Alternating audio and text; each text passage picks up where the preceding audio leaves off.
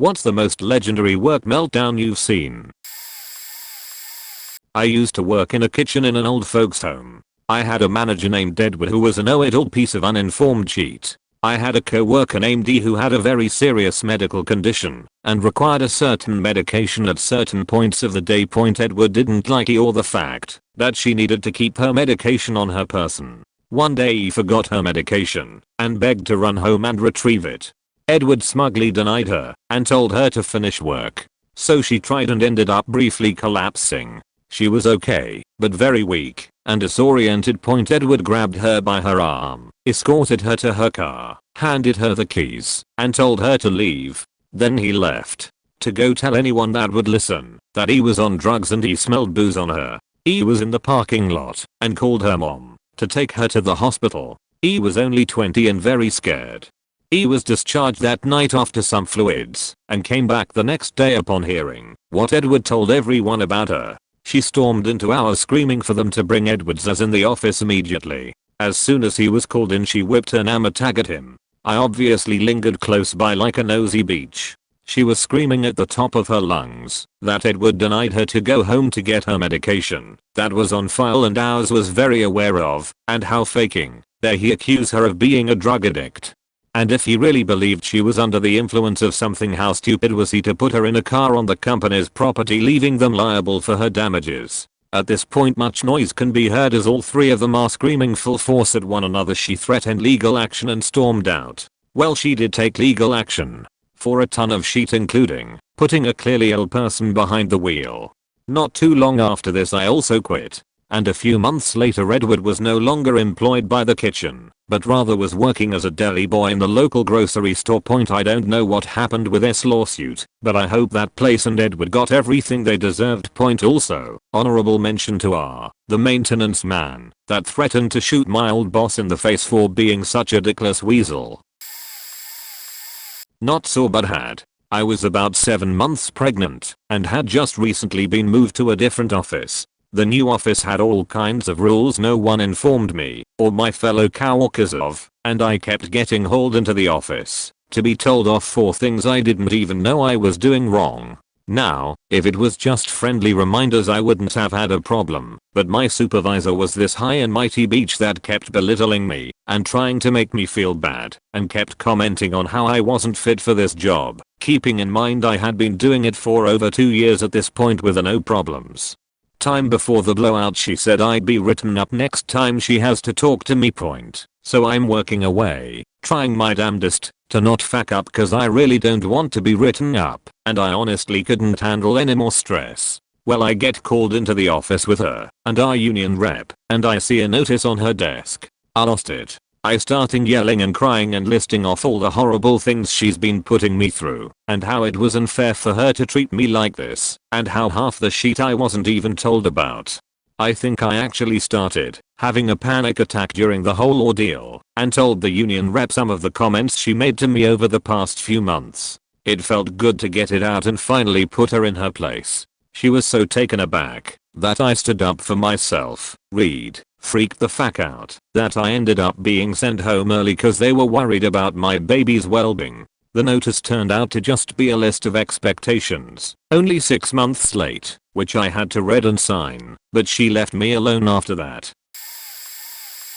We had this like 400-year-old substitute teacher in high school named Mr. Price. He was one of those I am not a sub, I am a real teacher and you are going to learn types. One day he comes in and our teacher was going to let us watch The Patriot. It was a volleyball coach teaching history in the regular class, so it makes sense. Our class was super rowdy and Mr. Price always tried to crack down and get all tough, so as punishment for being noisy he took The Patriot out of the DVD player and made us all read from the book or some other shit busy work. He locked the DVD in the teacher's desk and then some kid called him a fuckface for it and Mr. Price dragged the kid to the office. In a Shyamalan level plot twist, some kid actually had another copy of The Patriot in his backpack. I think the teacher had told 2 kids to bring a copy and puts it in the DVD player, fast forwards it to where we were, and gets back in his chair. When Mr. Price came back he literally blew a faking gasket. He staged a 25-minute inquisition on who had broken into the desk and taken the DVD out, but since that isn't what happened, nobody copped to it. He proceeded to call us all little sheets, and I think he even threw the N-word in there. He started literally writing up every single student in the class. I finally made a deal with him and bargained that if the DVD was in the desk still he would have to drop the whole thing and tear up the write-ups. The look on his face when he opened the desk was fucking priceless. The bell rings. We all run off. Finn. I studied on a master's degree in finance, which was known for being extremely high pressure and stressful, and both had my own non-entertaining breakdown as well as saw others. I'd seen things like a girl break down in tears during a lecture because of the sheer number of assignments we already had when another got assigned, a guy break his pen and just leave the lecture, and several screaming fights among students. Apparently over group projects. The best was actually pretty calm, though. We had some guy get invited in to talk about some financial security, I forget the name, and have totally left finance with no intentions to return, which effectively allowed you to profit if another person defaulted on their mortgage. About 10 minutes into the talk, this one student who everyone respected basically stood up and spent about 5 minutes completely talking this guy and his career into the ground. The guy kept looking around desperately and looked sheepish as shit, and after that, continued with his talk with the most awkward atmosphere with obvious disrespect just emanating from the students. He completely lost any authority in that room. Every question he got after was basically a snide, and people were openly laughing and booing at him. I think it was in part the unethical nature of the security pissing off a bunch of students who grew up with a recession, as well as him becoming the focus of everyone's collective stress. My ex-co-worker, we work in an office, and this one day she must have just been in a bad mood. We were due to have a staff meeting, and she was supposed to arrange it all, hand out agendas, prepare the conference room, lock up, etc. It was about 10:05 and the meeting was at 10. My boss, who was also in a bad mood, came down to reception and asked what the hell was going on. She just flipped out on him. She threw a bunch of paperwork at him and just started shouting about how she's fed up of him and he's quitting.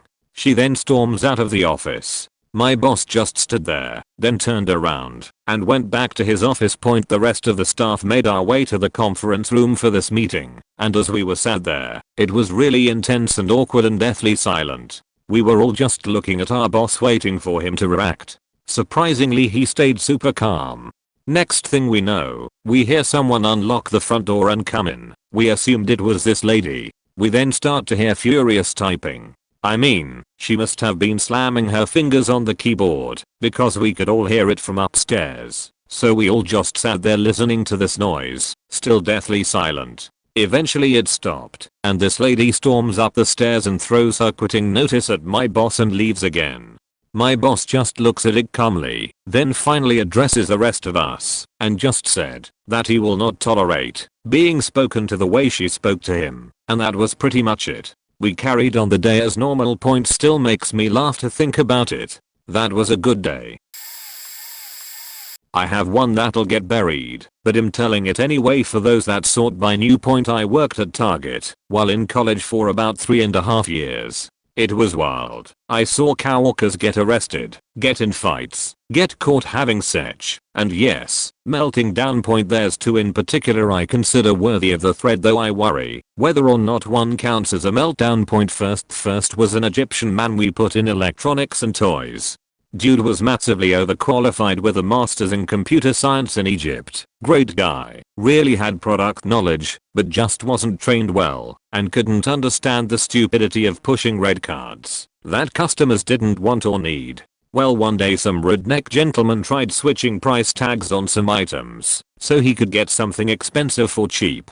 Our guy caught it and told him no, and this redneck guy, just faking, loses it, starts screaming Islamophobic insults to which our guy doesn't react. Redneck guy decides to escalate and comes around the counter to push him, and that's when our guy, who came from Egypt during a lot of civil strife, just lays this guy out in 1 or 2 punches. Management starts berating him after, despite it being self-defense, so he screams back at management about the stupid policies they have, like being punished for defending himself. takes the electronics keys and places them out of the shorter manager's reach. Guy was tall and walks out. He's managing a car dealership now, so it was probably a good career move all things considered. Second had a fellow cart attendant. Guy wasn't the best worker, but he did his job well enough. One manager really didn't like the guy though. Constantly made comments wondering how Coworker afforded the things he had. Old BMW, nice shoes, watch, ECT, and frequently implied that Coworker was a drug dealer. Coworker was black and manager was white, so I'm sure the Coworker probably felt like that implication was a little racist. But he grinned and kept doing his job. Took it 2 hours once, but was told it was just joking. Manager also got mad at him for stuff he let me and the third cart attendant get away with, constantly like listening to music, slightly overloading the cart pusher, etc. One day I guess he just snapped. The manager screamed at him over headphones while pushing carts and the Coworker just nodded, went outside and took every cart we had and just scattered them everywhere. Came inside, returned the keys, checked the last couple guests out, clocked out like he normally would, knocked down every item he passed on his way out, and never came back.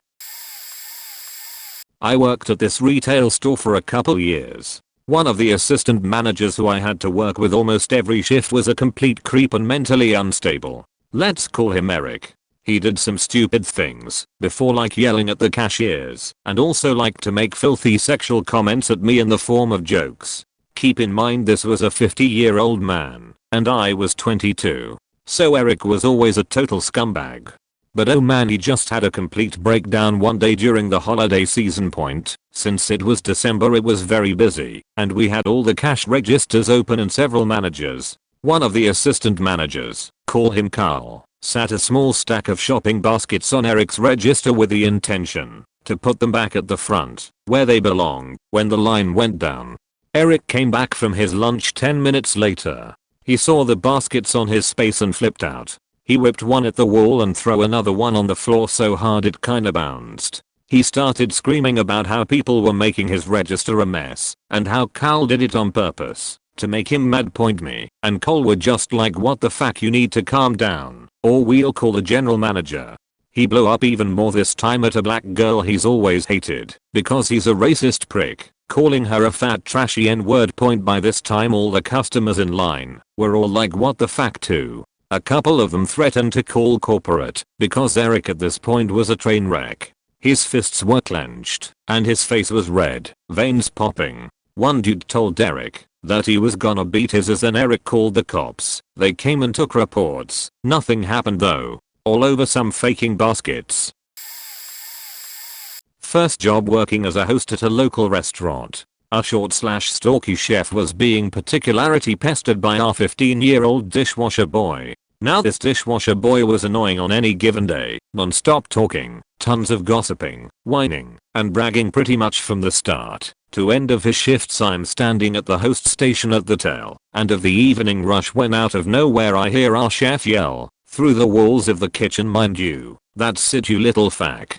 Followed by the high-pitched wail of the dishwasher boy. I only have time to jerk my head towards the racket when the dishwasher boy comes sprinting out of the kitchen, still screaming, past me, past customers, and out the door of the restaurant. Seriously, him shrieking as he ran by was the only time I've had the chance to experience the Doppler effect without a vehicle passing by.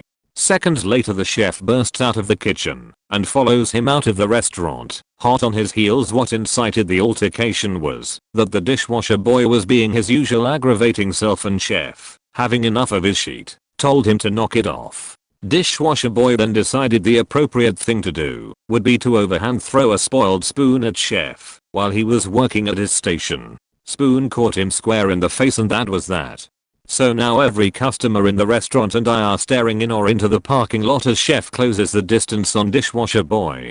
Dishwasher boy appears to turn and say something to chef in frantic defense for himself. Whatever he is trying to say is cut short as chef grabs his torso with both hands, literally hoists him up above his head, takes 2 large steps towards the open steel dumpster, and hurls the dishwasher boy right into it. Chef walks back in and gets back to work without saying a word. Dishwasher boy climbs out and comes back in, crying, and gets back to work. Customers ask me Dafuk just happened. Received a lot of customer complaints that night. St. Patty's Day. Irish/English/Scotch pub in Central Texas. Busiest day of the year by a factor of 3. Live music all day, including a local famous singer. Rented tables in the lawn, in the parking lot, in the delivery driveway, the works. The menu was limited to a few burgers, 2 basic salads, a few shareable sides, the special, corned beef and cabbage, and the eponymous fish and chips. At the time we had about 1,000 customers cussing, 20 waiters waiting, 7 cooks are cooking, 5 golden rings, and 1 expediter, a singular bottleneck position whose job is coordination, quality control and communicating between the front and back of the restaurant. He'd been working most of the day without a break. Ticket times are usually about 10 to 20 minutes, but the volume of orders led to some tables taking up to 40 minutes, which would normally be unacceptable, except this was a festival atmosphere, so, fuck you if you complain. This normally unflappable capable man was getting frustrated with the fry cooks, and we heard him finally shout, "We'll suck dick for fish," to the cooks who were causing his work to back up. We still like to laugh about it, but in the moment, I could taste his frustration. One day when I listened to a call, this woman had a very slow meltdown over the phone that ended in her in sobs. The caller didn't hear something she said and asked her to repeat herself. My coworker repeated herself in a really irritated tone and then says, "Why does everyone want me to be mean today?" to the caller. The girl on the other line is obviously confused and asked her if she was having a bad day and if she needed to speak to someone else. She then says no, and that she will be the one helping her. It gets worse. She bombs this call. Like totally does not do her job correctly and makes this painfully obvious to the point where the caller says that she will help her figure this out together and to not cry anymore. This was a help desk type job for other employees. Well, they don't, and she ends up crying, and you can hear her snap at someone else in the office, which obviously has the caller insanely concerned. My coworker goes on a rant about how people are hateful and that she hates this job and that it's too hard for her to do. It wasn't really easy for everyone, and tells the caller she's going to be transferred. We had to call back and issue the caller an apology. She responded by asking if my coworker was going to be okay. We said yes, but no, she wasn't. The office manager ended up having to fire her for another call where she was complaining and abusing the caller. Before she was fired, she was told she could use her benefits to speak to a counselor because she kept having outbursts at work and everyone was getting worried about her. She said this wasn't the first time she heard that and didn't know why people kept saying it. I still think about her. This was 2 years ago and wonder if she ever got help. TLDR, lady at my old job had untreated mental issues and kept having meltdowns while taking calls and talking to coworkers. Oh boy. I worked at an outdoor museum. A bunch of old buildings had been moved there, and one of my jobs was to lock up at the end of the day. I find the door already locked, and knock. A volunteer says I'm in here quietly, so I say okay, thanks for helping close up the village, and move on. About 5 minutes later she comes out, and makes a direct beeline toward me. I'm extremely confused, and look it, while she screams at me about trying to come in on her while she was changing, something nobody had ever done in any of these buildings. Her real meltdown starts when she takes a breath and I cut in like, "Hey, sorry, I didn't know you were changing," and she just starts yelling louder. Thought I was making fun of her when I thanked her and threatened to slap me several times, and I said, "Oh okay, you just want to yell then," which she doesn't hear. My friend was there as a customer and interrupted her saying, "Hey, you can't threaten to slap anyone." So she turns on him and starts screaming, "I don't know you. I don't faking care for your attitude and I don't know you," and stomps away. I freaked out after she was out of sight and cried in my boss office for a bit. They forced her to apologize, but since she was a volunteer there wasn't really any job consequences. My boss stopped being friends with her after that. Another highlight was when she claimed that all Native Americans came from Vikings and refused to acknowledge anyone who was like us, but Bering Strait theory or anything else. Like absolutely started pretending she couldn't hear. I used to work for one of England's most well-known carpet companies at their head office and main warehouse in southeast London. Point problem being it was abundantly clear that there was a big divide between warehouse staff and office staff. Office tended to get paid at least 3-4k more per month than the warehouse did. The offices were decked out with fancy dining areas, smoking areas on balconies, pool table and chill out room, and not to mention a off big expensive tropical fish tank display next to a seating area. Warehouse staff had to go out the back or side fire exits to go smoke. We were timed for how long we could go, and if we took too long had to make it up over lunch or staying late. And even though we were doing very heavy duty manual labor, had to specialize in operating forklift trucks and carpet cutting tables as big as a medium-sized swimming pool, we always felt like we were undervalued.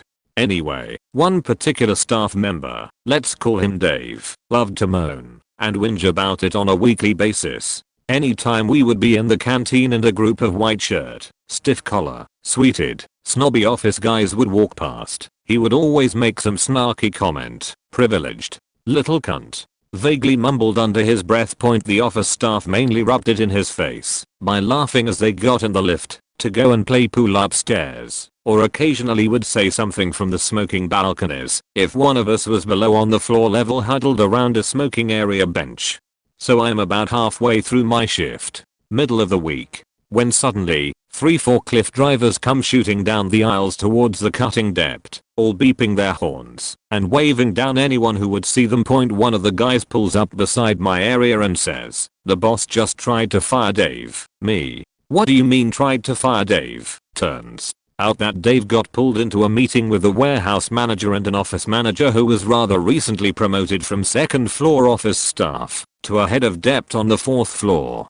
He had enough of Dave always trying to have digs at the office team and his blatant disregard for respect, and wanted to make an example out of him.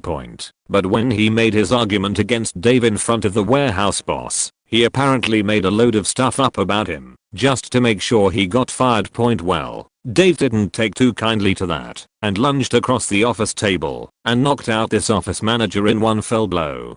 According to the warehouse manager a few weeks later, he told me that it was a punch so well executed that he wished he had filmed it in slow motion. But that's not all Dave did. We had a mini in-house radio station for the warehouse staff as it was such a large building. They pumped all sorts of music into the warehouse all day and occasionally interrupted it from one of the office girls who would announce any weekly/monthly/annual profits or staff member birthdays and so on. Well, Dave broke into the glorified broom closet filled with a sound system and a microphone right after he knocked out the office manager. He kicked out the girl who looked after the desk there and locked himself in. He then spent the next 45 minutes using the microphone to verbally abuse every single office worker who had wound him up over the years, all in between songs, boomed out into the warehouse. That was Michael Jackson with his hit song, "Beat It." Seemed appropriate choice after remembering when I saw Jeremy from accounts beating his cork on the smoking area balcony one late shift when he thought he was alone. What a sheet stain of man. Anyway, next we have Cyndi Lauper with Girls Just Wanna Have Fun, a song dedicated to Janet on sales on floor 1 for the countless men she's faked in that office while spreading her diseases across the whole team. Get tested, boys. She may leave a lasting impression on you eventually. Police were called and he was dragged out, and we all had a meeting with our managers who told us that we had to sign new forms forbidding us from entering office areas without an office manager present, and that any other feuds between warehouse and office staff would be met with disciplinary action. Dave was a legend.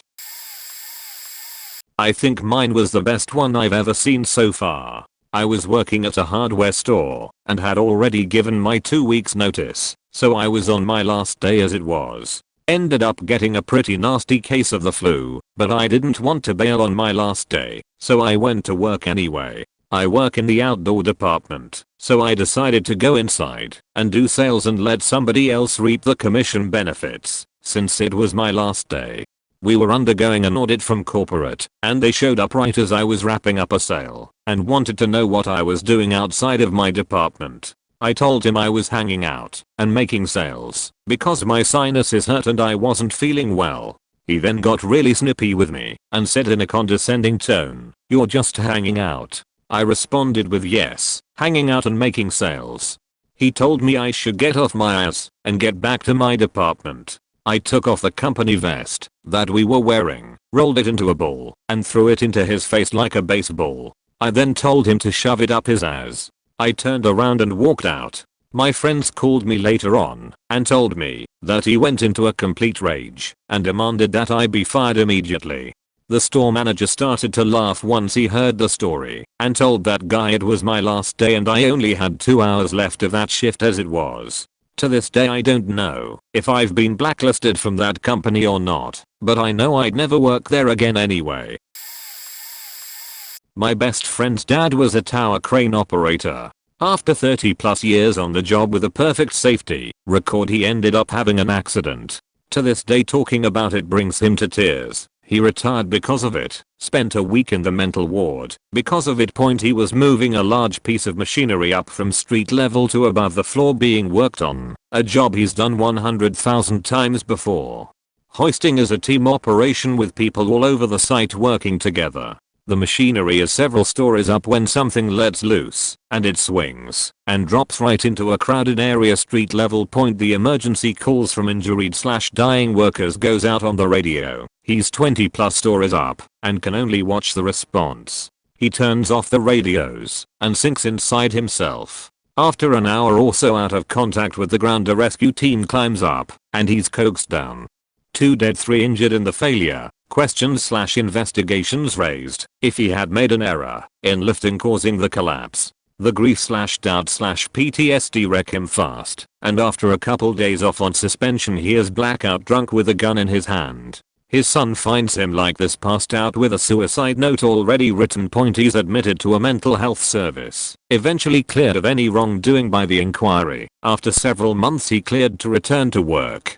But he can't. He's lost the nerves needed and takes an early retirement package. There is a happy ending. After about a year golfing he got restless and took studies up in safety related topics. After a few years he moved into an advisory/safety management for tower crane and hoisting operators, where he educates the next generation.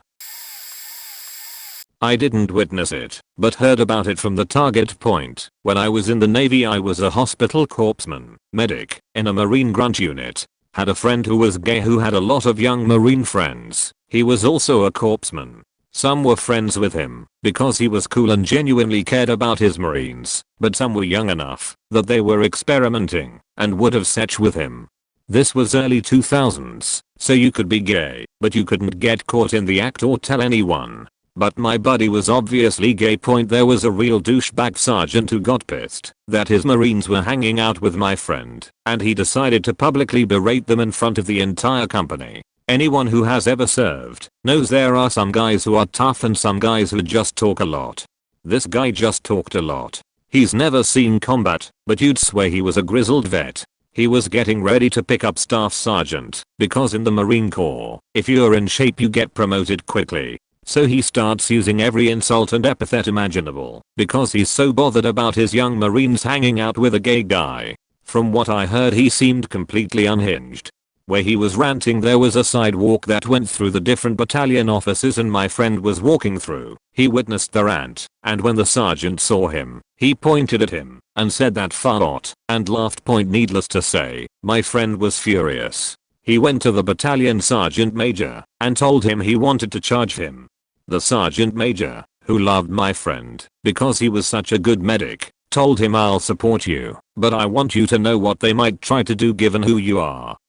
In other words, his being gay made it risky to confront one of the highest achieving Marines in the battalion. Skip to NJP, non-judicial punishment, charged with harassment, found guilty, reduced in rank to lance corporal, promotion denied. All because he was such a homophobe he couldn't contain himself. This is secondhand, but confirmed by coworkers and superiors. One of my coworkers was having trouble at work. Apparently they suffer from PTSD and didn't want to be there anymore. It's a job where you do things the way you're taught without deviation. It's boring and you feel like a robot, but it's fairly simple. Well, he disagreed with decision made by a superior, so he climbed up on some moving machinery and started screaming at coworkers. This went poorly. Around the same time he decided his days off didn't suit him, so he took it upon himself to decide his days off. By the third week management made it clear he needed to shape up or be fired. Apparently he held it together for a short time, long enough to apply for an out-of-state transfer. So the train jumped the tracks when he decided to go out of state without telling anyone. The transfer was pending, hadn't been approved, and with his conduct likely would not have been. He was listed as a WAL. The transfer location was told to deny him access and terminate his employment. Problem is he still had access to uniforms, work ID, and made some threatening posts online directed to his employer and employees in general. Management briefed us, showed us his photo, and instructed us to call the cops if he showed up. He eventually turned these items in, which means he wouldn't be able to access certain areas, but he can certainly still go nuts in public areas. Fun. I worked for the Tennessee Valley Authority in the Two Towers in Knoxville as an intern in college. Part of my rotation was the help desk, and there were two 40-ish guys who would pull pranks on each other. Neither were happy with their jobs, but one guy was actually trying to be funny, and one just had anger issues. Funny guy poured a bucket of water into angry guy's chair, into the foam, and toweled the outside, so it looked dry until angry guy sat down. Angry guy turned bright red, while funny guy laughed, but angry guy didn't say anything. The next day, angry guy brought in a sledgehammer in under a coat. Just before lunch, he shouted, "Looks like your computer crashed." Funny guy pulled out the hammer and went to town on funny guy's PC while everyone watched. When angry guy was done, he looked up, as if we were all going to laugh, and then he got a sad look on his face, said, "I guess I quit," and walked back to his desk as the manager called security.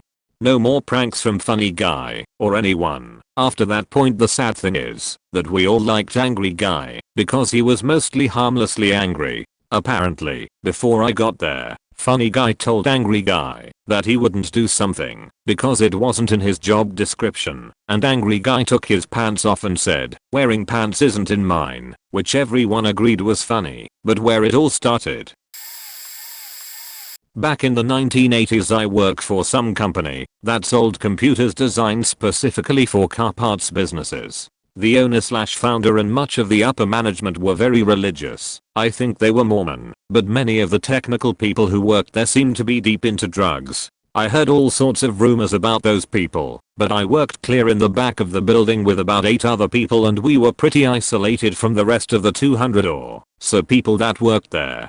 The only time I interacted with them was during lunch in the cafeteria, but then just a small number of them. I remember this engineer used to sleep in a van in the parking lot. Sometimes when I got to work early and thought I was the only one in the building, I would go to the cafeteria to use a vending machine and catch him looking high as a kite throwing up in this big metal sink. There were rumors that the upper management suspected rampant drug use going on there when even alcohol was not allowed for any reason at company events, including the Christmas party and picnics. From what I understand, the people who used the drugs were confident the management had no proof as to who was using the drugs and who wasn't, and that some of the people using were too important to fire, so no one would get fired. One day there was a new employee there that looked like she could have been a highly paid model. This older woman who had been there a while and pretty much knew everyone apparently was told to introduce the new employee to everyone who worked in the building. I only saw this new employee about once a week, but after about a month there were rumors that she was into drugs and had slept with half the males in the building.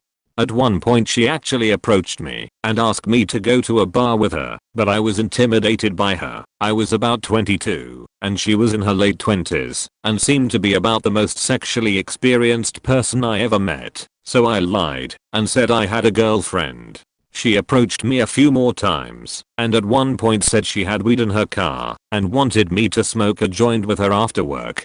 I declined and told her she could get into big trouble at this company for even using weed at home during her off hours. She left me alone after that point. About 3 months later I had to walk across the building to the other side for reasons I no longer recall. There were a lot of security people there standing around waiting. I started hearing yelling and things getting kicked from different directions. I hurried on my way, not at all sure what the hell was going on. I dropped off whatever I needed to drop off and started back. I saw one guy I only knew by sight, in handcuffs yelling at security. I saw other people crying and yelling, and one guy who would not come out of his cubicle and security threatening to drag him out. There were big time job meltdowns going on all around me. I hurried back to my area and asked my boss what was going on. He said nothing good, but it didn't affect me or any of the other 8 or so employees that I worked with every day, so I shouldn't worry about it. I found out later that the new employee was hired through a private detective agency and she went undercover to find out who was using drugs and who wasn't. She wrote a report and named names and a bunch of people were fired that day based on her word alone. I heard that lawsuits were filed against the company, but I never found out what came of those. I was just happy I didn't let her tempt me into her car to smoke weed, and I still had a job. Then about 6 months later the company laid off 20% of their workforce, and I was included in that number, so I never found out what all ended up happening.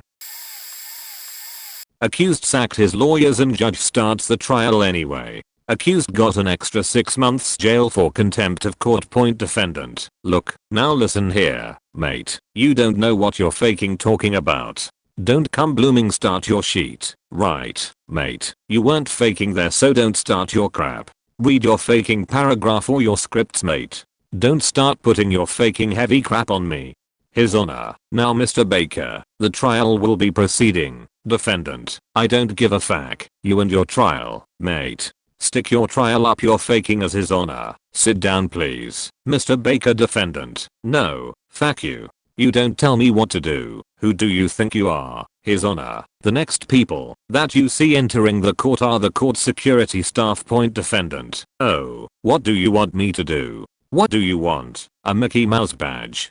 His Honor: no. Defendant: stick it on your fat chest. Hey, what do you want? A Mickey Mouse badge? Come on fatso, what have you got to say for that? Bailiff: on their way up, Your Honor. His Honor: thank you, Mr. Bailiff. Defendant: oh, the mouse has gone quiet. His Honor. Security: can I ask you to take up positions immediately behind the accused? If he moves from that chair, if he makes any move from that chair, you are to assist the corrective services personnel in restraining him. Do you understand? Security: yes, Your Honor. His Honor. Thank you. You are not to move. Do you understand me, Mr. Baker? Defendant: no. Listen here, lardas, no fuck you. I don't give a shit what you fucking say. I'm telling you now, you can get faked. Alright, His Honor. The law requires. Defendant: are you stupid or what? I don't give a shit what you fucking say. Hey lardas, can't you fucking hear me? His Honor. Is there anything that you want to say in relation to me making an order? Defendant: yeah, I don't know what you're faking talking about, you silly. His Honor. In which case, thank you for that submission. In which case, I order that XXX is a protected witness for this proceeding. Defendant: well, you can order what you like. Order me a fucking pizza while you're at it. This might qualify. The person who had the meltdown was me, but I felt it was pretty fucking justified. Also, I can't think of any co-workers who had a bigger meltdown than me, so here goes. I used to work at a Starbucks in the city. It was busy as hell, and I very quickly learned to read people who were up to shit, and by read I mean their body language, not their clothing or apparent social status. One day this guy comes in, and he is acting shifty. I'm alone at the register and my barista is busy. He doesn't order a drink, but he keeps asking for things that would require me to turn around while he is glancing at my barista. So I'm like, yeah, buddy, I'm on to you.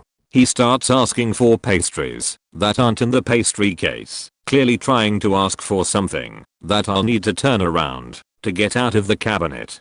Eventually I had to turn around to get a faking chocolate chip cookie for the guy.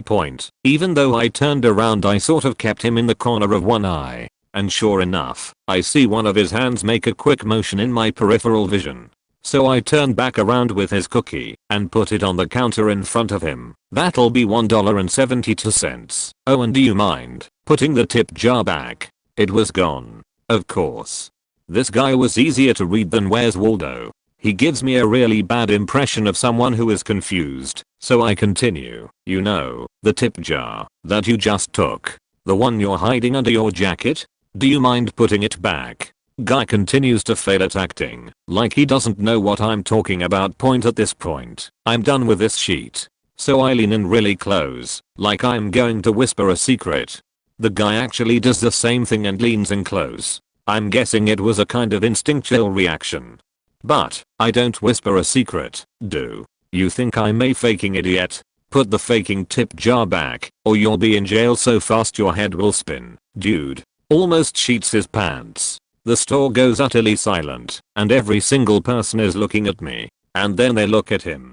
Now everyone in here has seen your face. Put the faking tip jar back. Now, hey barista's name, here's the phone. Hands barista the phone, while I stare directly into dude's eyes. Call the police. So, at this point the guy is utterly stunned. Everyone in the store is just staring. Finally something clicks in his head, and in one motion he slams the tip jar back on the counter and runs like hell.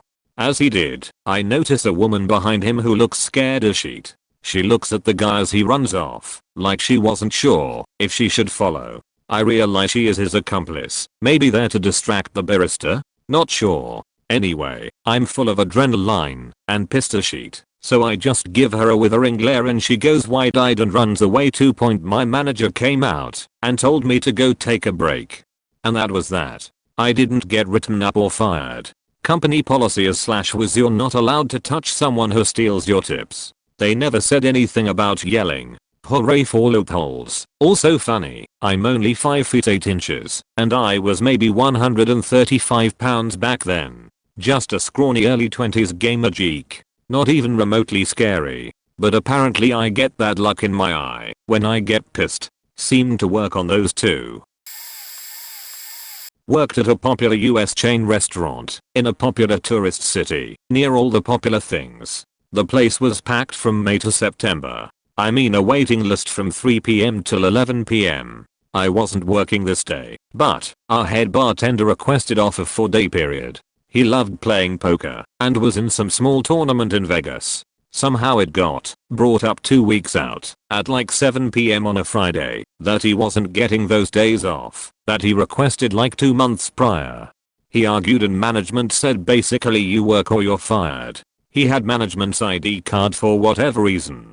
He deleted every single check he had open for people at the bar, likely 20 plus checks. He told them everything was free. He poured a handful of people another beer. The bartender had 3 ice wells as we call them, just big open areas of ice.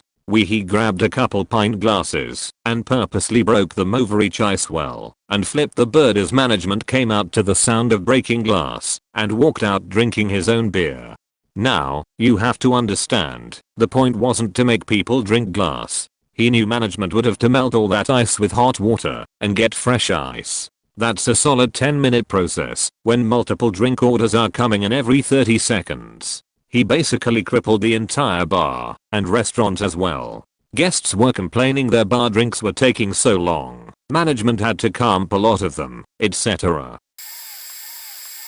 About 15 years ago I was working for an automotive tier 1 seat supplier. We had an office manager that was a lady in her let's say late 40s early 50s and an hour manager that was an absolute nightmare. Anyway, the office manager reported to the human resources manager. I'm in the office one morning around 6 AM. In the office manager comes up to me with a deer in headlights gaze and an envelope and asked me what she needs to do with it. I explained to her that it's already pre-addressed and has a stamp on it so it just needs to go out with the regular mail that day.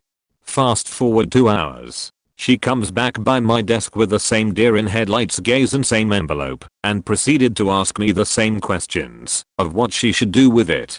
I politely explain what we could have gone over earlier and she moses on point. Fast forward 1 hour.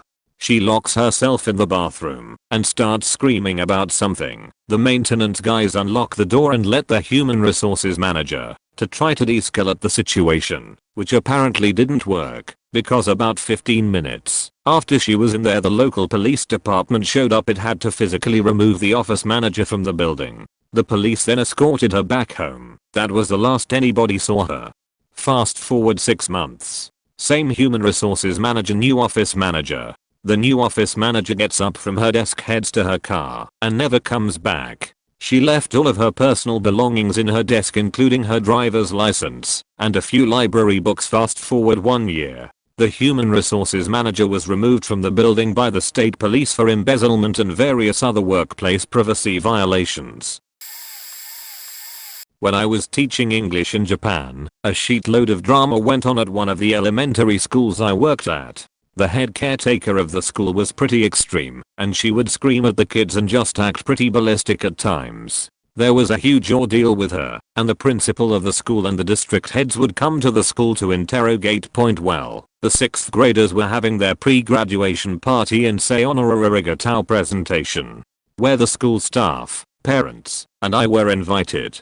This woman was arguing with someone over her phone in the middle of the event hall. While everyone was trying to watch the kids' presentations, 2 of the head PTA dads got up to go escort her out, and she had a ballistic episode. Let me remind you that this is Japan, where your manners are held in very high regard. She was screaming about how she was going to call the police and this and that. The scene was shocking and had everyone's attention. Then the kids started busting up laughing and continued their show. I never saw her after that, and apparently she never came back after what happened. One of the janitors loved speaking English with me, and his English was actually pretty amazing. He loved telling me all the school's secrets and I just kinda listened.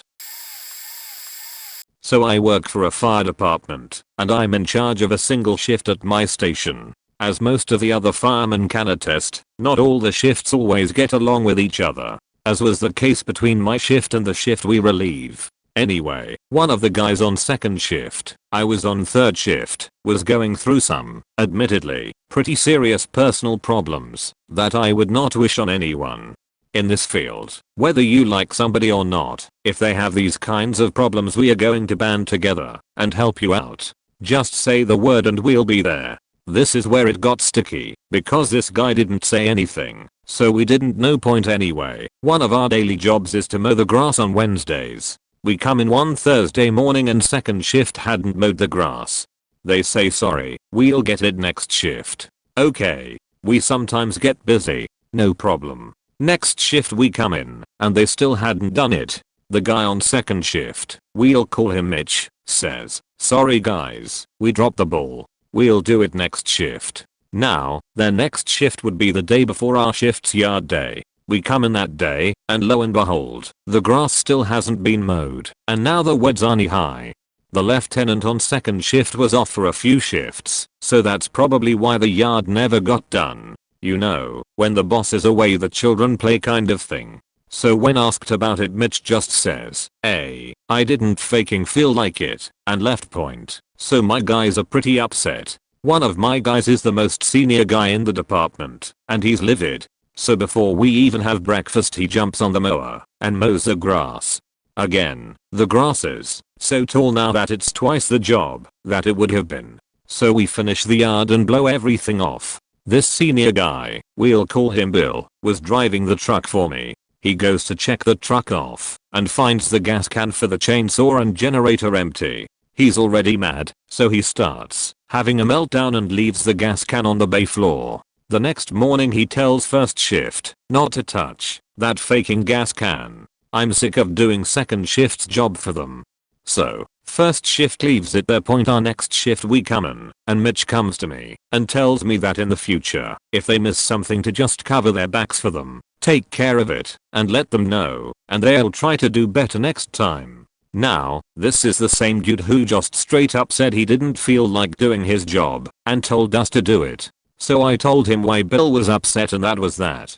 Our next shift we come in, and the lieutenant on 2nd shift is back. He comes to me and addresses the gas can again. I'm like, holy fuck, here we are 2 weeks later talking about a goddamn gas can. So this lieutenant tells me the same thing. If they miss something, take care of it and let them know, and they'll try to do better next time. I'm pretty annoyed now, so I said, is that what we are supposed to do with the yard, too? Mow it for you and tell you didn't mow it? This was like a spark in a powder keg. Mitch jumps up and screams, this is bullshit. 2nd shift's lieutenant jumps up and screams for him to shut up, that he'll handle this. Mitch keeps screaming that this is bullshit. Then the two of them get into a screaming match. I'm almost laughing because the only thing I had said all morning was the remark about the grass, and now this is happening. Even better was that Bill, the guy who left the gas can on the floor, was off this day. End result was we all sat around the table and duked it out. Mitch says that he's got personal things that he doesn't feel the need to share with all of us and was expecting us to have his back. I finally told him that we absolutely will help each other out, but he hadn't even said that he needed help. He just told us to fuck ourselves and do the yard for him. You're going to catch more flies with honey than vinegar, so to speak. I have never seen a room go from quiet to exploding because of one statement. It's still a somewhat fond memory. My school music teacher had an epic meltdown when I was in about 5th grade. We were a class of about 20 and almost all of us had been there since kindergarten. Unfortunately, that breeds some animosity. If there is any headbutting over the years, many of our teachers hated the boys in our class for some reason. Looking back, I think it was because so many of them were really smart that they got bored and acted out. I remember our gifted and talented program manager only took 3 boys, but I think 8 qualified. Us girls that were in the program got special treatment and stuff, and the boys got recommendations for Etalin Point. So anyway, our music teacher especially hated these certain boys because these boys wouldn't sit and listen to her old tapes with enthusiasm, watch Fiddler on the Roof without blinking, and memorize the Battle of New Orleans for fun. For the record, many girls didn't either, but the boys were singled out. She had just gotten a grant to buy these huge expensive wooden xylophone type instruments and spent hours yelling at us to be gentle with them. Only touch the ends. Don't hit them with more than a tap. Don't ever let the wooden slats touch the floor etc. We were acting up one day a bit. Not even bad emo. She was just being really beachy. We were trying to learn row your boat, and one of the boys turned to ask a question and this beach lost it. She starts screaming row your boat as she's just faking hammering this xylophone thing. The slats are flying off it everywhere, and we are just all staring in awe. For her grand finale she ends with gently down the faking stream. No one is listening, so I'm just gonna scream. I was pretty sheltered. I didn't even think teachers knew words like faking at that age. We all had no idea what to do. The music room was at the end of the gym away from all other classrooms, so she knew no one would hear her. We all straightened up and were ready to listen, but she just threw her poundy things on the ground and went over to her desk. For the rest of the class, as we all just sat there in silence. It was awesome looking back, but man was it pants-sheetingly scary at that age. My boss was an alcoholic, and she decided that an older guy who worked with us had to go. So she took him into a small conference room and started screaming at him that he was useless and should just fucking retire already. This was shortly after 9/11, and we worked in Lower Manhattan. Anyway, she's screaming and he's screaming back, and it's a big awful totally inappropriate thing. Then he stomps out telling her to go fuck herself. So what does she do? Calls 911, saying a crazy man was threatening to kill her. A full New York City SWAT team shows up a few minutes later and sees that the supposed crazy man is a co-worker who had been told he's too old and should quit, which is actually sort of a crime committed by alcoholic boss. Ours doesn't like ageism. Long story short, she got 2 weeks off without pay and had to take anger management classes. He got a few days off sans pay for cursing and screaming. No one who saw those cops show up ever forgot it. It was crazy and stupid and just scary as hell. The alcoholic boss kept on drinking, but didn't do something that stupid again. I asked to work at an internet gaming cafe in the center of my city, which was fun, but 50% of our customer base were of course fat/sweaty nerds with no social skills and more often than not some underlying mental issues. One of them, let's call him James, was a schizophrenic who played a lot of WoW, but was incredibly bad at it. James often has to be told sternly to watch his language in the shop. He curses when angered by games, as do we all, except we do it outside of business hours, which we had already done a few times today, before he had started playing WoW. The best part comes though when he gets lost in the entrance to Scholat Monastery by himself, and keeps on dying. Every time he does, he swears and smacks the keyboard /himself/both. Every time he does that, we pretend to be furious with him, while silently pissing ourselves, and guessing how many more deaths it'll take him to escape finally. I have absolutely no qualms having fun at the expense of this particular schizophrenic, after he sexually assaulted my then girlfriend in front of me. I'm so late and this will probably get buried, but I will share anyway. Previous job, many years ago, working a hybrid call center desk side place. As usual, our calls are recorded for training purposes. Supported internal employees only for company that had many offices worldwide. We all worked in the HQ building and supported everyone from the janitor to the CEO. There was roughly 10,000 total with all the other buildings/campuses within the city itself. We had a list of people that, if you were having a crap day and they called, it was probably better for you to skip that call and let someone else deal with them. Of course, we never officially did this. Our number one, avoid at all costs on a bad day person happened to work in the PR department. She also has a BlackBerry with, and I'm not kidding, over 65,000 contacts. BBs are notorious for taking forever to back up and restore on a good day. Never mind a good day with the entire population of Daytona Beach, Florida on Oiwai. On the day in question, our #1 person has gotten another new BB. She always had to have the latest and greatest, and generally found a way to break them, or complained enough about its performance, to get a new one. All of this was in the notes/MLs of the ticket she was told at 8 AM by the tech, who was setting her new one up, that, if she wanted to take the new one with her on her business trip, that she needed to get us her current BB to him before 10 AM. She finally gets it to him at 1 PM, and asks if it will be ready by 4 PM. He tells her that it is highly doubtful, and that she should just take her current, working BB. She puts up a fuss about it, gets the tech manager involved. This dude was in a different department than I was, and is pretty much forced to get it done. As always, it fails the first couple of times on backing up her massive amounts of data, and then continues to fail when loading it to the new one. She calls him at 4 PM asking where it is. He explains the issues and tells her that not only is the new one not ready, but the old one is currently in the middle of a 3-hour backup. If he stops it, there is a chance she could lose all her data. This is a problem because she never backs up her phone to her laptop, because it is not her job to make sure data is backed up. That's its job. Her words. Now she's pissed, and the meltdown is brewing. The MLs start flying. Her flight leaves at 5 PM. That was a lie. It left at 9 PM, but that comes later, and now she's going to miss it. Here's where I come in. Keep in mind I'm the only one who is physically there at this time. My lead is working from home, so he's technically there. Tech comes to me at 5 PM telling me what's going on, gives me the ticket number, and says that when her phone is done with the backup, failed or not, take it to her, if she is even still in the building. Phone finishes at 5:30, and I start calling her. She never answers, so I leave a VM.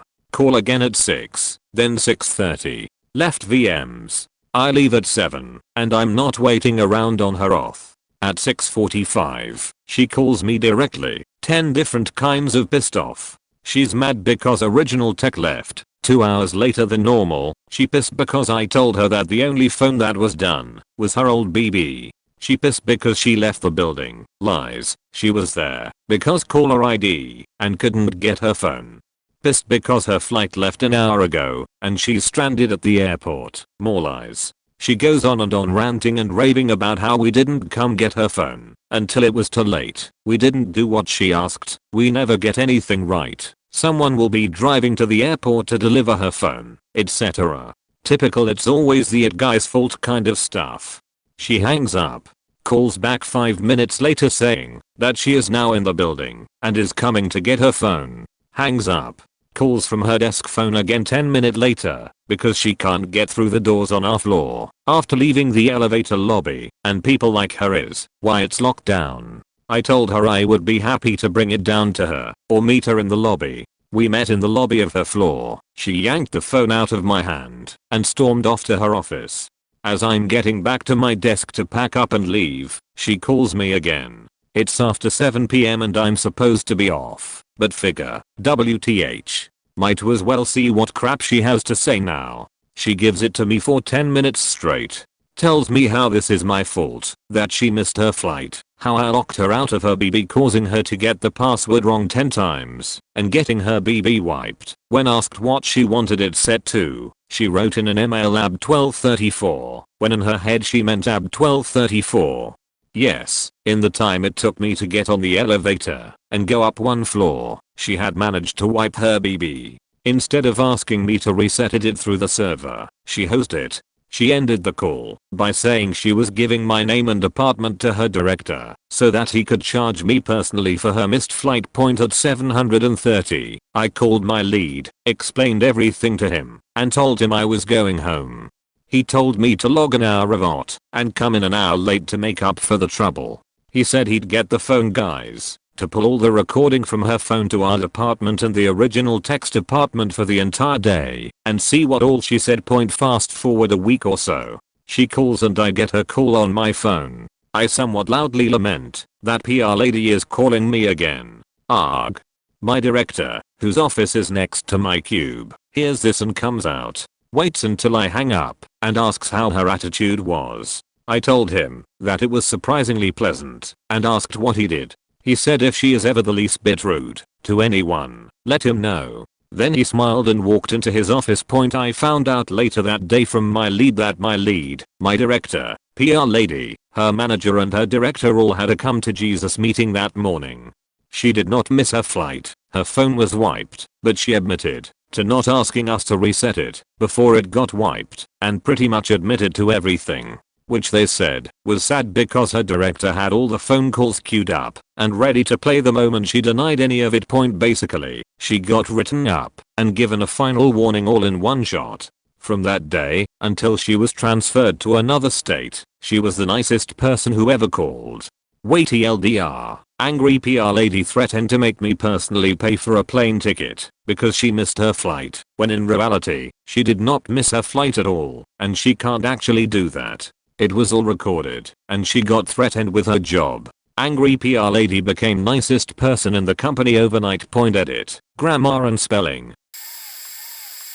Not really a meltdown so much as a cool way to quit. I used to work at this tourist trap in Colorado Springs called Seven Falls back in high school. One of the attractions of this place was a pool of water at the bottom of the falls that they stocked with literally hundreds of trout. Like they were almost as densely packed in there as a fish tank at a Chinese restaurant. Anyway, the attraction was that we sold fish food to tourists to throw to the fish, which were so accustomed to this that they would immediately pounce on anything thrown in there, including pennies, though they spit those out. This was actually one of the most popular things at Seven Falls, and on a nice summer day you'd usually have a crowd of tourists gathered around this pool shoulder to shoulder all day long. In Idaho, one of the guys I worked with in the snack bar liked to say that on his last day he was going to jump off the roof of the gift shop, which was right next to the pool, and do a cannonball to soak all the gawking tourists. I really didn't take him seriously until his last day, when he actually did it.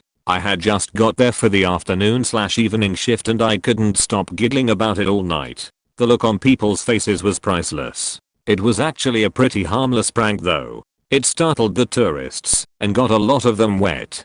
But they weren't soaked or anything, and it was a hot August day anyway, so a lot of them probably welcomed the water. The manager on duty didn't see it that way though. She was livid and somehow thought it would expose the company to legal liability. But there was really nothing they could do. It was his last day and he didn't plan to come back the next summer. Their only retaliation was a bad reference. My friend works in a corporate office setting for a financial company I won't mention. It's a very demanding and high stress job for everyone, but it seems so especially for some of the female higher ups, because it's a very male dominated environment and not always particularly female friendly. One day, one of her colleagues, a usually well polished/poised professional, walks in with no makeup, crazy hair, looking like she just got out of bed. My friend doesn't think too much of it, thinking maybe she's sick or something. Then she notices she woman is wearing her pajamas. It didn't take long for her to start screaming what sounded like nonsense about the government and Secret Service. The COO of the company comes to try and do damage control, but apparently she won't talk to him because she believes he is the President of the United States and she is Olivia Pope from the TV show Scandal. She's screaming at people as though they are each assigned characters from the show about different plot lines. If you don't watch the show, Olivia Pope is having a pretty intense secret affair with the Potters, and this can make for a pretty awkward office scene to act out in reality. I imagine this woman had some kind of underlying mental illness that maybe triggered this event, but work-related stress seemed to be some kind of catalyst for the breakdown. I'm very happy to say my friend has moved on to another company. So a few months into my job, a new girl gets hired for the holiday season. She seemed off, but my manager insisted she would be a good fit. Well, by her third shift she had explosively lost her mind, yelling, screaming, and crying that everyone was mean to her. I asked my coworkers what they did. I was consulting a customer and she just stood there asking why to everything I said and did like a 3-year-old. I told her I'd show her what I was doing later, and she went off the handle. Mind you, she was just an assistant. Her job was to clean/arrange/fix things and ring up people on the register. She didn't need to know sales tactics, so by the end of week 1 she has now gotten in a major fight with one of the lead salesmen and our manager. The assistant manager just keeps his distance from her. By week 2, it only takes about 40 minutes into a shift for her to be in a full-blown meltdown mode. She calls the grams. She called hours. She's trying to get sales guy fired, and that's when we realize she wants his job. MMMMK. Well, they keep appeasing her. She gets full weekends off with pay. She gets a raise. She gets phone conferences with the head of ours and the VP of the company. She's so persuasive over the phone, but she's insane. All the while I'm listening to her, because my job station is where private meetings are held. Point anyway, she finally totally loses her shit on the VP, and he sees she's been lying about being a victim the whole time. He says, listen, you can't be having meltdowns and fits like you do. One more and you're out. Well, sure enough, the next day she screams and calls my manager an asshole in front of some customers. He didn't even have to say anything to her. She just got her stuff and left. When her check came in, we immediately mailed it. Point about a year later, her mugshot was in the paper. She had refused to pay a cab driver, so he drove her right to the police station, where she was arrested for refusing to comply and refusing to pay for services rendered and disorderly conduct. We have that clipping pinned in the back room. Lol. Edit. Word. This one was a customer who freaked out at my workplace. I was a technician at a very popular computer store. I'd see anywhere from 20 to 30 customers every day, diagnosing issues with their phones/tablets/computers, and ultimately had tons of pressure to keep up a good pace and provide good service. This was difficult enough, but there always had to be a few customers every day who were absolutely irate and unreasonable. After a couple years at this place, I became pretty skilled in handling difficult customers, so my managers would usually call me in for the most shitty people. This particular customer came into our busy store and immediately started threatening our lead technician. She didn't want to wait for her turn. She didn't want us to troubleshoot. She basically demanded that we hand her a new phone right then and there. Naturally, our lead grabbed me when I became free and directed me to this customer. As I introduce myself and look up her phone in our system, it's clear to me that it's a third-party refurbished smartphone and it's out of warranty. We won't do anything for free in this situation, but it's totally fine in the store. She said it wouldn't charge or turn on, but we plugged it into a charger and it immediately booted like normal. I ran diagnostics and found no big issues.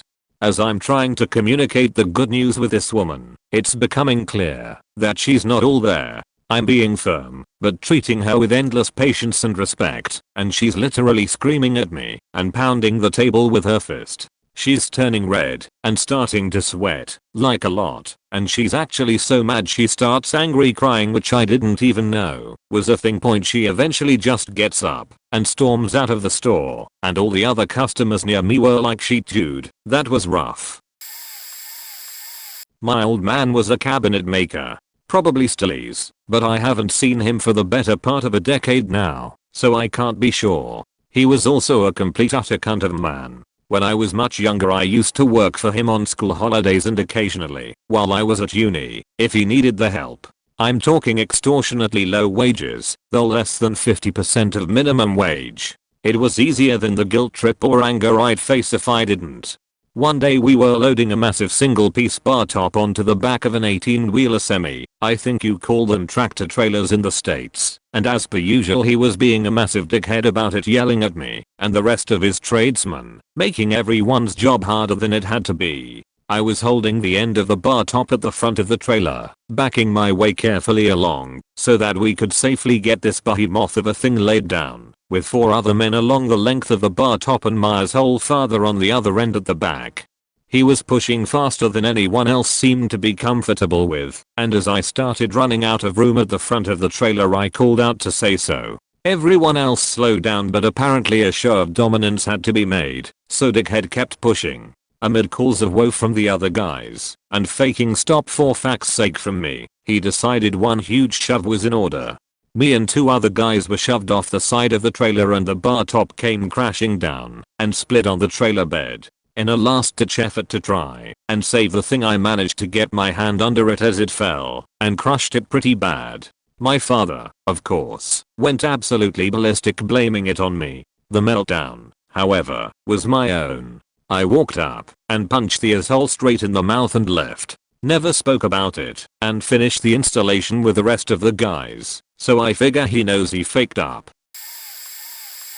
I was an intern at a software company about 2 years ago. The director of research and development lived about 2 hours away, and so they would work from home most days. I noticed that my manager would frequently get roadblocked when dealing with the director because she was very hard to reach and held an irregular schedule, never being in the office. I was confused how someone so key to the leadership of the company could always be mired and hard to reach.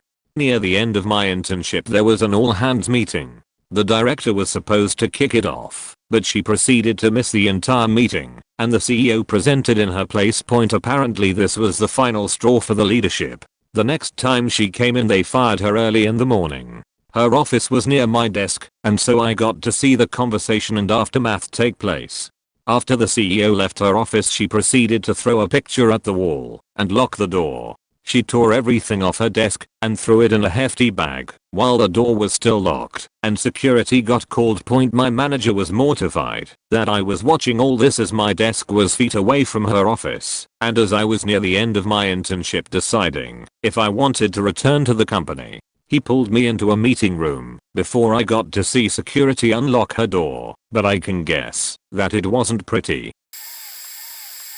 Work in restaurant where once a month we have a street party. Lots of walk-in and walk-up business. Pizza guy, let's call him Red, is making nearly 100 pizzas to sell slices out of. He is putting them on a cooling rack, which consists of a tower of upside down cookie sheets with 6 between each stack. Back kitchen guy, we will call him Stabs, comes up to grab a baking sheet. Red, get off my motherfucking rack.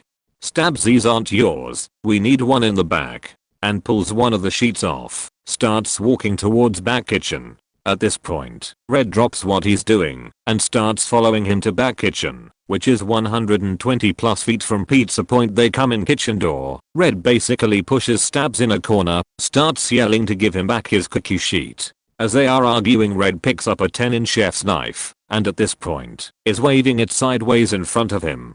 Then pins Stabs with him free hand and holds the big knife to his chest, demanding respect and his cookie sheet back. At the point, manager sees what's going on and yells, Red, get out of here, you're done. And 3 servers are crying that Alan's gonna kill Stabs.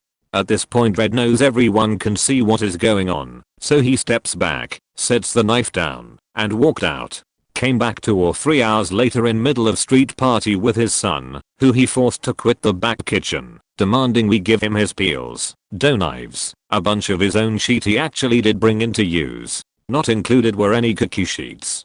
This wasn't even Red's first freak out. One time someone he didn't like had a broom Red preferred and broke it on him. Red started screaming and shouting how he broke his broom again. Then he threw the broom head and handle across the dining room. Very stable guy. I used to work at a pizza shop.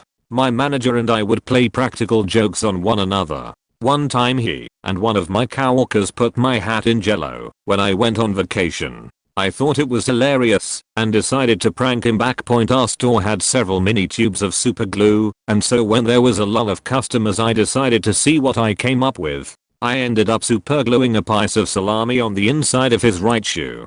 It was a pair of old black shoes he got from the thrift store. We frequently bleached the floors, and so all of our shoes were old and beat up. I figured the worst that could happen would be me purchasing him a new pair of shoes from the thrift store for $5 to $10. Well, I forgot about the salami for a few months, although he found it and just dismissed it as strange. About 2 months later, when I worked with him, I heard him complaining about how his socks smelled weird.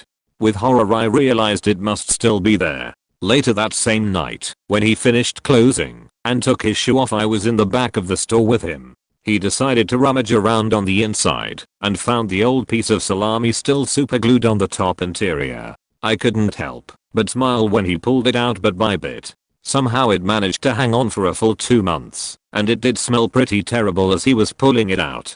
He lost it and cussed me out. He said that wasn't funny, but the angrier he got the harder it was to not laugh, which obviously pissed him off more. I offered to buy him new shoes and socks, but I ended up getting fired on the spot. I was headed to college in a month, so it was alright by me. I think it was worth it to see his reaction. I did feel bad about his socks. Had an assistant professor who was getting a doctorate meltdown during class. There was some build up leading to it. Ultimately, I think what happened was that she was under a lot of pressure with the workload of taking classes / writing her doctorate and teaching / testing freshmen in college. It was a math class and I can't remember exactly what happened, but I think a student suggested she was wrong with something and she just cocked her head a little and said, "If you think you know it so well, you teach us." She proceeded to sit in an empty desk in the middle of seating area and ask the student why. "Why is that? How do you know that's true?" etc. All while smacking gum very loudly. The guy actually did pretty decently for himself with teaching for the 2 minutes he was up there, and answering her questions after her questions didn't faze him. She started pretend talking on her phone very loudly and pretending to be super ditzy and twirling her gum around her finger. It was super awkward and pretty weird.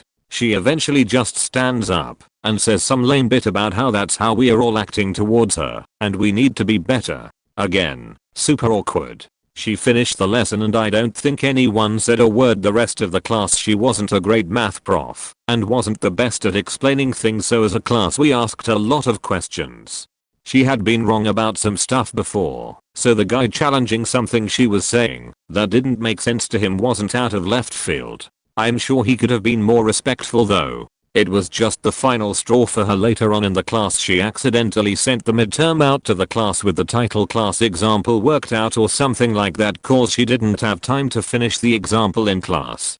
I think it was her way of extending a peace offering. Or it was just another sample of how much pressure she was under and she somehow accidentally sent it out. The 2 students who actually opened it to review the example, I was never gonna open it, or most of the rest of the class GBH, told a few people about it including me. It wasn't the completed midterm, but it had enough to be super helpful. We selfishly kept it to a few people, because 1, we didn't know everyone else, and 2, we didn't want word to get back to the prof in case it was an accident, and then she changed everything up. I was working a holiday overnight stocking job at Toys R Now bankrupt. This was back in the early 2000s, and it was pretty fun, but would have been a lot more fun if there were iPods back then. I had the Play-Doh and Lego aisle as my territory, which, trust me, is the best aisle to have. Anyway, a young guy I'll call Optimus Prime worked in the back at night putting bikes together. Literally all he did, putting bikes together. I call him Optimus because he was really obsessed with Transformers. To the point that I still have a few CDs he made for me of a bunch of Transformers series that only aired in Japan that I never watched. He was pleasant enough, and because I'm a nice guy who can strike up a conversation with anyone, we were soon buddies. He liked talking to me so much that he'd even get into trouble and have to be escorted back to his work area. He had some issues too, and wouldn't hesitate to talk about his virginity or complete lack of interest in such. As an experiment, one time I started talking about some relatively innocent aspect of physical intimacy between a man and woman and he began dry heaving. Yeah, I think he wanted to be a robot. Anyway, there was this old guy on day shift who was often leaving, just as we were showing up.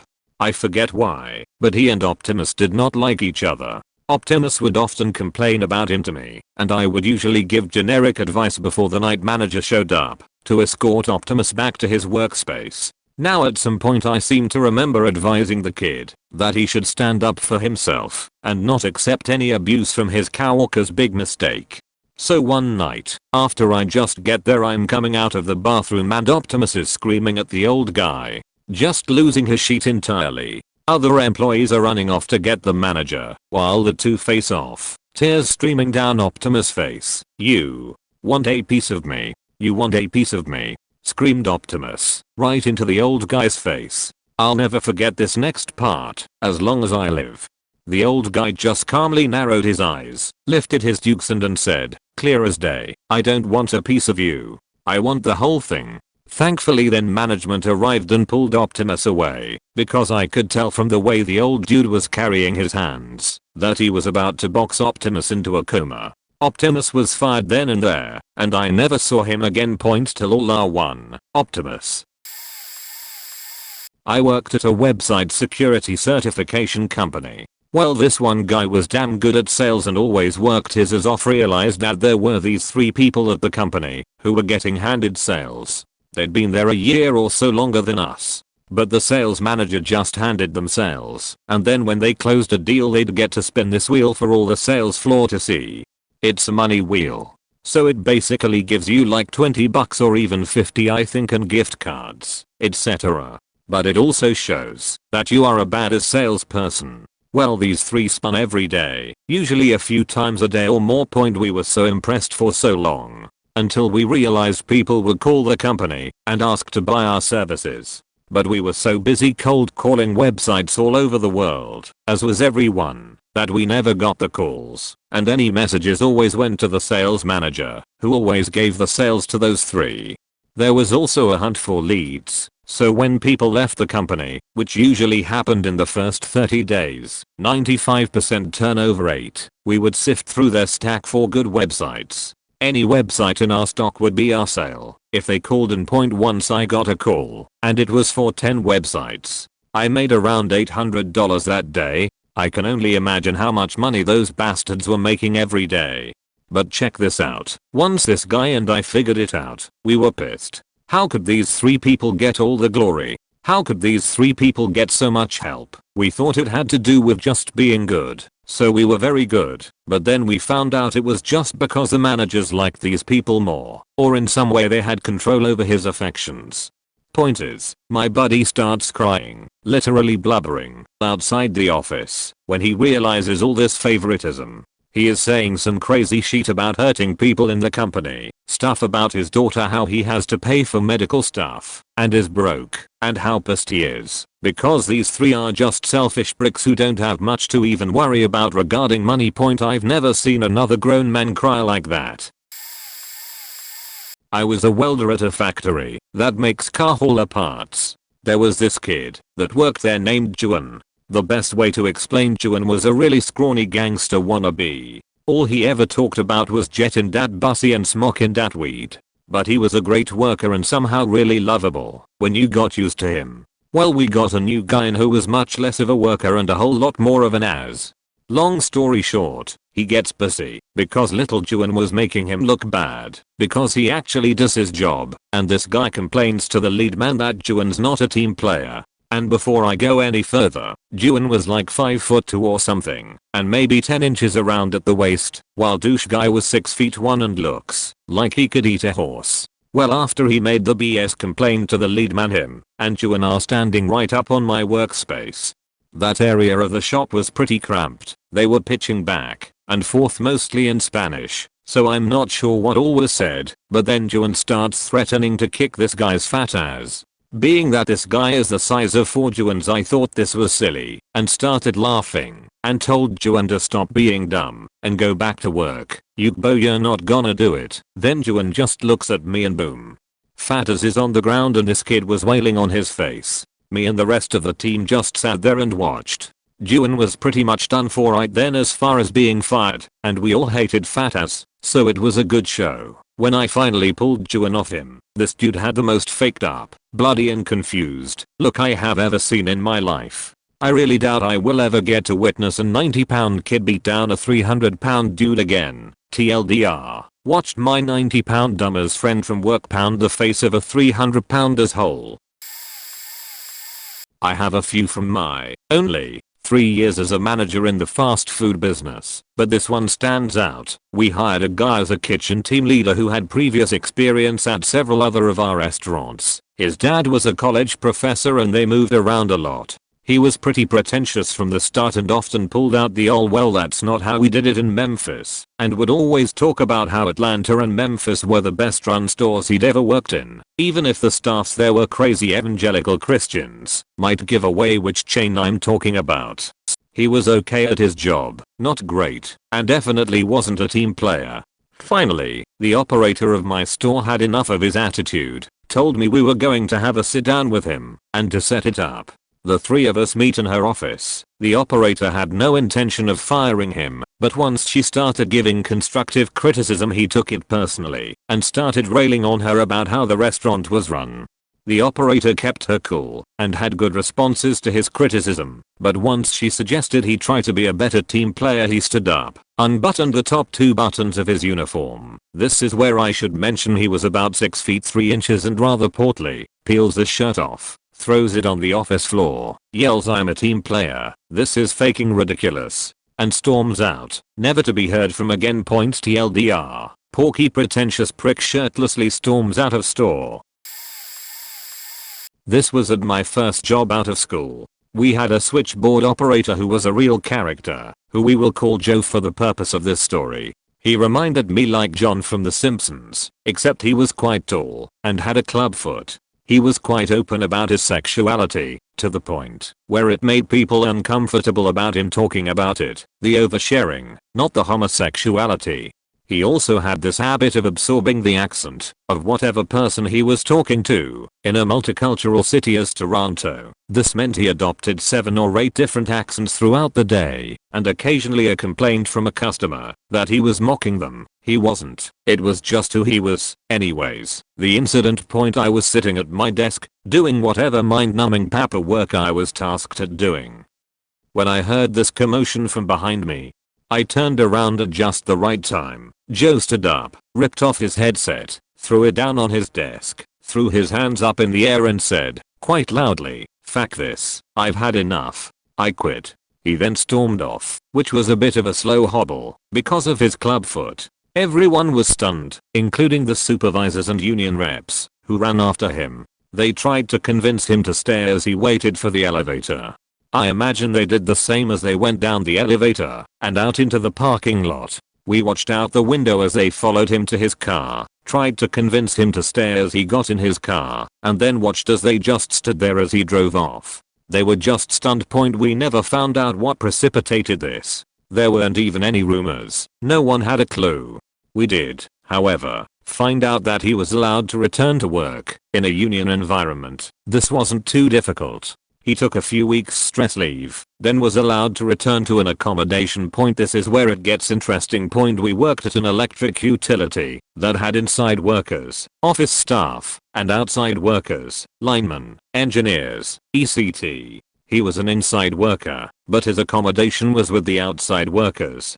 Traditionally, outside workers were a little rougher around the edges. A tall homosexual with a club foot and a penchant for oversharing his conquests is not the traditional outside worker. His assignment was with an underground crew, which dealt with underground vaults. A few weeks later we heard that he was on stress leave yet again. We found out about this through our union newsletter. An underground crew was suspended because they locked a new crew member in an underground vault as part of hazing. We knew right away that it was Joe. They mentioned that the affected member was placed on stress leave, the crew was suspended, and that this type of activity was not tolerated by union brothers and sisters, which was a big deal, because the union never admonished members in writing in public.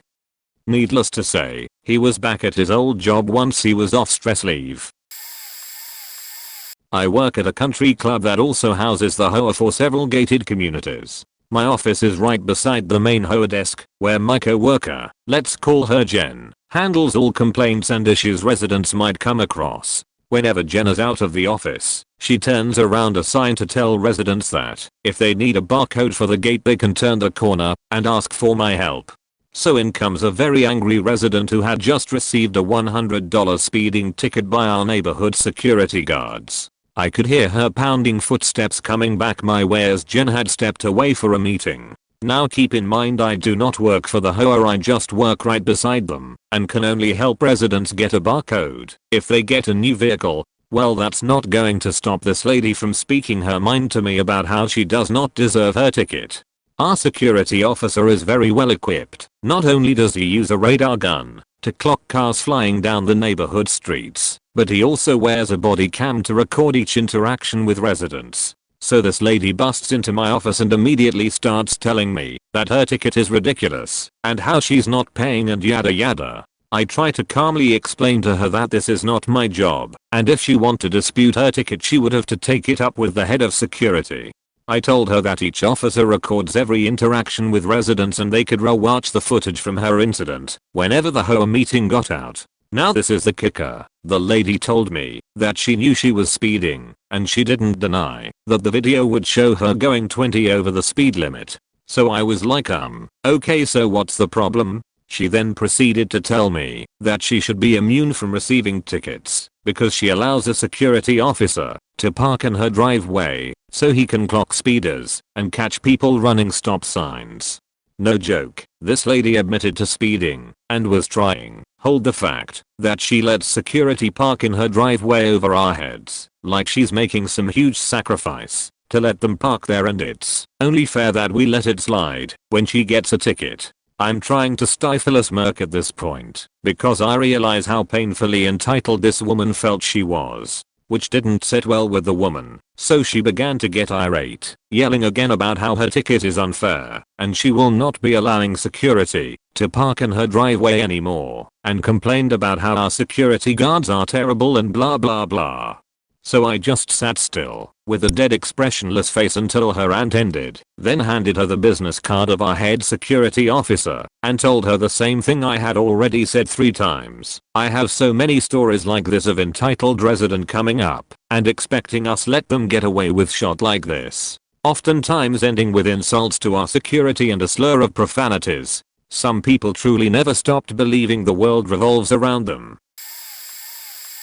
Worked overnight at a retail pharmacy chain, not Walgreens. It was me and a coworker working front and a pharmacist in pharmacy. Coworker is lazy as fuck. Dude would take the dog beds and lay them out to nap in aisles. Once threw a toy football and hit an old lady. Just never did his share of work and goofed off the whole time. Pharmacist is Vietnam vet who will happily brag about being a sniper and was overall intense. So coworker decides to get on the intercom and blast music from his phone. Does this a couple of times. Suddenly pharmacist is stomping to the front, red-faced, yelling at coworker that he was trying to talk to customers. Instead of apologizing, coworker gets mad that pharmacist disrespected him by yelling. So he goes to the security cam because he thinks pharmacist is lying. Sure enough, pharmacist is leaned back sleeping in a chair on cam. This leads to coworker and pharmacist red-faced screaming at each other in the middle of the store at 3 AM. To make it better, we had a customer witness it all. I avoided pharmacist for the rest of the night. It honestly scared me how angry he got. When I went to leave, I had to de-ice my car and was frantically trying to hurry before pharmacist came outside. Lol. Coworker ended up getting a much higher paying federal job, family ties, and pharmacist went on to get handsy with 2 of my other coworkers. That's another story. I learned that being lazy gets you better jobs, and being a pharmacist at a pharmacy retail chain means you get away with a lot of shit. I've got a really dumb one to add points. So back in the day I used to work for a large government contractor. Rather than cubes, we had 2-person offices throughout the building, and each had a window to see into them. As the new guy I was of course matched up with someone nobody else wanted to share a space with. It wasn't due to the typical BS like having a messy space or eating strong smelling foods, but more so for having a short temper. Other than that, the guy was fine to work with. Point anyways, this guy was a man of routine and planning. When things didn't go to plan, he was likely to have some sort of meltdown. This happened on a regular basis due to the metro causing him to be late. He also really loved the Baltimore Ravens. For every Ravens win, the guy would place a small helmet on the window of our office. For the life of me, I don't recall why, but at one point I printed out a Pac-Man and placed it in front of it like the helmets were dots. It was dumb. I figured he wouldn't care. Point boy was I faking wrong. Guy sees it later in the day, some reason assumed someone else did it, and basically went on a witch hunt trying to figure out who blasphemed him. Shrine to Ravens wins. 2 hours went by, the boss lady finally told him to give it up, and he went on with his day. I, being the childish asshole that I was, probably still am, decided if one Pac-Man caused that much damage, how about 2? The next day I added 2 behind the wins, and when he saw them, it was as if a nuclear bomb exploded in his head. Another day of lost productivity, witch hunts, and the office laughing at him. And then April Fools rolled around a month or so later. Again, being the asshole that I was, I may have taken things a bit too far. Just did some digging in the Wayback Machine, and the visuals should speak for on their own. The best way I can describe the outcome was the scene where Andy from The Office flips the fuck out and punches his fist through a wall. Before he decided to go on a murder spree, I finally fessed up, explaining that I was just an asshole, but ultimately felt bad about how he was reacting. Took him out to lunch, pranked another colleague with him, and that was that. Oh man. Probably my own. Working at a hotel, card reader / maker breaks, and the backup that the AGM kept saying she would fix wasn't fixed. And it was a Saturday, so the company couldn't ship a new one until Monday. So my boss set me up at the front desk by myself, with as many backup room specific master keys we had, and a maintenance guy to help me. We worked in a larger hotel, 115 rooms, 3 floors, and very long hallways. Thankfully we were only at 23% capacity that night, and it was mostly business regulars who I knew really well at that point, because I'd been there for a while. We didn't have master keys to all the rooms though, and not all the rooms got cleaned that Saturday, because we were only at 23% capacity, and that's how housekeeping works. So I had to play this fuckery game of matching up clean rooms to rooms that had keys, which was not entirely possible for even 50% of the check-ins. So I was literally leaving the front desk to go open rooms for people. I would run down the hallway ahead of them with my master key, unlock their door, sling that door prop open, then run back down the hallway as they were walking to their room. As soon as I'd get back to the front desk, and I was the only front desk person working, there'd be another guest, so I'd check them in, and as I was doing that, 3 other regulars would come back from dinner and need their rooms opened. So I'd get half and the maintenance guy would get half, and we'd run them to their rooms and open their doors with the master key. Now I'm a runner, let me just say, running is my jams. I'm fairly fit and love cardio. But man, by hour 5, I was dying. I started sending my boss and AGM texts saying we needed help, but they sent no one.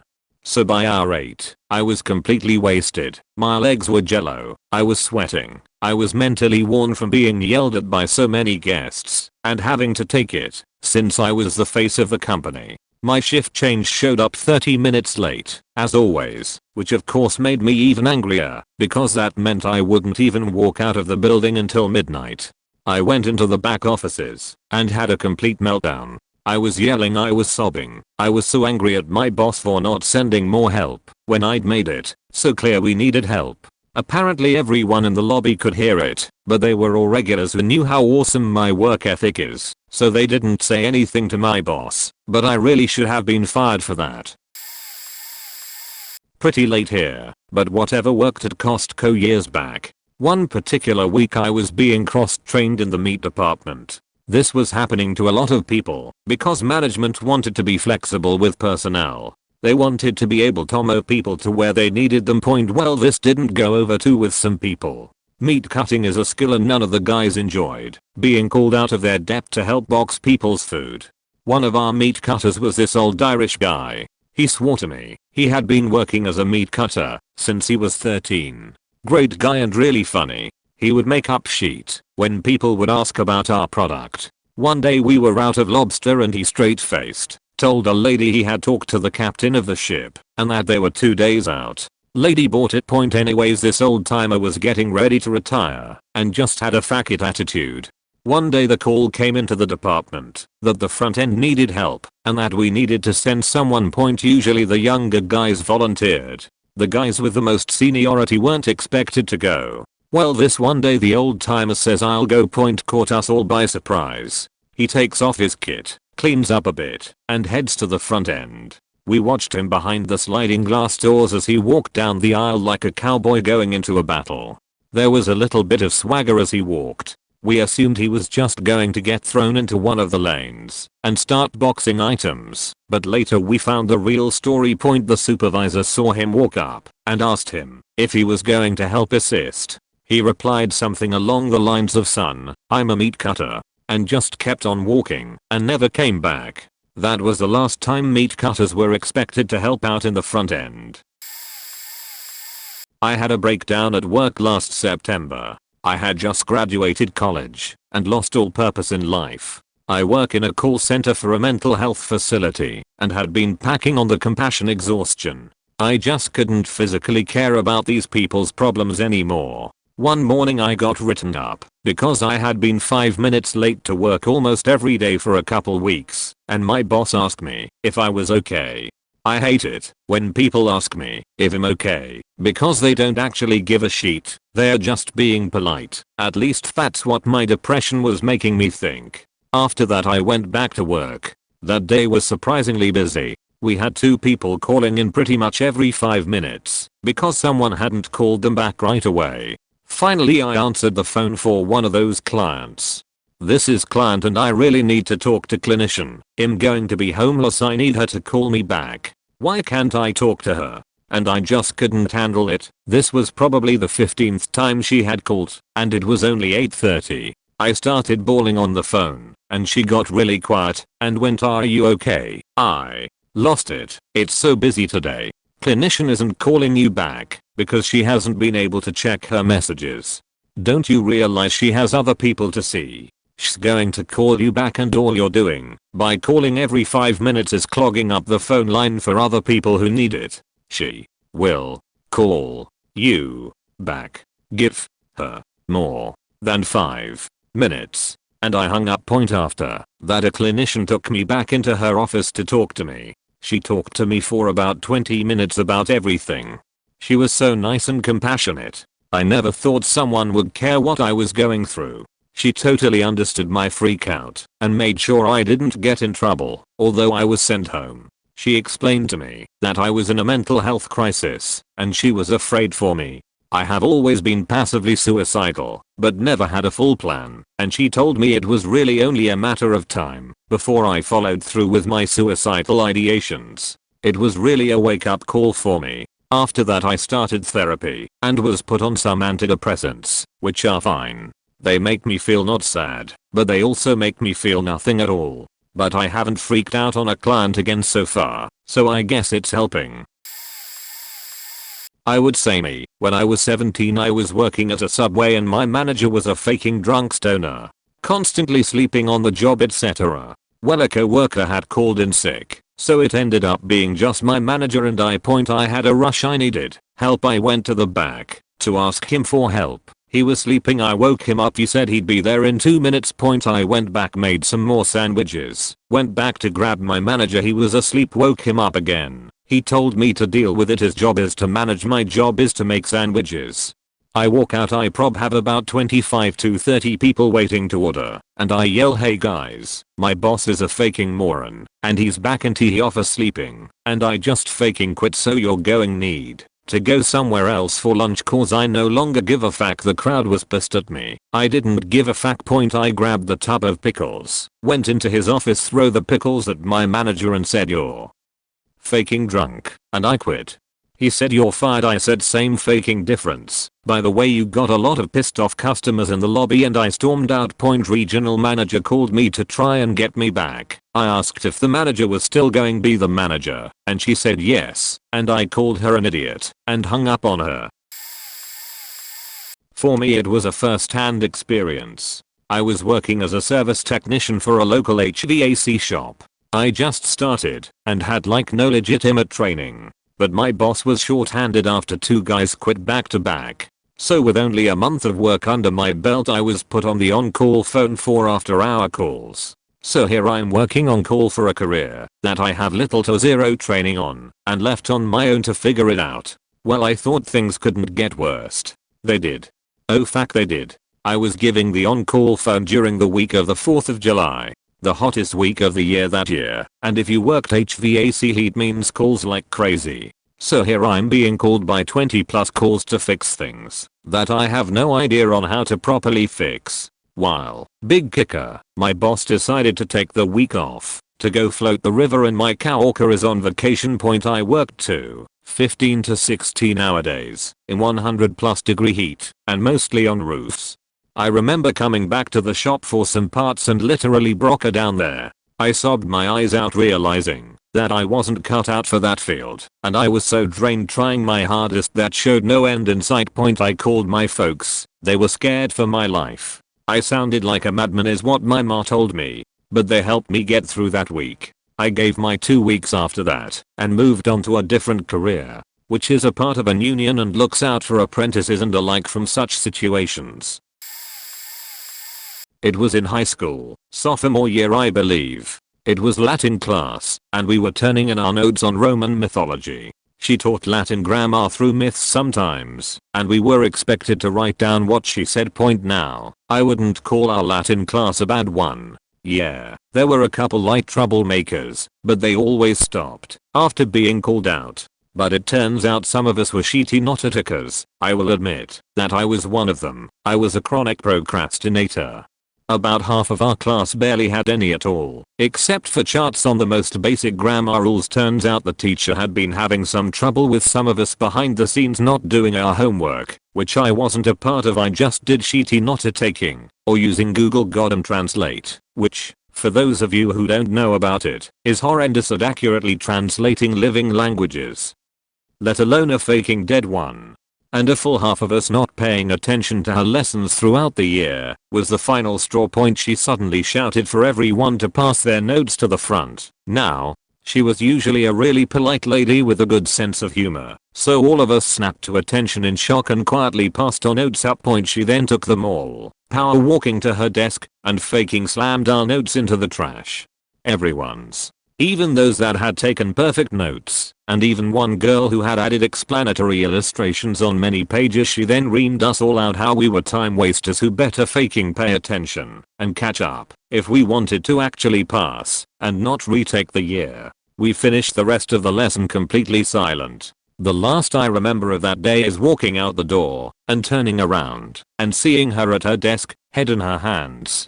And the horrible thing is, she wasn't a bad teacher at all. In fact, she was one of the best and most fun teachers at that school, and those of us who had slacked off all felt horribly shitty over pushing this great teacher to the breaking point. We were always respectful of her from then on, and I'm pretty sure all of us passed. Luckily, we were able to repair our friendship with that teacher, and by the time we graduated, we were one of her favorite classes.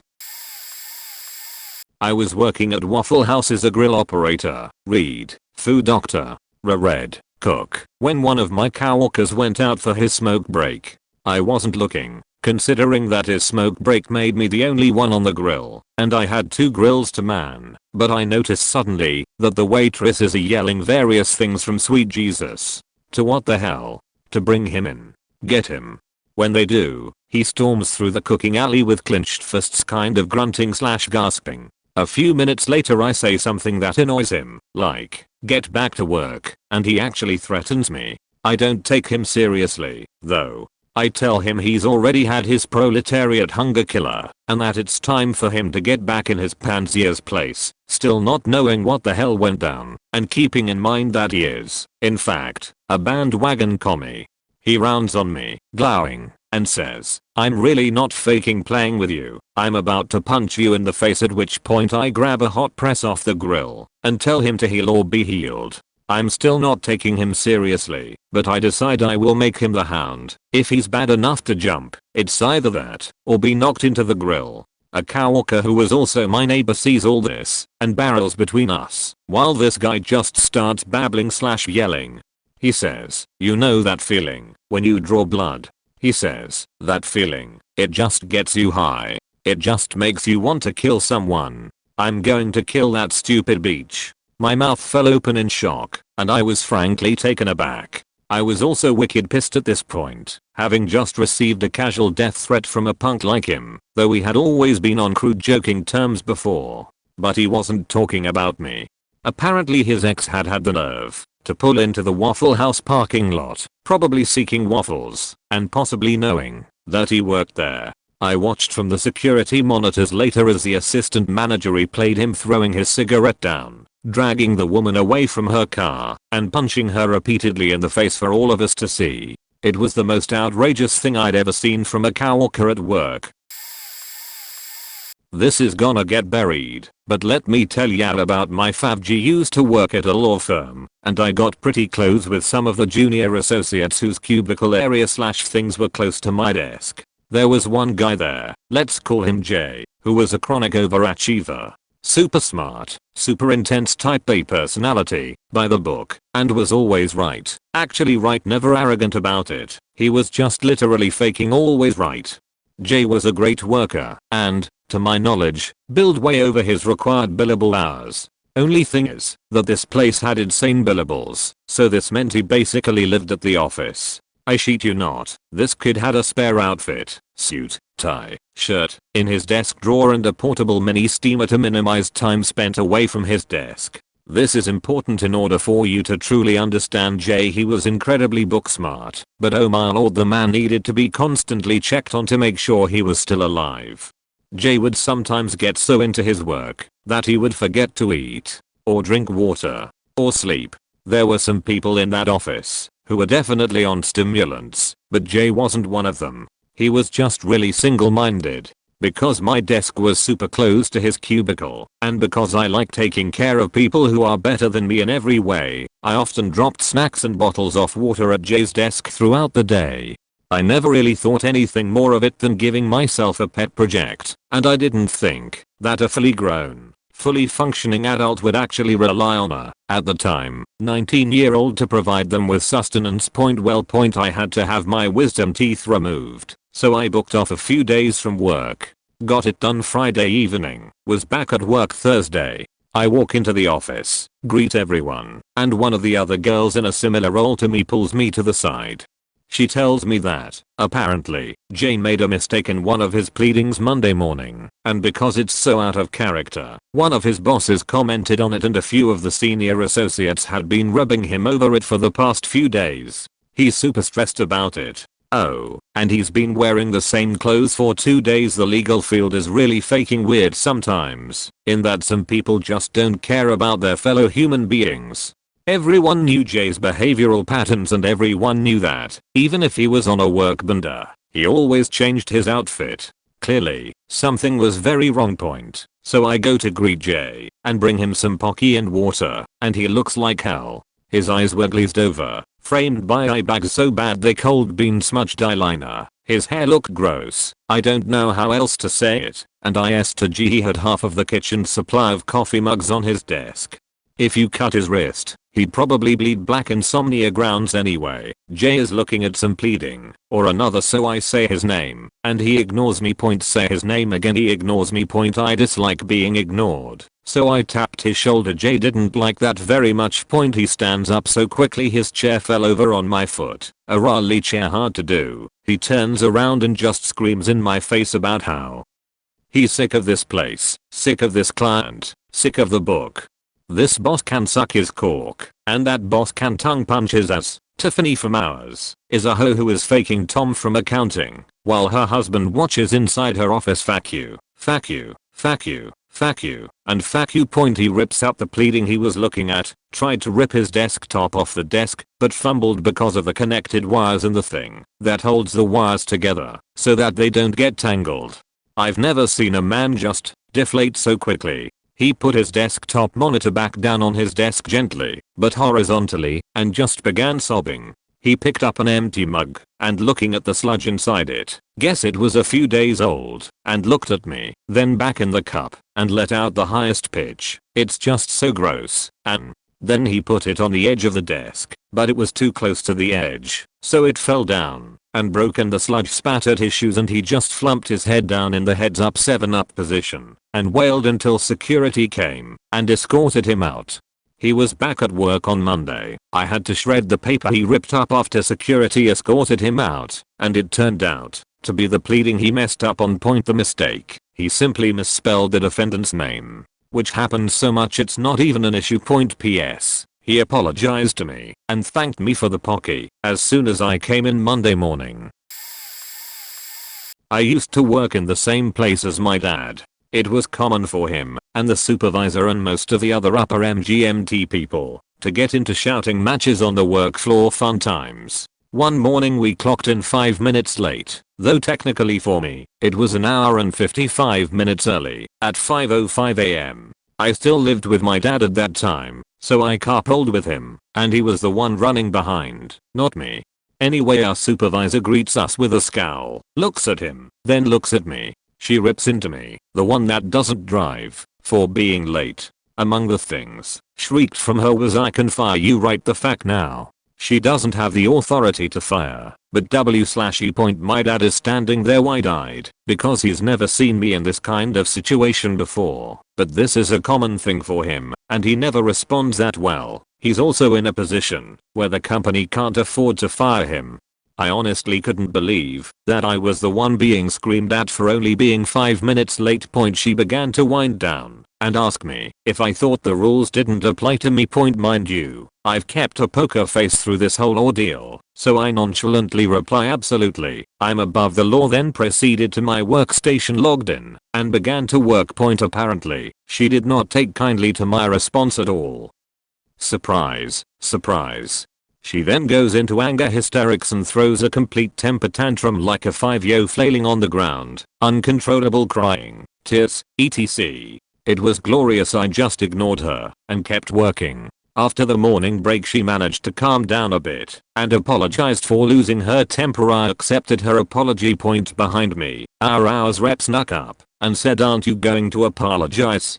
It was at this point I realized that I had forgotten how stupid people can be sometimes. My response, "For what? I'm not the one so stupidly incompetent at restraining my emotions and threatening others' jobs." It's a surprise to me how the mistake was made to elevate such an immature fool to a supervisory position. I have committed no action that warrants such a consequence.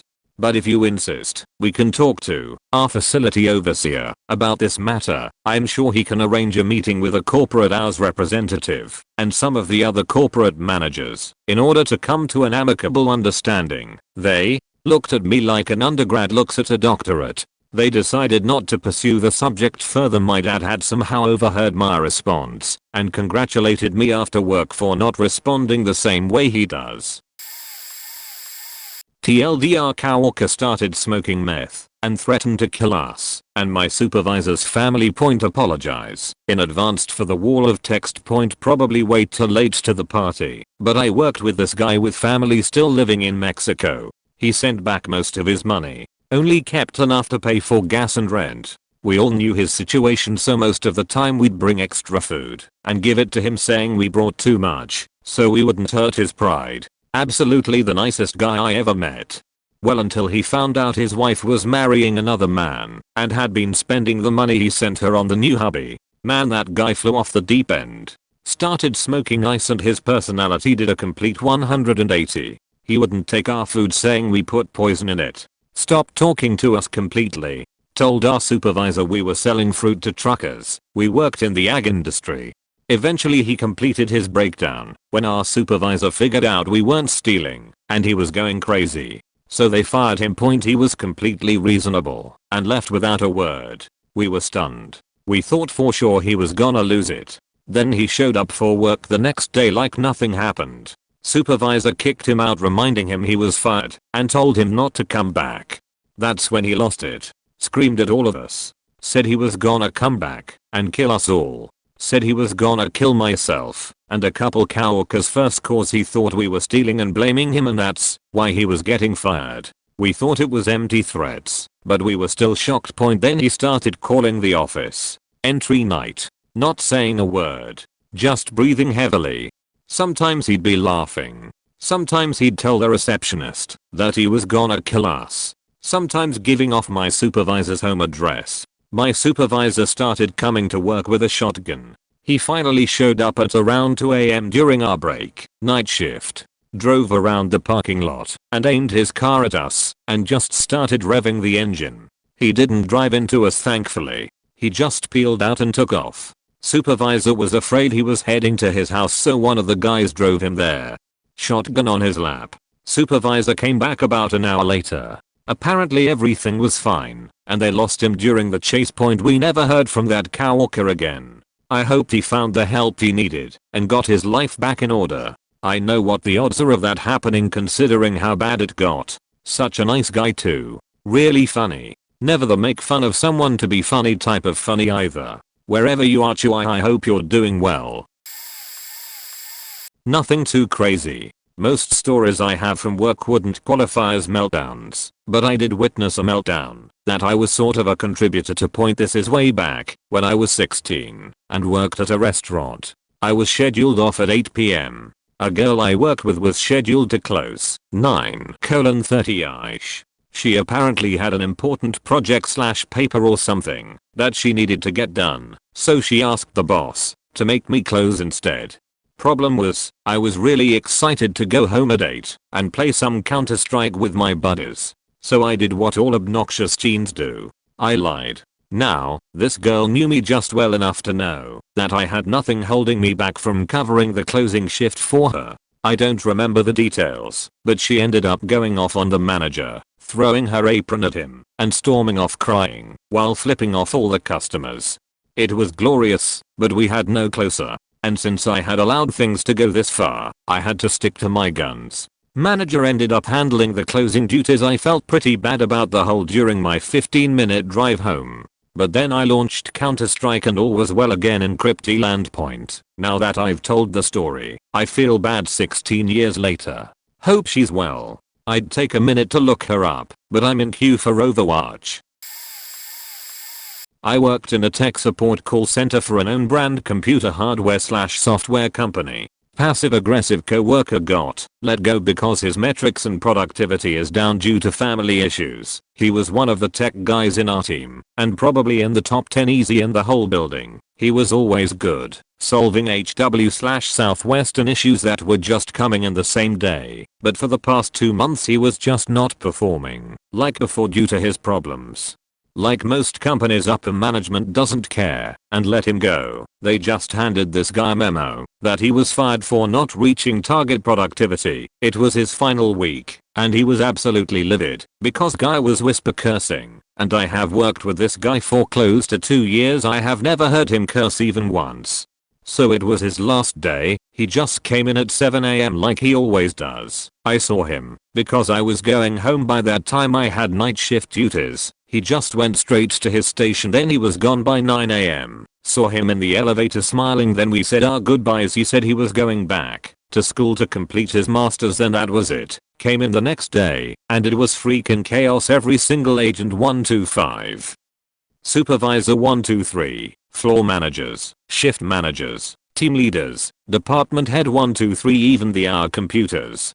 Files and tons of in-house data incomplete, corrupted, or missing. Hell, even my timestamps for the entire month is missing. Orders, repairs, tech visits, customer notes, even basic customer account informations were all damaged. Deep down I just knew it was him who did this wonderful symphony of chaos. Most customers in the US and Canada who have scheduled a technician to arrive at their house to repair their computer didn't get a technician. Hell, even if they call us back, their system number or account number won't even show up in the system because of all the data loss. Those said files can be recovered from an offsite server backup, but it will take at least a month just to sort it all out. I didn't even bother with it. I haven't taken a vacation in almost 2 years. Time to take an extended vacation. I'll just let them sort that mess out. My sophomore year in high school was fun. Got placed in a filmmaking/editing class, and unfortunately it was a class where everyone needs to use a computer, so of course the delinquents got on cool math games and started playing that balloon tower defense game with the monkeys all day. Got to the point where the teacher had a system to monitor what everyone was looking at through his screen and independently block off your computer if you were doing shit you weren't supposed to. This on kid, skinny AF, baggy clothes, oversized hat, was a faking piece of shit, and was my first experience with a toxic gamer, and would always talk about how good he was at that tower defense game, even though it was made for elementary kids. He constantly refused to do work, would constantly call me snitches when they complained about his obnoxious behavior, and I was unfortunate to be a favorite of the teacher, so he assigned the kid to my group for a project we had to do. Was fun commanding him to do stuff, because as group leader I was also assigned to grade everyone's performances, so he tried to be my buddy. Of course, point of curse, I failed him, since he didn't do shit. So that pissed him off, and threw a tantrum knowing he's going to fail the class now. So the teacher finally had it with him, and demanded he leave the class and report to the VP. So he storms out, but just before he walked out the door he turned to the teacher and told him, "You need to learn when to shut the fuck up." The teacher slammed his hands on his desk and sprung up, lunging at the kid. Door is right next to his desk, and picked up the skinny sheet with one arm and held him against the wall and proceeded to chew him out.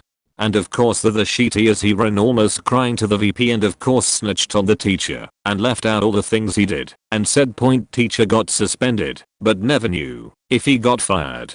Hope he didn't, he was a nice man and at an advanced age. Point TLDR, class as whole never did sheet. Teacher was done with his sheet, told him to leave. Kid insulted teacher. Teacher shoved kid to wall and chewed him out.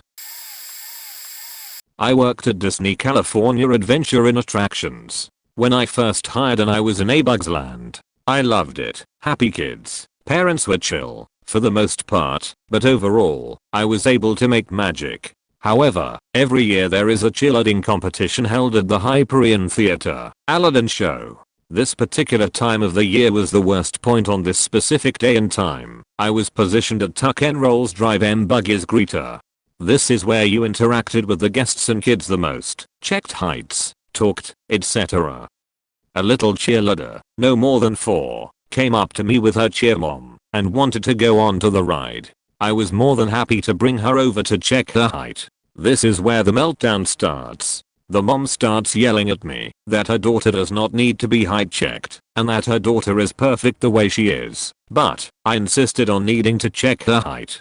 The little girl comes over and stands up as tall as she could, and I tried every trick in the book to help her, and her head still not touch the bar, 36 inches. However, her massive cheer bow touched the bar. Apparently her mother thought that was acceptable, though her head was still 4 inches from the bottom of the bar. I said she was not tall enough to ride, and her mom went on a rampage saying that the bow touches, so it is good enough.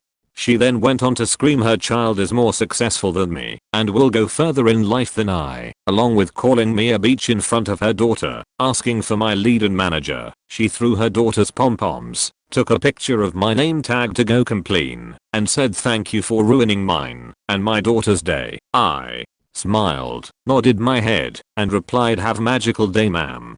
Don't even get me started about the naked child running around Dot's Puddle Park, and the mom felt too entitled to change their child and claimed I was being racist. TLDR daughter wasn't tall enough for ride. Cheer bow touched, still 4 inches too short. Raging cheer mom.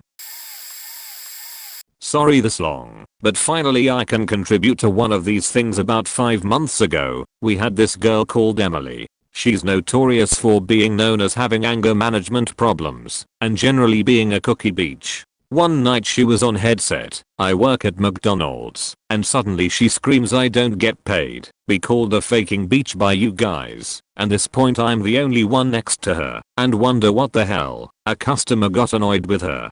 Next thing she starts screaming her head off, slings the headset across the room which would have knocked someone out had it hit someone, and storms off still screaming her head off. Every worker and customer has their mouths hanging open in shock, and then she takes a tray of eggs and throws them against the wall. She went home early lol, and was back at work the next day. The best one in my opinion is Emily's second meltdown. She was running counter, assembling the food for the customers, and she asked my boyfriend, who I work with, if he could make a burger that I could see sitting there, that he literally just made. He straight up says, "No Emily, it's right there," and she loses it. Starts screaming that he's a cunt, and that he's out to get her. I start sticking up for him and she again storms off, in absolute rage.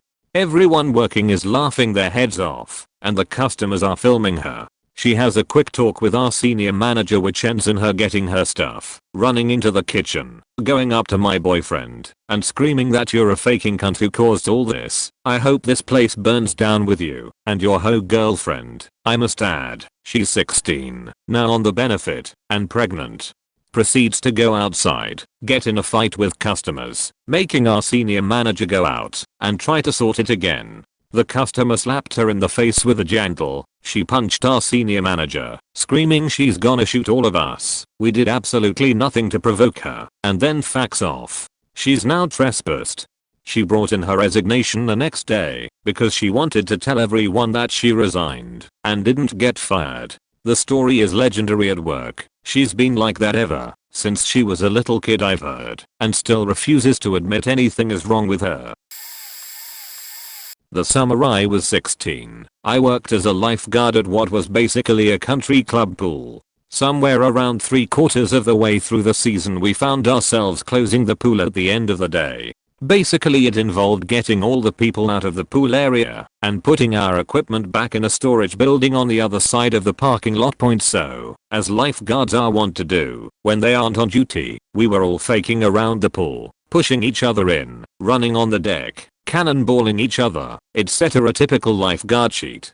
Two of the guards, Scene and Rich, decide they are going to ambush and toss a third guard, Kelly, in the pool. This was a prank that got pulled basically every day, the only difference being the people involved and the roles they played. Everyone had been tossed in the pool by this point. Everyone points, so Scene and Rich make their move. Scene sneaks up behind Kelly and grabs her from behind. Rich grabs Kelly's legs and they head to the pool.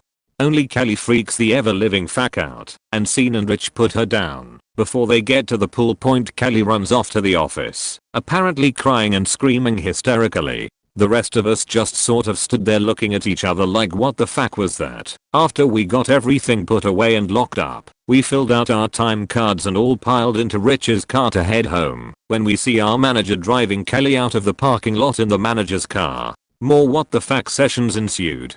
So the next day comes around, and I was scheduled early with Rich and another guard. Kelly was scheduled to come in at noon with Scene. Noon rolls around and Kelly waltzes in like nothing happened. Scene doesn't show up. I found out a week later during some girl time with Kelly that Scene had been dating Kelly's best friend and that they had broken up, and Kelly vowed to get revenge. So she accused Scene of sexually harassing her and filed a lawsuit against Scene and our employer. She straight up told me about how she was falsely accusing Scene just to make his life hell. Scene got fired, the lawsuit went nowhere, and Kelly finished out the season like it was no big deal. My dad built houses and used a small group of subcontractors for the specialized trades like electrical and concrete. The concrete company foreman was a huge guy with a walrus looking mustache. I picture him owning motorcycles and drinking a lot of light beer. I had known of him for a long time when my dad told me the story of a big commercial job they had both worked on before they both started their own businesses. It was a strip mall and the workers were all non-union, so the unions were picketing the job late 70s early 80s. One protester had pushed beyond the sidewalk where the protest was allowed to be, so that he was in the way of Mr. Musclestache, who was driving a cement mixing truck that he happened to own, and that happened to be polished to a mirror finish. When he nearly got run over, the protester responded by throwing rocks at the truck. Musclestache hit the air brakes and jumped out of the truck and started chasing the guy around, yelling at the top of his lungs. My dad said the entire job and the picketers went silent. The best part was when Musclestache tore a parking lot bumper, those concrete things in parking lots that mark parking spots 6 feet long, 100 pounds, up and ran with it above his head as though he was going to throw it. He was too tired by the time he threw it and missed the guy. He came back and silently poured cement for a while. For a week afterward his voice was gone and had to respond to all questions with head shakes and facial expressions. No one crossed the picket line after that. I was in band when I was in high school, marching, pep, concert, and jazz band, and my band teacher, as much as I adore him, is exactly like Terrence Fletcher from Whiplash. Looks and acts like him. Not a coincidence that he loves that movie. He had some absolutely iconic meltdowns. Like once when we were practicing our marching show for a huge competition coming up. We weren't executing this one part correctly, and he got so angry that he threw his headset microphone on the ground, screamed that class was dismissed, and marched back to the high school. We were all so shocked that we all just stood at attention on the football field for a number of minutes until the band assistant yelled at us to come back inside. Another time in jazz band, we were rehearsing a jazz waltz version of Greensleeves and the trombones could not do this one part right after weeks of my band teacher yelling at them about it. A few days before the concert, the trombones played it wrong again. He cut us off, laid his head down on the podium, giggled loudly for a few seconds, and went into his office. On a different occasion, the trumpets, the section I was leading, unfortunately, misplayed something and he hurled the score at the wall and screamed at us to pack up before going in his office and refusing to come out. He's really a cool guy outside of band, though. Taught me a lot about a variety of things. I used to have the biggest meathead as a manager when I detailed cars. He thought he was the toughest sheet. Let's call him TG. I never saw him without food in his mouth. He was a marshmallow. Anyways, we are backed way up in the washback bay, like all the way down the tech's garage to the back door. It was crazy, like we went from no cars to like 20 in a matter of minutes. All the technicians were getting impatient about being able to get cars into their bays. TG like always is just stuffing his face instead of helping when the lot guy, 80 years old, childhood friends with the owner and suffering from cancer, has had enough. He walks up to my manager and just says, "TG, what the hell, we've got pissed off techs and the boss's 3 oil trucks outside waiting to get in to be washed. How can you just stand there with a sandwich in your mouth?" TG just looked at him and said something along the lines of, "Mind your own business, old man, or cancer won't be your only problem." The lot guy didn't like that and got in TG's face. And he retaliated by cold corking the old guy in the face. He actually hit this 80-year-old with cancer. The best part was this guy was a total badass in his youth and just brushed the punch like nothing and just starts wailing on TG. One of the owner's sons standing right there finally jumps in and breaks up the fight. TG walks out defeated as fuck, cussing, flailing his arms like he did nothing wrong. The old guy just stood there laughing, telling him to come back if he needs another, as whooping guy was my literal hero after that. Mine is a two-parter involving the same 2 people. We will call them Isaac and George. Neither employee is still with the company, but surprisingly, it has nothing to do with these situations. No one at my job liked Isaac. He was annoying, immature, and didn't actually do his work. He would mildly sexually harass multiple employees, but since he was doing side jobs for the owners of the company that only he could do, they couldn't fire him.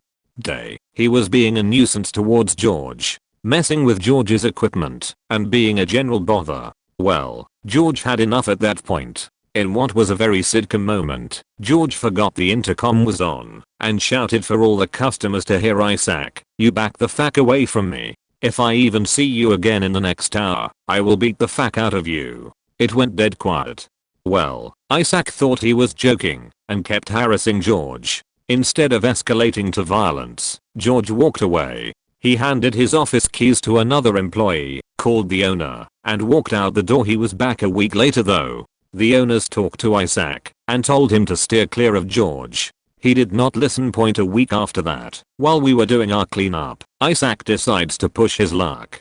Begins to rant George about his sex life. George was having a bad day to begin with and runs at Isaac. Isaac giggled and hides behind another employee. George tries to get at him and we have to restrain him. Isaac realizes how serious it is, runs out the door and leaves. George was given another week off. The owners have another sit down, this time with both employees, and they finally work through things. Tensions were high, but never had another blow up point. They both eventually quit and moved on though. The employees who were around for it still remember it fondly, and we sort of regret restraining George. Sorry for any typos or formatting. I'm on mobile also. As I type it, I realize how much of this sounds like.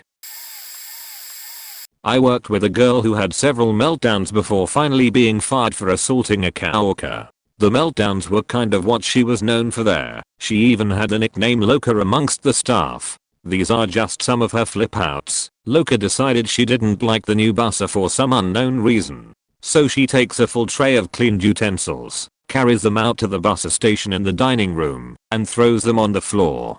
The manager starts telling her she needs to pick the utensils up and rewash every single one of them. So Loca just starts screaming at the top of her lungs about how unfair and mean everybody is to her. Keep in mind, she is out in the dining room, where horrified customers have stopped eating to stare at the crazy beach having a meltdown. The manager did eventually convince her to pick up the utensils and wash them again, before putting them where they're supposed to go this time, instead of on the floor. Loca decided she had a crush on one of our coworkers, who was roughly 20 years her junior, and also my boyfriend, and she would harass him relentlessly. Aside from her usual nonsense, moving stuff around in his station, coming to the front, just to pick fights with him, demanding that the managers make him stop doing his job, so he can help her do something she's fully capable of doing on her own. She one day decided that she didn't want him cutting strawberries up front. So she would take his whole setup for cutting fruit and carry it to the back when he was busy elsewhere. The third time she did it, he grabbed the giant cutting board and went to take it back up front. Loca starts yelling and blocks the door, so he can't leave the kitchen. For some reason, she starts screaming, "Don't push me," super loud, although he never put his hands on her. She then hits the massive cutting board from underneath, flipping it and tons of strawberries right in his face. So now they're both screaming, and the manager is just like, what? She was eventually forced by management to clean up the mess she made. Loca didn't like one of the female cashiers. One night, she decides she has to have a particular broom that she likes, right then and there. But the cashier is using it to sweep her own station. Loca orders the cashier to give her the broom and go find another one, and the cashier's just like, lol no.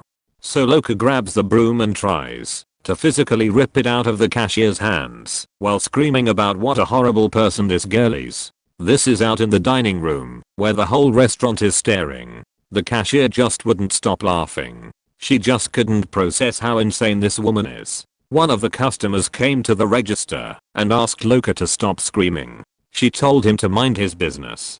The manager made Loca go to the back, then tried to mediate between the two girls. Loca stuck her finger in the cashier's face and started screaming. She really likes to scream about how she's the best employee in the store, lol, and how everyone really only hates her because they're scared she'll steal their jobs. It's not because she's a raging beach, no.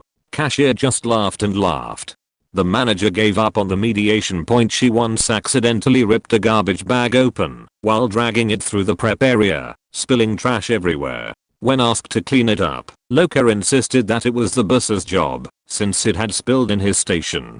Busser told her in no uncertain terms to go fuck herself. Manager gets involved, and Loca flips out on him and won't stop screaming, so he tells her to clock out and go home. Cue more shrieking about what a great employee she is, and why is everyone so mean to her. She eventually agrees to clean her mess. Later that same night, she goes into the saute area almost an hour before close and dumps out all the food, because she wants to get an early start on cleaning dishes. There was a lot of yelling involved in that one too, first between her and the cook, and then with the manager.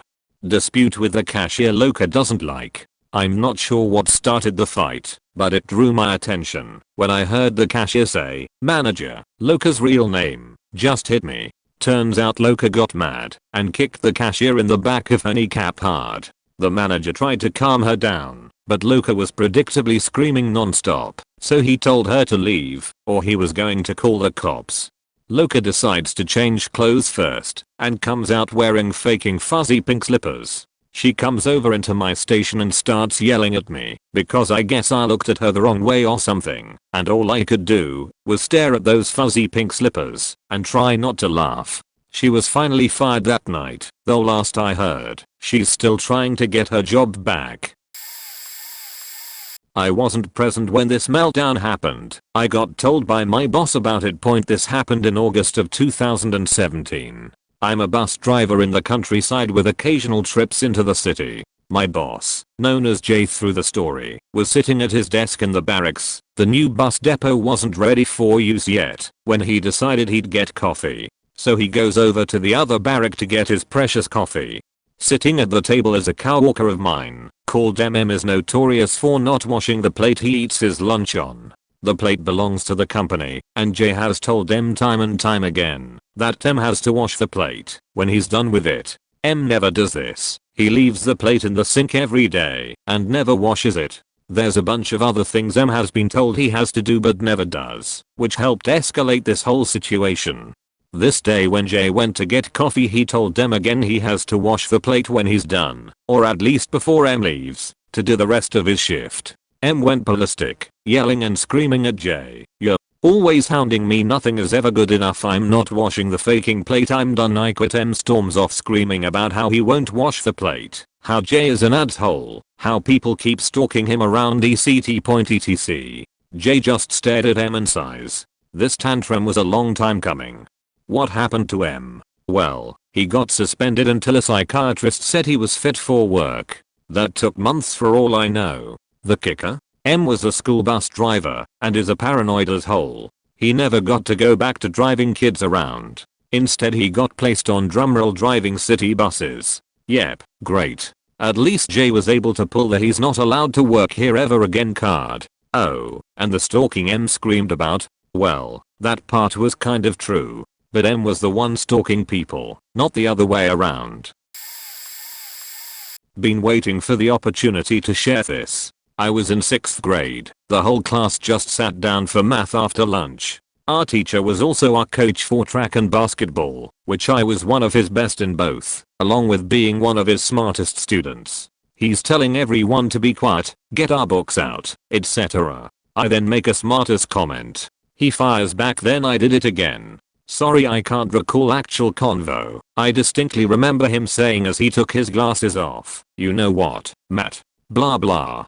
I respond again, and this time he chucks his glasses over by the bookshelf and is just beyond furious at this point. "You know what? You're running all practice today, 2 hours. If you do much as stop to puke, I'll kick your ass off the team, alright? I'll run tomorrow too. I bet you won't do it with me. Turkey, he has a gobbler chin, lol." He faking lost it. He threw a maker at me, knocked over the podium as he was screaming, then proceeded to angrily sit down in his swivel chair, and he sat so hard he flipped his chair. The class went completely silent. Everyone went from laughing at the class clowns, I say clowns because I was, and he turned into one almost on a daily basis. We always got into it, to looking at me like a dick. It wasn't funny anymore. I got up immediately and helped him up, apologized and got his glasses for him. That was the end of it. It was very quiet the rest of the period. No lesson.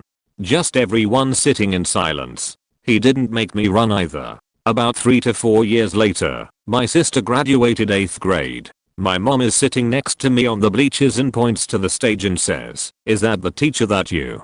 Mom, SHHH, isn't he the one that flipped his? Mom, SHHHHH. He's right behind us. Of course she'd turn around to look. I kinda did too. Surely he heard her. He half smiled. "Hi, Matt." Awkward. He's gotta be my favorite teacher. So many memories. So much shenanigans. Not a big one, but I always found it funny. I had an annoying colleague who had such a short fuse that I referred to him as Cherry Bomb. He would often get mad when customers would call and then stand up and start ranting at me over the cubicle wall, killing my productivity and morale point. I always had Microsoft Excel open. When he would do this, I would Alt-Tab to Excel, and there, on the toolbar, was a new icon with an image of a cherry bomb. I would discreetly click that, and nothing would happen. However, shortly after that I would get a phone call and would say something like, yeah, that sounds bad. I had better take a look. And then I would get up, apologize to the cherry bomb, and walk away. What happened is that we used NetWare, and it had a primitive messaging system built in. When I clicked the button, a small VBA script would send out a netware message to my friends, telling them that Cherry Bomb was at it again, and would they please call me. Cherry Bomb was always so filled with anger that he never realized what was going on. Cherry Bomb had meltdowns every day, so it wasn't a surprising thing. One day when we were all getting our annual reviews, we'd be led one by one into a windowless office, where our manager would give us the review. When it was Cherry Bomb's turn, he was in that office a long time, hidden behind a closed door. At one point, the entire floor went silent as we heard him screaming at the top of his lungs. I do not have an anger management problem. He had a few mandatory days off after that, but still refused to take anger management classes.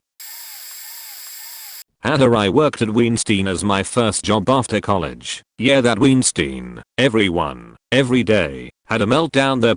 Everyone yells, and it trickled down. Some assistant had a panic attack on the way to work and a few of us had to comfort her before she could get back on her feet. What's funny is that everyone bonded through misery. We were all on AIM, just sharing how we're doing throughout the day.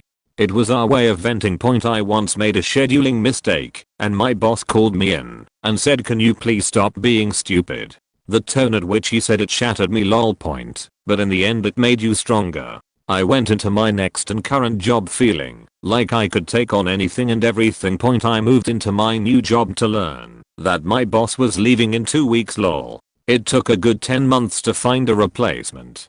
I went through 3 bosses before we found the right one. It also helped that during that time, I had a good mentor who previously held my role to help me get through it all. The replacement we settled with happens to share the same day and went to the same school as I did, which is crazy coincidence. And we actually get along really nicely and were like best friends in a way. Haha. Had a guy who was a little awkward, but very passionate about what he did. Procurement analysis. Try and stay awake. Knew what he was doing. A go-to for advice and knowledge kind of guy. Mid-30s. Everyone liked him but nobody really hung with him. Anyway, one week he's off sick. Boss won't say what's happening. Turns out the guy had a brain aneurysm out of seemingly nowhere. Events that unfolded as a result of this aneurysm and the split personality he developed over the year I was there shouted at me in my boss's office that he was working in when he wasn't around because I didn't bring him a coffee when a client came to visit. Literally sent me an email requesting coffee get sent, milk and sugars, and be waiting for him in the office. To give a good impression, I forwarded said email to our boss and he said, "Don't do what he's asking." Threatened to get me fired as I was just a contractor. I reported to him, but we both had the same boss. Numerous loud, vocal put downs on employees around me when they failed to notice the smallest details. Emails requesting work to be done, sent a few hours before completion required, collated all the failures, and presented them to our boss to get us in trouble. Personal text messages to staff insulting them after work or on the weekends due to failures at work or failing to praise him for the work he contributed. We were all out to get him. I drove his crush back and forth from work every day as she lived near me, who I developed a massive crush on too as we got on insanely well, but of course she had a boyfriend. He scared her one day by forcefully walking her home from the station when I was off sick and she had no numerous times. He knew where she lived as she never gave him directions on the walk. Got a text from him saying to stay away from her and that he wouldn't be responsible for his actions if I ever hurt her in any way. He had complaints registered against him over 20 times according to our friend, and yet nobody did anything other than a few sit downs and slaps on the wrist for his sheet. This guy was going sociopathic. My boss finally had enough and discussed with ours how to get rid of him. They said they couldn't because he had written in after catching whiff of talks about him getting fired, blaming the company for overstressing him with work, was a tough job for sure, and causing his aneurysm. Well, shit. If we fired him, he could sue the crap out of us, and at the very least we'd be in court, which the company didn't want of course. Lawyers got involved to try and resolve this, as staff members were screaming out loud in the office after calls from him saying that they didn't want that faking psycho in the same building as them anymore. The killing blow? After a big project, he didn't get recognition for his contributions and a thanks email sent out from the project lead. They had known each other for years, and he sent an email to her from his personal email address, cutting into her big time, saying that it's her fault, that he's never got a promotion, never got any recognition. How could she do this to him after all this time? No wonder he's under so much stress and had this aneurysm. It's her fault. She's not stood up for him all this time and thought they were friends. You beach. She should be the one damaged, not him, etc. She took it straight 2 hours. They passed it on to the lawyers. They responded, yeah, you can fire him now. That one email was all they needed. Bye bye, you faking psycho. He was gone a week later. I was working as an equipment manager for a company. We had purchased a new piece of equipment, and I had to come in on the weekend to accept delivery and get the equipment set up. This was an expensive machine that cost a few $100K. So, the company had sent the owner's son to make sure everything was okay and do the initial calibration. He was a bit older than me, in his early 30s, and we got right to work. We got along pretty well, and we were just chit-chatting as we went through all of the procedures. Things were going okay, but not perfect. The shipping had knocked quite a few things out of alignment. Out of nowhere, this guy loses his sheet. He starts cursing at the machine, and then at me. He was in a full-on rage for a good 5 minutes before he stormed out of the building. I was pretty rattled because I was certain that he was going to get violent. I was outside smoking and still shaking. Half an hour later, when the guy shows back up like nothing had ever happened, I told him that he needed to leave and went inside and locked the doors. I called my boss and filled him in and then finished the setup myself. I never saw the guy again and never found out what set him off. I did get to sit in and listen when my boss called the owner to raise hell. He had watched the whole thing on the security tapes after I had talked to him and backed me up 100%. The owner was very apologetic but didn't seem surprised. Not a work meltdown, but I made a school teacher lose his sheet when I was a kid. Let me just preface this by saying I'm a total dick when I was a kid. Like just super annoying and aggro for no reason. Well, probably hormones anyway. Teacher was our physics teacher. Let's call him Mr. J, and he's at the blackboard writing out this long as equation on the board. I'm as usual not paying any attention, and he knows it. I've got a friend, super smart but also a bit of a rascal. Let's call him J2. Now J2 is like a math whiz, right? Like skated through high school without studying, and this is in Asia, where tests are hard. Smart. Anyway, J2 sees something wrong with the equation. Whispers to me, hey man, you should tell him that the equation is wrong. Me, obviously fucking psyched to correct a teacher, puts my hand up, and I call out to Mr. J. I say, Mr. J, there's an error in your equation, right about there. He looks at me, suspicious as fuck, looks at the equation, and then says oh yes, thank you for the correction. Smug as fuck. I sit down. Anyway, J2 behind me leaves it for a few minutes and then whispers to me, you should also tell him that if the first part of the equation is wrong, it stands to be reason that the rest of that sheet is wrong too. The dumbest student gets to show up the physics teacher twice in one class. Fuck yeah.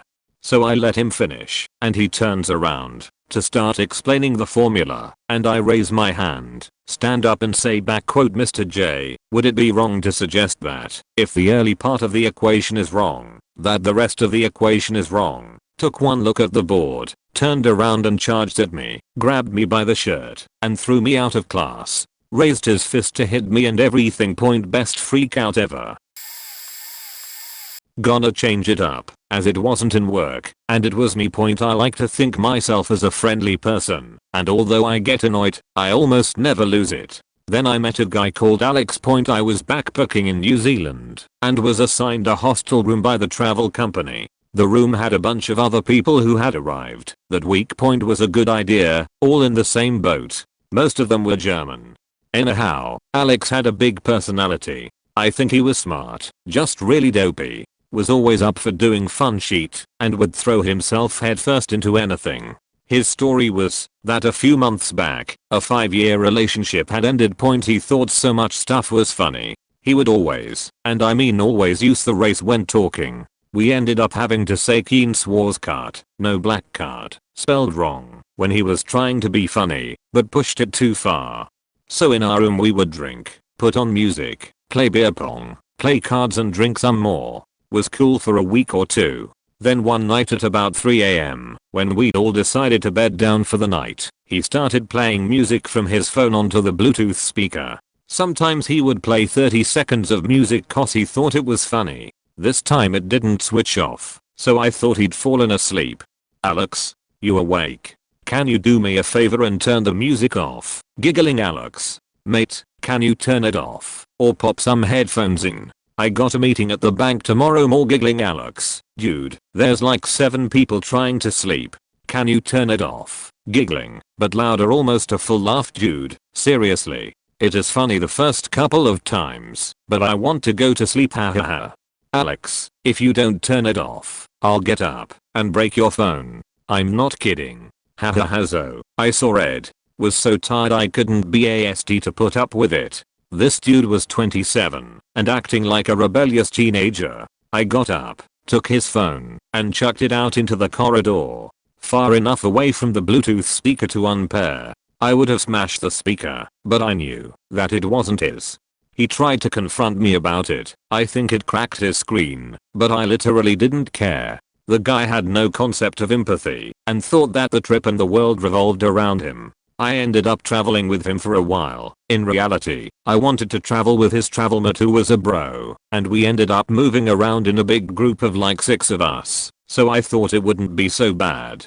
And it wasn't too bad for a while, but it was clear that Alex was a selfish bastard. He'd just go and do stuff, assuming we would follow, and literally sulk if we didn't. One incident, we were in KFC eating and taking advantage of their Wi-Fi. Was nice to sit around a table in the light and warm without getting bitten by bugs. We were in Camp Evans, so we hung out for a bit and were talking random stuff. We'd only been traveling as a group for about 3 days. He finished eating and decided to go. "Let's go," and got up to leave. A couple of us were like, "Nah, we want to use the Wi-Fi and be indoors for a bit." He then made a big show of trying to convince us to leave. The more he pushed, the more we were adamant about staying. Eventually he got fed up, put up his hood, his sign for "Don't wanna talk to anyone," then used the Wi-Fi to video call another guy we met in Auckland while lying on a bench on the other side of a divider. Stuff like this kept happening, and eventually I just snapped. I can't remember what he did, but I got pissed off, and me and my travel mate got in the car and left before I went spare and embarrass myself. Damn. I'm getting angry just thinking about that guy. I was a cop in the Air Force, which for anyone who has been one knows, is the worst possible job you can have in the F. Constant bullshit, terrible schedule, getting treated like shit all the time, etc. Anyway, one day a bunch of cops get forced, on a day off, to come in for resiliency training, likely cause somebody killed themselves. I was on duty this day, so I didn't attend, but I heard this from everyone who was there. Our chief, E9, who is the most despicable, evil, vile human being I've ever known, was running the training and decided it would be a good idea to have people talk about traumatic experiences they had been through to the group. One kid, let's call him Fred, E4, says he doesn't want to share. Now this pissed the chief off. Nobody tells her no, so naturally she goes off on him and says he will share with the group. He goes on to tell a true story of how his biological father was on drugs and shot him in the back when he was like 5 years old and left him for dead in a park. The chief, in her infinite wisdom, thinks he has an attitude and decides to pull him to the side and scold him in the hallway. This is where he snapped. He starts yelling at her loud enough for the entire squadron to hear, calls her an evil bitch, and tells her that everyone hates her, and even the other leadership talks shit about her behind her back. And most importantly calls her the faking cancer of this squadron. It was enough to make that battle-hardened E9 cry, and in fact she had to leave work early, she was so emotionally wrecked. I never liked the guy Frank, but that was faking legendary. And yes, he got kicked out of the military after that. I used to work at a tech refurbishing place. We would test old topics and ThinkPads and stuff like that to determine their eligibility for broker sales. In any case, the job was okay, but the management and working conditions were appalling, as the company in question had just taken over an old IBM building and was picking from a lot of their scraps. They did not take care of the building. On the floor above where all of the testing got done is a recycling/dismantling operation was conducted where any of the electronics that could not get sold got taken apart for scraps that they can sell. I got hired on the same day as another guy, both of us expecting go to test laptops as was described in the job posting. Well, we got put in dismantle operations for a month for reasons I will never understand. Management in that place is a disorganized joke. I didn't mind the work, but my coworker was extremely angry about this, and despite appearing initially friendly and cool, began losing his temper very regularly with everyone. One day, we were taking apart tubbox, and he had a screw that was stripped. Instead of calming down and figuring out an alternative way to get the screw out, he just pressed down with a drill and ended up snapping the drill bit as it was very thin and narrow. He sliced open his hand on the drill bit and just faking lost his damn mind. He started slamming the drill on the table screaming like a goddamn psycho and throwing screws and cheat on the floor. I like to think that I'm reasonably tough and have decent resolve, but I'll confess that cheat scared me a bit. Everyone stopped working and looked at him. In the end though, nobody reported him, management never found out, and soon enough, we ended up getting sent downstairs to test computers. He got better after that, but still, way to act like a faking child when you're supposed to be a responsible adult. This guy was like in his 40s. For the record, I no longer work there either. I found a better job. A few years ago I was working as a tech at car dealership. It was winter time, so work was a little slow and all of the techs were writing up any little thing wrong with the vehicles to try to make ours. We were split into 2 teams, each with its own service writer. They worked up front right next to the showroom for the new vehicles. This is very important point, so I'm up front, waiting to talk to my service writer. We'll call him Jay. There are probably 5 or 6 customers waiting for the service writers as well, plus whoever was looking at the new cars. I hear the other service writer, call him C, mumble, how the fuck am I supposed to sell a $3,000 job a month before Christmas? C was always a little tightly wound, but I'd never seen him like this before. Up comes another one of his techs with a $5,000 estimate. C looks at this, says, no faking way, and proceeds to clear his desk. Everything hits the floor, including the computer and monitor. C then proceeds to sprint out the back door and into the shop. My writer, Jay, told me to follow him. I find C sitting between 2 new cars in our backlot rocking in the fetal position. Dude stayed there for 20 minutes. Needless to say, more than a few customers left after that. C went home early and came back the next day like nothing happened. As far as I know, nothing really happened to him. He worked there for another year after. I used to work at a large corporation performing tech support for our employees around the world. One day I receive a phone call from an employee, never even got to his name, and immediately this guy breaks in about how incompetent our whole desk is, along with several words of profanity. I have done phone support for over a decade, so I was pretty good at handling these type of calls. Using my best apologetic voice, as close as I can remember, sir, it sounds like you did not receive the proper support and respect to get the job fixed. I would like to own this problem and see it through to the end to ensure it is resolved. Would you allow me to do this so as to ensure you receive the support you should have from the beginning? It was way over the top, but I was using a tactic to show the listener you are serious and listening by relaying some of their wording. It shows a caller that you did hear what they said and has worked on every other call in my experience. Well, this caused a moment of pause because the caller didn't expect that. And then he started in again using the rest of the words of profanity he had in his vocabulary, finished up his tirade, and promptly hung up the phone. To which I replied FC and that I was pissed. 2 days later I receive a message from my boss to please see him in his office. When I arrived I was immediately praised for a very well constructed attempt to turn that call around, and then received a backhanded warning about cussing on the phone. My manager was smiling, but serious at the same time. Evidently the call monitoring doesn't end until 5 seconds after the customer hangs up. TLDR, customer calls up, very upset, attempt to turn things around. Customer continues tirade and hangs up. I cuss on phone, got called into manager's office about doing a good job, but caught cussing. since the call monitoring doesn't end when the customer hangs up.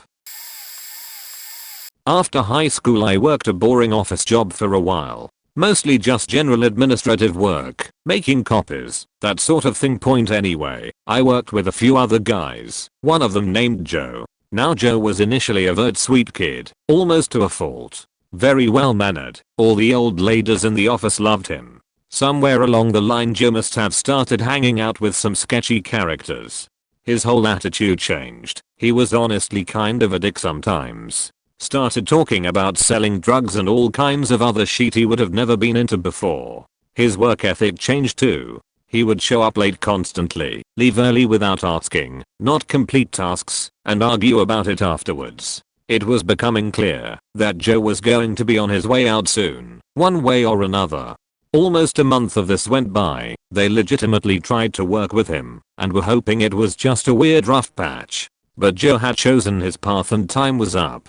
I was in one of the filing rooms with him one day when he got called into our boss's office via the intercom. He came back a couple minutes later. "What's up? Just got fired." "Oh shit, I'm sorry man. Whatever, this place is a joke." Now I thought Joe would just grab his sheet and leave at this point. Nope. He made a beeline for the other filing room behind us where we kept information on many of our most important clients. He came back with as many files he could possibly carry and began dumping them into the industrial shredder. Now, this place was pretty old-fashioned. The CEO was old and very anti-technology, computers can't be trusted, viruses, etc.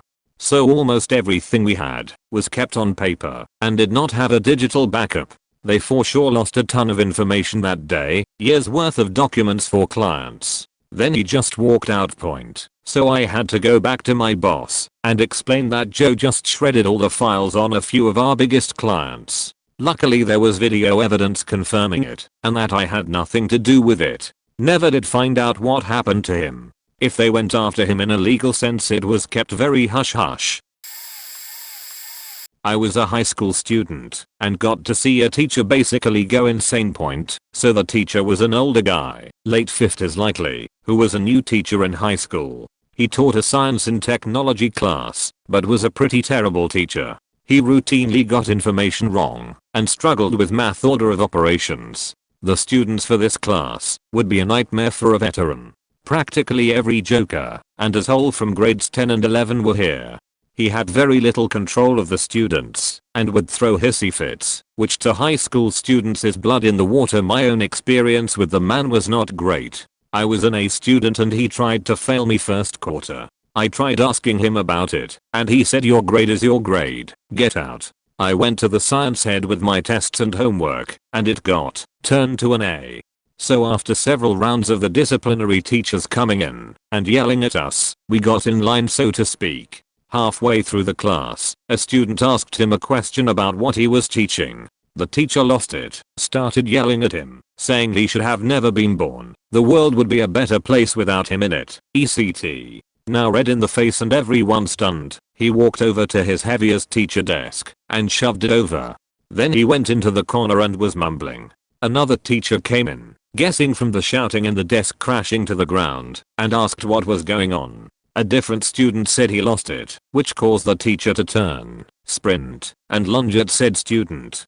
The other teacher held him back and somehow got him to leave the classroom. We never saw that teacher again, and the class became a glorified study hall/detention. I transferred to a second auto class since I was bored and got along with the auto teacher. In high school, there was one English teacher who was just a really cool person. I had her every year, except my freshman year, and by the time I was a senior we were pretty good friends. All the students loved her. She was really chill and funny, but also put up with no bullshit. Since she was really well liked and tried her best to keep her classes entertaining, only the shittiest kids acted out in her classes. When I was a senior, a few students and I would hang out in her room during our free periods quietly doing work. This was a level 2 sophomore class. The rankings go up. Honors. Level 1 college prep. Level 2. That program for kids who never show up to school. So while most of them were only mildly annoying, this one kid was a total sheethead. This particular day, he decided it would be funny to bring a Bluetooth speaker to class, put it on his desk, and play really loud farm animal noises every few minutes. This poor teacher was doing a great job of continuing her lecture and not giving him the satisfaction of annoying her. Now, keep in mind that he did cheat like this regularly, hiding his phone in odd spots around the room with alarms set was a weekly occurrence, so everyone was impressed that she never let it get to her. Until today he started making the animal noises more and more frequently, despite the teacher, the seniors hanging out in the room, and even his fellow sophomores giving him death glares and telling him to knock it off. Then all of a sudden she snapped. She quietly and calmly stood up, walked over to his desk, picked up the speaker, and left the room. Then we all heard a scream, followed by the crash of the speaker being flung down the staircase. She then walked calmly back into the room and picked up her lecture right where they left off. Everyone applauded, and the kid left to go complain to the principal. She did end up having to pay to replace the speaker, but it was super cheap and not a huge deal. She didn't get any other form of repercussions because everyone in the room vouched for her, and this kid was already known to the administration for being unbearably terrible. Back in 2003, when I was in high school, we had to take this written final for math. But the problem is that the room we were supposed to have our final in ended up getting booked, and we had to relocate. So we had to take our test in the foreign languages hall of the school. While they were doing their spoken part of the test, in comes Tommy, a Filipino immigrant student who loved Static X, and blasted them on headphones, so loud that you could hear them from across the hall between classes. Tommy also decided that it was a good idea to smoke a bunch of pot to calm his nerves when taking tests, so we get into the new class, and the teacher hands out the final test packet. Tommy sits down in the corner of the class and says, "I can't concentrate, the guy next door is talking too loud." "Tommy, just relax, don't worry, it's not that bad," our teacher said. Tommy just kept on fidgeting. "I can't concentrate. Can I listen to my music?" The teacher said no, because we all knew it would be a worse distraction. So Tommy goes, "If he doesn't shut up, I'm gonna tell him to shut the fuck up." The teacher disapproves. After 5 more minutes, Tommy gets up and goes into the other room. You can hear the door open from the other side of the wall, and you could hear that teacher's voice go, "Hey, how can I help you?" Our teacher ran out of the room as quick as he could, and it felt like time stood still for just several moments, and then you heard it, "Shut the fuck up," Tommy yelled. Every teacher that could hear it ran out and saw my teacher and the other teacher trying to calm this kid down. We never saw him again after that. TLDR, we had a guy freak out in a staff meeting, screaming, throwing things, stormed out, etc. Long version. We had a guy, we'll call him Fred. Fred was a bit of a dumbass. He'd regularly take 2-hour lunch breaks and would often disappear for hours at other times too. So finally he got caught by management and was written up. During his disciplinary hearing he tried to claim that everybody took long lunches and breaks, so he did too. Fast forward to a general staff meeting about a month later. After all of the usual back-patting and attaboys, the director calls everybody to attention and goes into a speech about how it's come to his attention that people might be taking longer breaks than allowed, and the supervisors need to monitor that better, and that this activity could result in disciplinary action. Fred yells from the other side of the room, "If you've got something to say to me, say it to my face. Don't air it all out in a meeting." Dept head tells Fred that his comments weren't directed to him specifically, but to the group as a whole. Fred says that's bullshit, and we all know who he's talking about. The argument goes on for another few exchanges. Basically DH trying to get the meeting back on track by asking Fred to sit back down and they'll talk after. But Fred wasn't having any of it. Finally, he stands up, walks up to the podium, gets right into DH's face and yells, "I don't have to take this sheet from you fuck all you motherfuckers. I'm leaving." Picks up DH's notes and throws them in the air and storms out, knocking stuff off of tables as he went. I was sitting about 5 feet from DH, and I could hear him saying, but kind of in a low voice, "Fred, don't leave. Fred, you need to stay and finish the meeting." Never saw Fred again. But I heard from our mutual supervisor that he was fired, not for his disruption, but for insubordination and leaving his assigned work location without permission.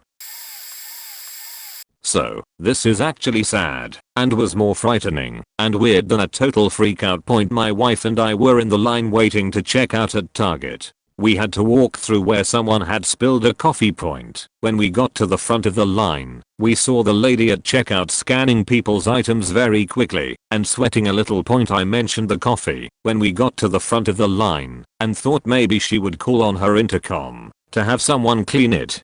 Instead, she exasperatedly said, "Oh great, fine, yeah, I'll just get that sir," and then proceeded to walk around to the other side of the counter, get down on her hands and knees, and use the bottom of her shirt to wipe it up. I said, "UHH, can't you just call and say clean up on aisle X or whatever?" But she just ignored me and continued wiping. Then she got back up, after having just smeared it pretty much everywhere, walked to the front of the line, and finished checking us out. I'm convinced there was more to this story than what we witnessed, and the lady was clearly at her wits' end, probably from having a bad day.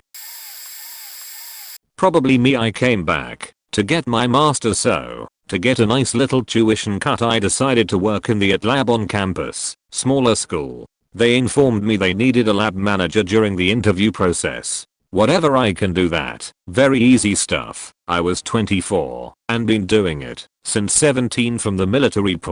After being there a week, they told me they are actually giving the manager job to a 18-year-old freshman.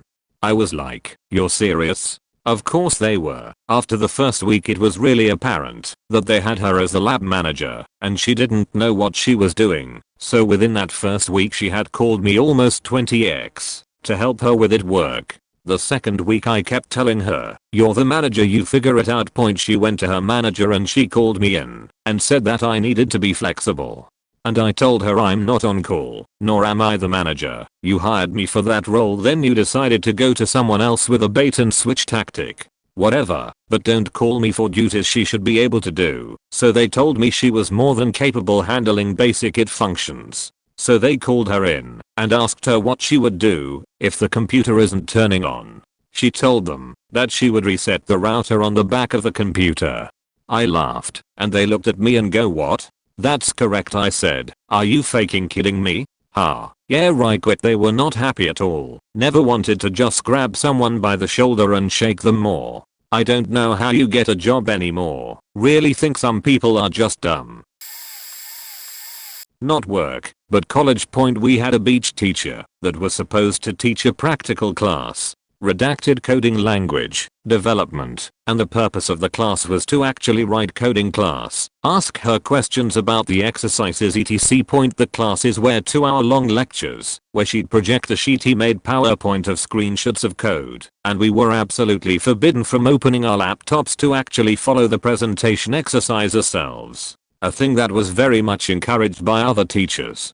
The teacher also liked to obligate everyone to make the exercises. As in, we had to submit the completed works to the online platform and were not allowed in the classroom the next class if we hadn't sent them in. We had this class 3 times a week or something. After several weeks of this sheet, we are pretty much all tired of the work that just keeps piling up from her classes and others.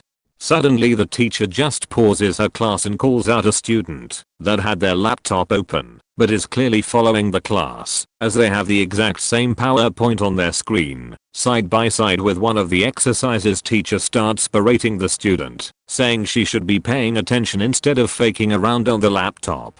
Student retorts that she has better things to do than listen to someone read off a sheet-made PowerPoint, slams her laptop shut and leaves the room. The student came back to class a while later, but only because the teacher threatened to fail people that were absent during her classes. She and that teacher fell out many times over the next 3 years of college. I work at a dog kennel. This story happened about 2 or 3 months after I started. Also, it's semi-important to know a large portion of my job is running doggy day camp, which is essentially what it sounds like. I just supervise groups of up to 15 dogs while they play and socialize. Anyways, I had my group outside when a coworker showed up to take pictures for our Facebook page.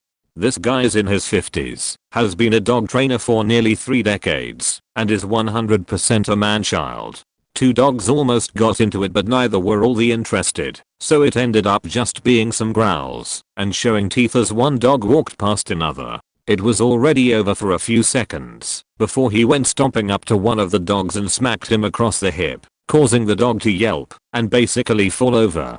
A few minutes later he tried to push a dog back with his foot, but essentially kicked it in the chest. I called him out on it, and he went ballistic. Starts screaming and getting in my face, trying to make it seem like I was the asshole point. That started some very long-lasting hostility between us. He started looking for every excuse to get me in trouble, but since I'm very good at my job, that never really happened. The culmination was when I was at another location one day. He shows up, snaps his pictures and I waved when he said goodbye. He went inside, and a minute later he comes flying out into the yard, screaming about not having to take my sheet and I need to be more respectful and blah blah blah. I laughed in his face and walked away. He complained to the store manager on his way out, and she didn't think I had done anything wrong, so I watched him get in his car and immediately call the owner of the business. It was pretty awesome to watch. Couldn't hear anything but his facial expressions said it all. He tried to complain about me, and she verbally tore him to shreds. Since then he now is barely affiliated with the company, so I almost never see him anymore, but when I do he basically kisses my ass. I think he knows that he ended up giving himself a history of needlessly harassing me, so if I complained to the owner about him, he would get fired instantly. Point at it. For clarification and sake of accuracy, the first part happened shortly after I started. The second part was about a year later.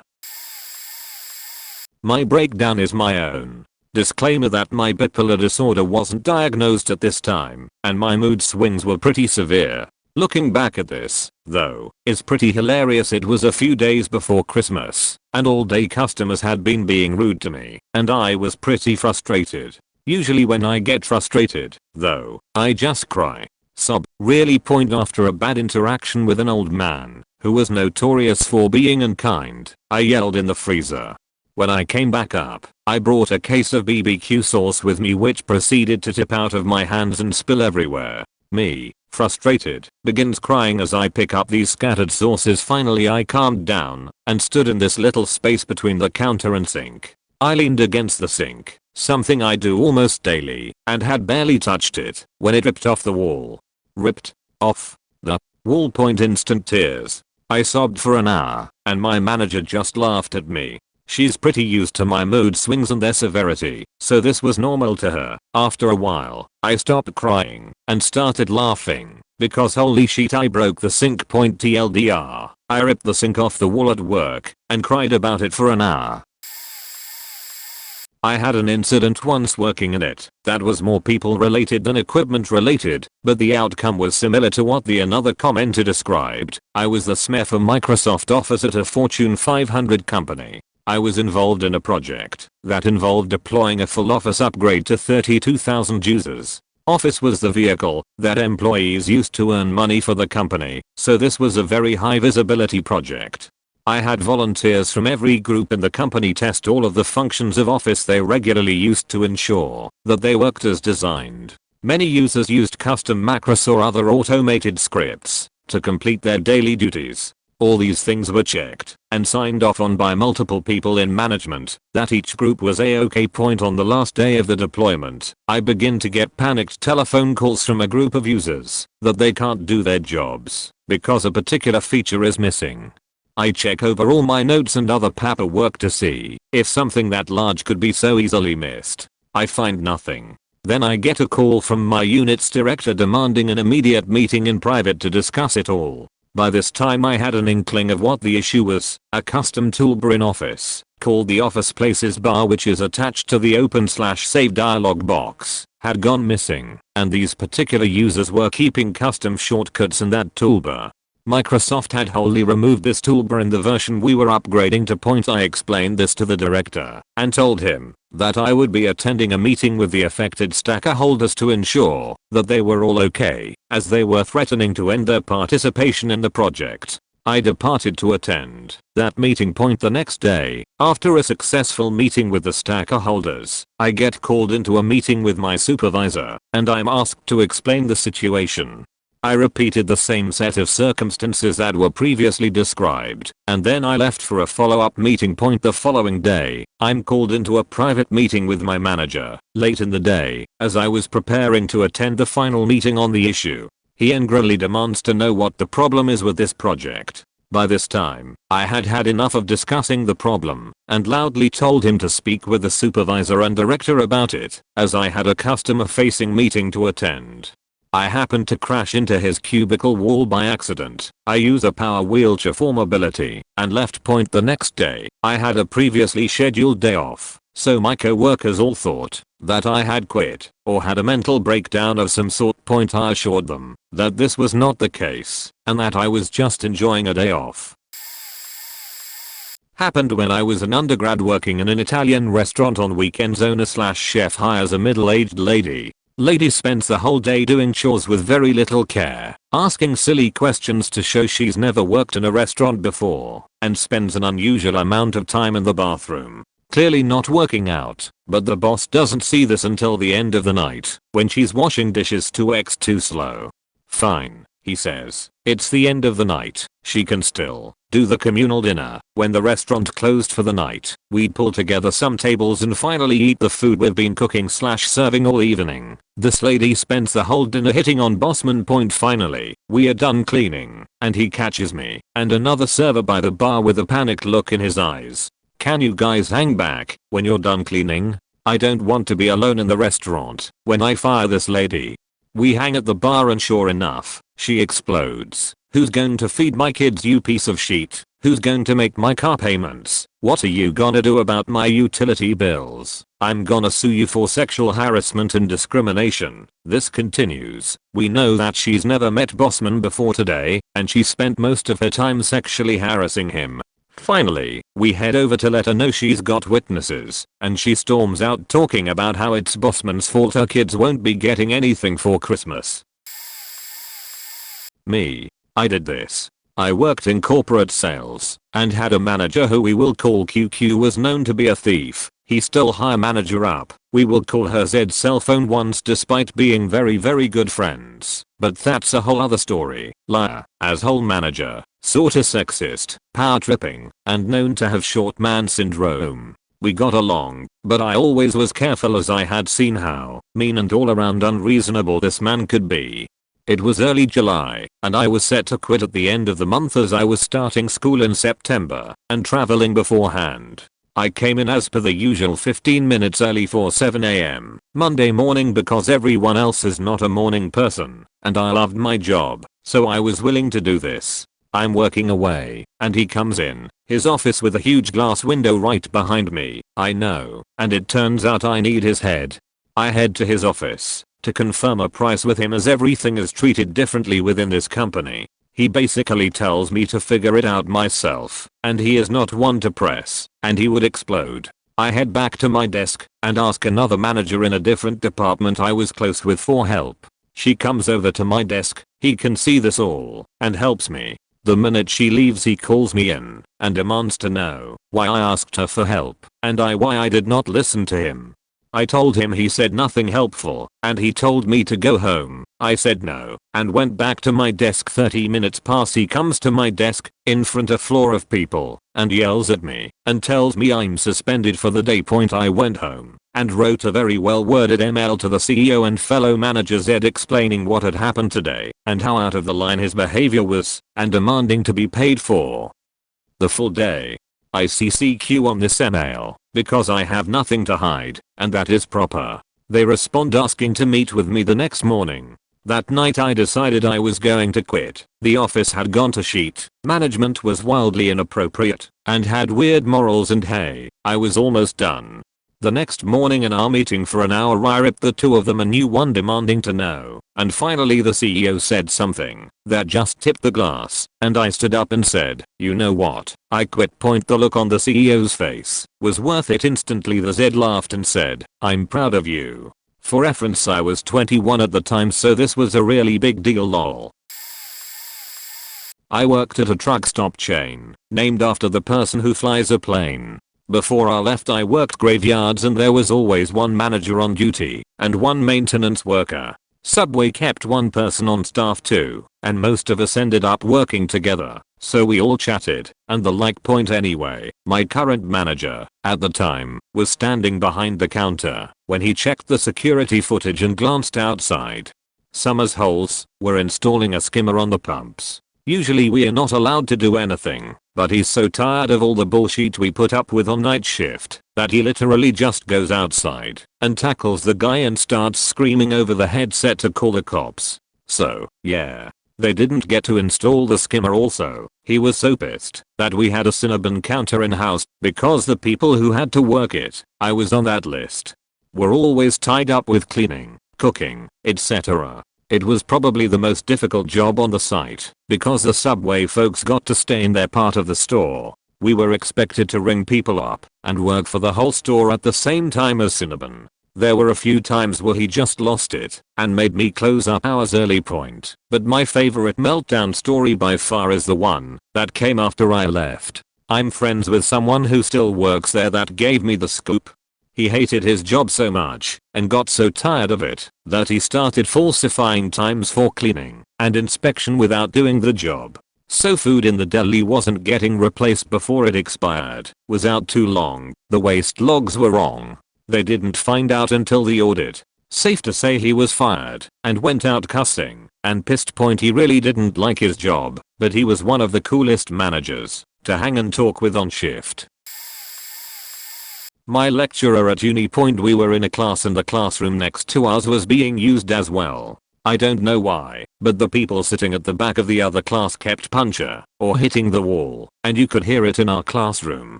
This dragged on for about 10 minutes and the lecturer would stop for a couple of seconds, make a funny face, and then keep going with his lecture. The girls sitting at the back of my class would sometimes hit the wall softly with their elbows, as if saying hey guys, we can hear you as well. It got to a point when the lecturer just stopped speaking altogether, waited for the girls to elbow the wall, and then it was like an aura of uneasiness could be felt in the classroom. The lecturer just stood there with eyes wide open and a half a smirk.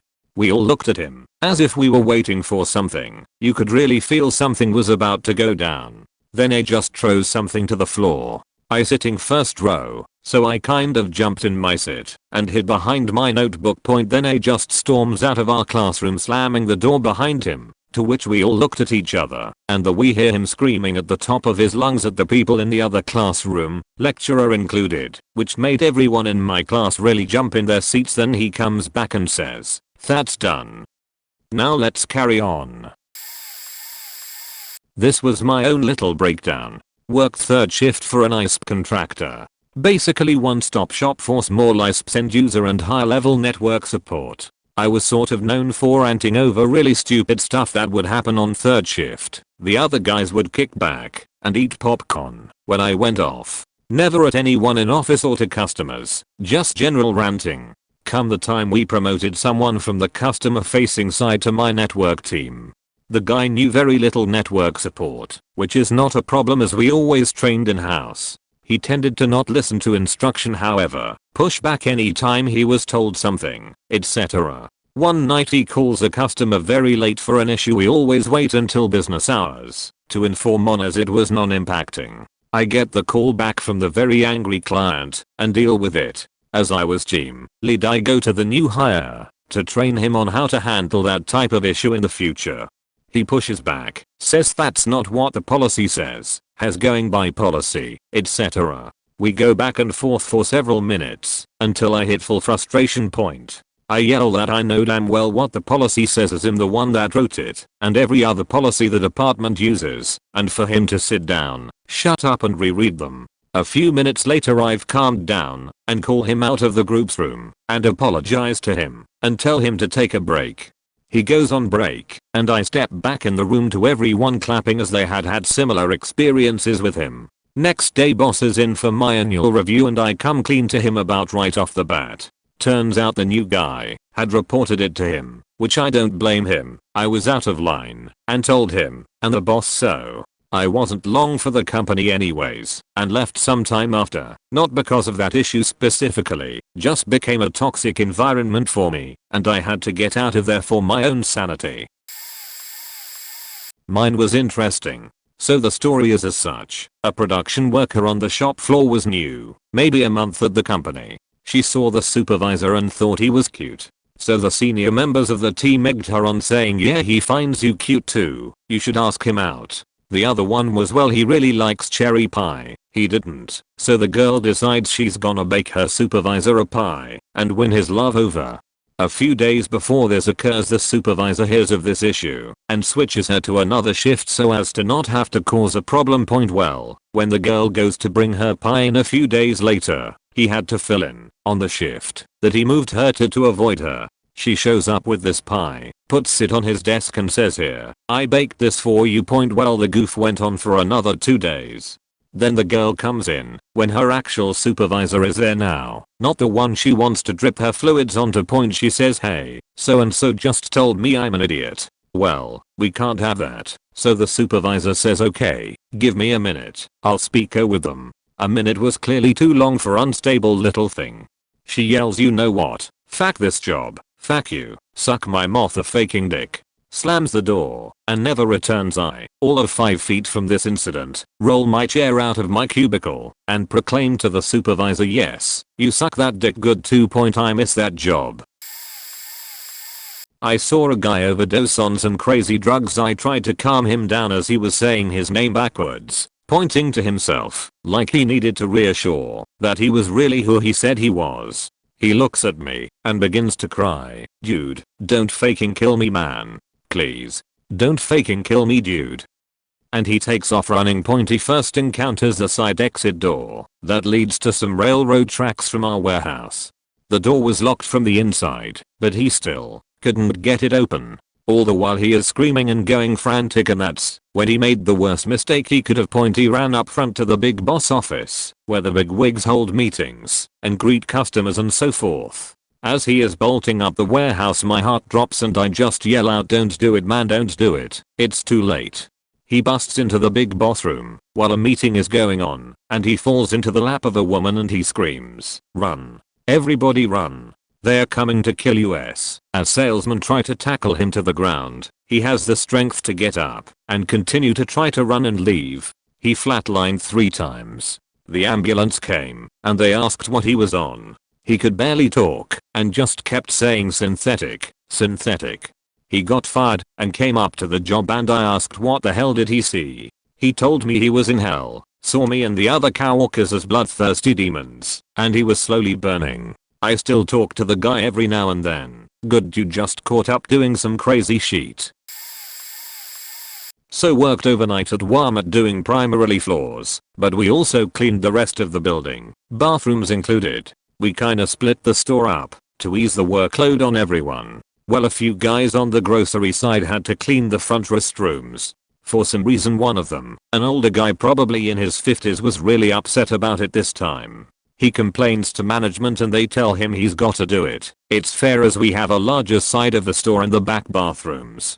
So he goes about his night. Around 6ish in the morning he's up there cleaning the bathrooms. Being an unofficial lead, I head up to see how it's going. As I near, I see a broom come flying out of the bathroom. Dude comes out ranting and raving. He's pissed. I laugh and start walking away because I'm not officially in charge of anyone and I'm not dealing with it. A minute later I hear an announcement from the speakers. I cleaned the bathrooms today, but I ain't doing that shit anymore. You can count on that. Needless to say, we had a lot of confused customers and employees. Another minute later, and I hear on the speaker a manager calling the guy back to the office. He gets fired. The next morning as I'm getting ready to leave here, this guy comes back in the store. On his bike. Drunk. He pedals it all the way to the back of the store to talk to the head manager about getting his job back. It didn't work. Maybe not too legendary, but something I always found hilarious. Other than that, in my time there, I saw an assistant manager throw his keys as far across the store as he could and walk out. A girl full blown bawling because she couldn't reach her lunch. Plenty of fights. Two employees who worked there. One guy tried running the other over because they were having a domestic dispute, and probably countless other things I've forgotten over the years. I tend bar at a hotel. There was a bellboy working there for a while who was relatively well known as a guy with a very short fuse. For the sake of anonymity we will call him Chip. He was very quiet, but if something started to get to him, he would start bottling it up. Eventually you would hear something slam or break and you knew that Chip was on a tirade. He would disappear for a bit, then return good as new. After a year or so of disliking his job, it boiled over. We were in the middle of our peak season and the hotel was packed. A VIP guest, a wonderful married couple, were checking in and requested help with their luggage. They called Chip up to the desk and everything seemed business as usual. This is where it went south. The gentleman had his guitar with him in a black hard case and he asked Chip to be careful with it as he loaded it onto the cart. For whatever reason, that was the straw that broke the camel's back. Chip froze for a second, then all of a sudden he hurls the guitar case across the lobby, then removes his radio and keys, and chucks them at the front desk staff. He stormed off, and I thought it was all over, but apparently it continued in the most passive-aggressive way possible. This guy had the nuts to hide in the break room on the clock and collect his pay. Then he comes in the following day, punches in, goes back home, collects a day of pay, then comes back and punches out. Management was off property for those 2 days, so it took a while for anyone to be able to get his termination finalized. So in the mid-90s, I did phone tech support for AOL in Albuquerque. My husband was a trainer there, so I knew the other trainers really well and occasionally helped out in class with quizzes and role-playing. I'd helped out in one of the other trainers' classes, grading quizzes that were on paper, and I ran across one where the quiz taker seemed barely literate. I showed it to the trainer and he nodded and said, "I know." At AOL at the time, training was 6 weeks, and you had to pass at a certain level in order to move on. This lady clearly wasn't going to make it. So a couple of days later, I'm on the call floor and I take a bathroom break, and as I'm washing my hands, I see that lady walk in. I nod hello and go on out. Outside of the ladies' room, I see her trainer and I look at him and ask, "Is she?" And he nods and goes, "Yeah." A second after that we hear the unholiest yelling and screaming we've ever heard, and we just freeze. Another lady scuttles out of the restroom and says, "She's going crazy in there." Banging, yelling, screaming so loud that it carried over to the call floor and everyone standing up and looking over. Security comes running, and this guy runs in there, and a moment later he's dragging the poor lady out in a half Nelson, and she's just kicking and yelling and throwing elbows. She had cracked the bathroom mirror and dented the steel waster paper bins. Hands down the nuttiest thing I'd ever seen happen at work. It's probably for the best, crazy lady. It wasn't a very good job, anyway. My first job was working at Subway when I was in high school. My coworker, C, and I were bored and just chatting since the store was empty when we see this one girl and her shitty friends walk up. Well, my coworker and this girl don't get along, so my coworker went to do dishes in the back. So the girl and her friends came in and ordered a sandwiches, chips, and drinks from me. They all sat down with their stuff and started eating, but shortly after called me over to their table. I went over, and the main bitch asked me where C was. I said she was busy, to which Megabyte replied that she and her friends had a problem with their food and they know that C had something to do with it. Now, as anyone familiar with Subway knows, they make the food right in front of you, so it's impossible for someone to sabotage your food. Well, Megabyte decided that she and her friends deserved gift cards for free food to make up for their shitty sandwiches, so I told her that wasn't gonna happen, and if she didn't like it she could leave. Megabyte goes completely ballistic and starts screaming bad service as she takes her chips, crushes them up, and then dumps them all over the booth. Of course her friends follow her lead. Then Megabyte takes the fillings of her sandwich and starts throwing them all over the restaurant. My coworker then comes out from the back with a broom in hand and tells these girls to get the fuck out of the store and try to shoo them away. Megabyte then takes her drink, looks C straight in the eye, and then threw her soda in C's face. Megabyte's friends take their sodas and poured them out on the floor. C was faking pissed by then and started smacking the shit out of Megabyte with the broom until she and her posse ran out. The best part is that we didn't get in trouble for anything when Megabyte called the cops because we attacked her once the cops saw the security tape. Instead, Megabyte got slapped with a restraining order.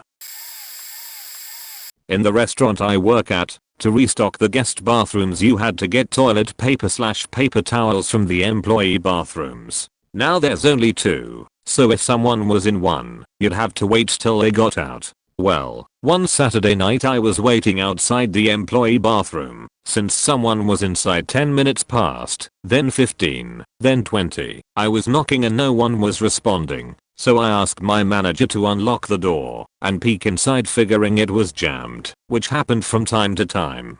Lo and behold, someone was inside, one of the new dishwashers. My manager slammed the door shut and I continued waiting and waiting. One of the cooks had to use the bathroom, so he was waiting too. Eventually, my co-worker/best friend noticed both of us had been waiting for so long, and since we love to give each other a hard time at work, she started banging on the door, telling them to get out, just being extra, but she was just joking around.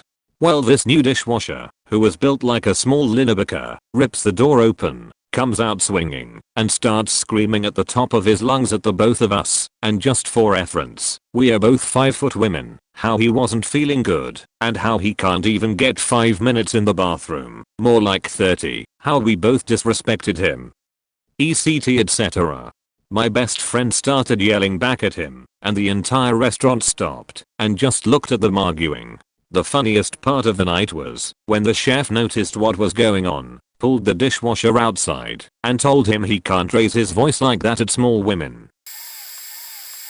In 7th grade we got a new science teacher who had to have been in his early to mid 40s and came from one of the richer parts of town. He was used to teaching middle to upper class students that were mostly white. My school, however, was about 75% Hispanic and in a lower income neighborhood. The behavior of most of the kids was less than stellar, to say the least. He would send kids to the office almost daily and always had a hard time controlling the class.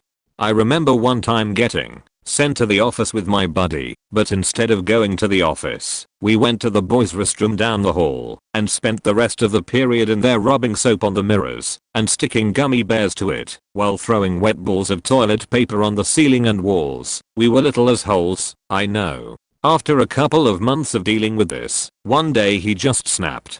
He slammed his fist in the overhead projector and yelled at the top of his lungs, "Everybody sit down and shut the fuck up." His hand went through the projector and there was glass and blood everywhere. The entire class just sat there in awe with their mouths open. After he realized what he did, he immediately grabbed his jacket, wrapped his hand, and ran out of the classroom. For the next few weeks we had random substitute teachers and was told our teacher was on a brief leave. He eventually came back, but mentioned nothing of the incident. The students, or my class at least, started to behave more because we all felt pretty bad for causing his meltdown. When I started 8th grade he was nowhere to be found, and I never heard of where he went off to teach, or if he even continued to teach. If you're reading this, Mr. Benson, I'm sorry. Third time telling this story. Point just of age kid, hired at my job. Entertainment venue, mini golf/arcade, sheet stirrer. Trying to get others in trouble the second he was on someone's radar for anything like this would somehow distract us from him hitting on the girls while on duty and openly talking smack. I'm not a supervisor, but when one isn't present, the staff pretty much take my word as law because I like to believe I'm pretty reasonable, so sometimes it's me that's given him shit. One day he ghosts a shift because his car broke down, but doesn't think to tell anyone until 90 minutes after he was supposed to be here. Just yeah, car broke down, I'm not coming. Naturally he gets shit for it on his next shift. In his twisted mind he decides he only got in trouble because I convinced the owner to get on his case. Not that the owner would be upset someone just doesn't faking show up or even try to. Nah, it had to be my idea, apparently. So he comes down and starts trying to get a rise out of me in the middle of the floor. I'm not doing it because customers galore are watching. The fact I won't have a screaming match with him just makes him angry, so he punches me in the gut with the swiftest motion he can. No wind up but all the force we can muster. A coworker shot upstairs the second he started making a scene, so the owner was down in time for the hit, and in a miraculous display of actual management for him. I mean, being an actual leader twice in one day, holy shit, tells the guy to get the hell out, never come back, his last check will be mailed to him. Buddy screams all the way upstairs, upends most of the break room, and storms out, then comes back 2 weeks later trying to see if I was on shift, and demand to know when my next shift was, when I wasn't on that day. His milling about and grilling makes them nervous until he's told to leave again, but he hangs around to the point security for the area is called, then the cops say found a gun on him. You can draw your own conclusions. Years ago I worked at a metal refinishing shop. We employed about 45 employees. I was training about a dozen to work the new material we got in. My job was to train, bring in new jobs, and oversee the quality of each department. One of the elderly guys, about 60 years old, that had worked there a year chain smoked. The owner of the company implemented a strict no smoking inside during work hours, but this old fatch just couldn't control his urges. He'd light one up as soon as I turned my back. After the third time of catching him in one day, I told him he needs to go home for the day without pay. He said fuck you and walked out. The next day, same thing happens, so I reiterate the policy and tell him to not smoke inside. We were very relaxed. So long as you were producing and earning the company money, you could take a break or walk outside as often as you wanted. He gets livid and proceeds to scream in my face and throw everything he can get his hands on. The owner saw what was happening, came walking to the production area, and calmly tells the elderly gentleman he needs to clean up his area and go home for the day. Elderly gentleman decided throwing a lit cigarette in the owner's face was a better option. 15 minutes later the cops are dragging the elderly guy out for a trip to jail, and the whole time he's fighting with everything he's got. Manages to lose his pants, hat, and pack of cigarettes in the process. My boss got a free pack of smokes out of the deal, and I got to fire my first employee I had helped hire on. Good times. I don't know if this counts, but I will still post it. So in year 6, 5th grade, I was sat at a table in class with 3 kids who all bullied me. I was a little fat kid at the time who showed major signs of autism and had only just learned how to read, to put it simply. I went from illiterate to one of the best in class in a year. This made me an easy target, and I was sat on a table of 4, me, the class clown, the head boy, and the class bully. For an entire year I was bullied, and this mixes in with the confusion around puberty. I was an early bloomer, and gender identity. I came out as trans almost a year ago. It was obvious to say I was being heavily bullied. These kids made fun of me, my things, my looks, and even my family. And so I told my dad, a good friend of the head teacher, and also a bodybuilder, about it, until finally the head teacher found out. One of the last days of school we were called in there. Class clown and head boy got away, but not bully. Given this head teacher had a heart attack earlier the same year, he screams at this kid. I'm crying while relaying a year's worth of bullying, and the bully is crying because he's being shouted at. It was a glorious victory on my side. At this point I was also scared of the head teacher, who had previously been the nicest man I knew outside of family. Can you please not tell anyone about this? Says the bully. Hell no. My last revenge was telling people about the incident. He was still an as in high school, but he moved. TLDR, I was bullied in 5th grade, and when the head teacher, principal, found out, I say the gates of hell open in his eyes. Kid stopped bullying me.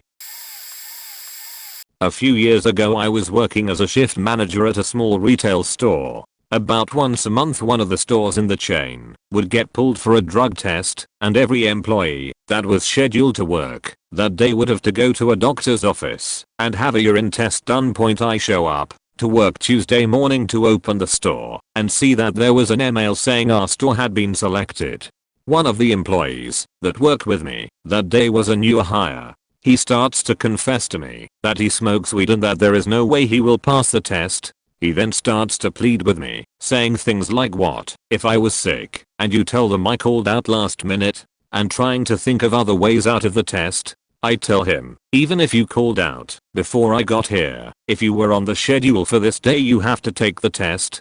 The office knows who is on schedule for today and who isn't. I'm sorry. He seemed calm for a bit, but I guess he was just trying to process a way out of his situation. A little while later, while I was helping a different employee do a task, he walks up and says, "You want my piss?" Pulls his pants down, pisses on the floor almost between me and the other employee. He then says, "There is my piss. Test that. Fuck this place." And walked out.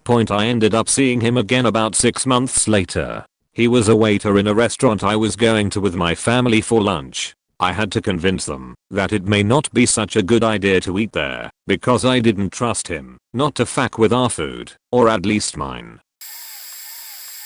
High school band teacher. Band was at the end of the day, so every so often the whole band is collectively over school and just mentally absent, which drives the teacher batty. Well, one particular rehearsal we kept blasting right through a piano section of a piece, meaning the whole band needs to play soft and quietly, and he snapped. He cut his all off and snapped his baton in half. This was actually routine for him.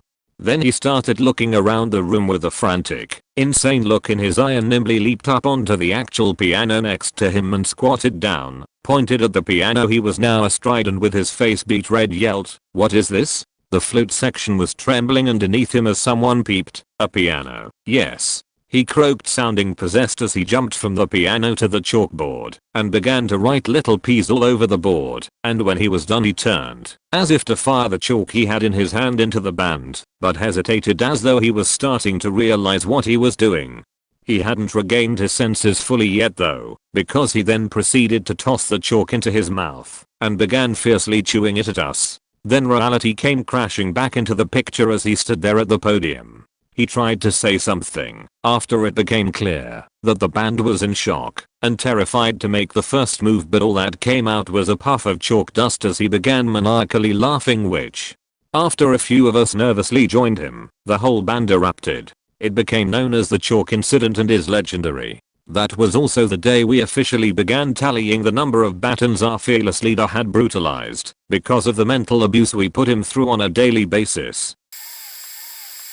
I was in a class in school, and the room we were in happens to be just in front of the stadium-sized football field we had in the school. Soccer for Americans. This is not a problem, because everyone is in a class at the same time, but this time there was this group of kids that didn't have a class, because the teacher got sick, and didn't call the day before to inform on that, so they let them just go out and play soccer.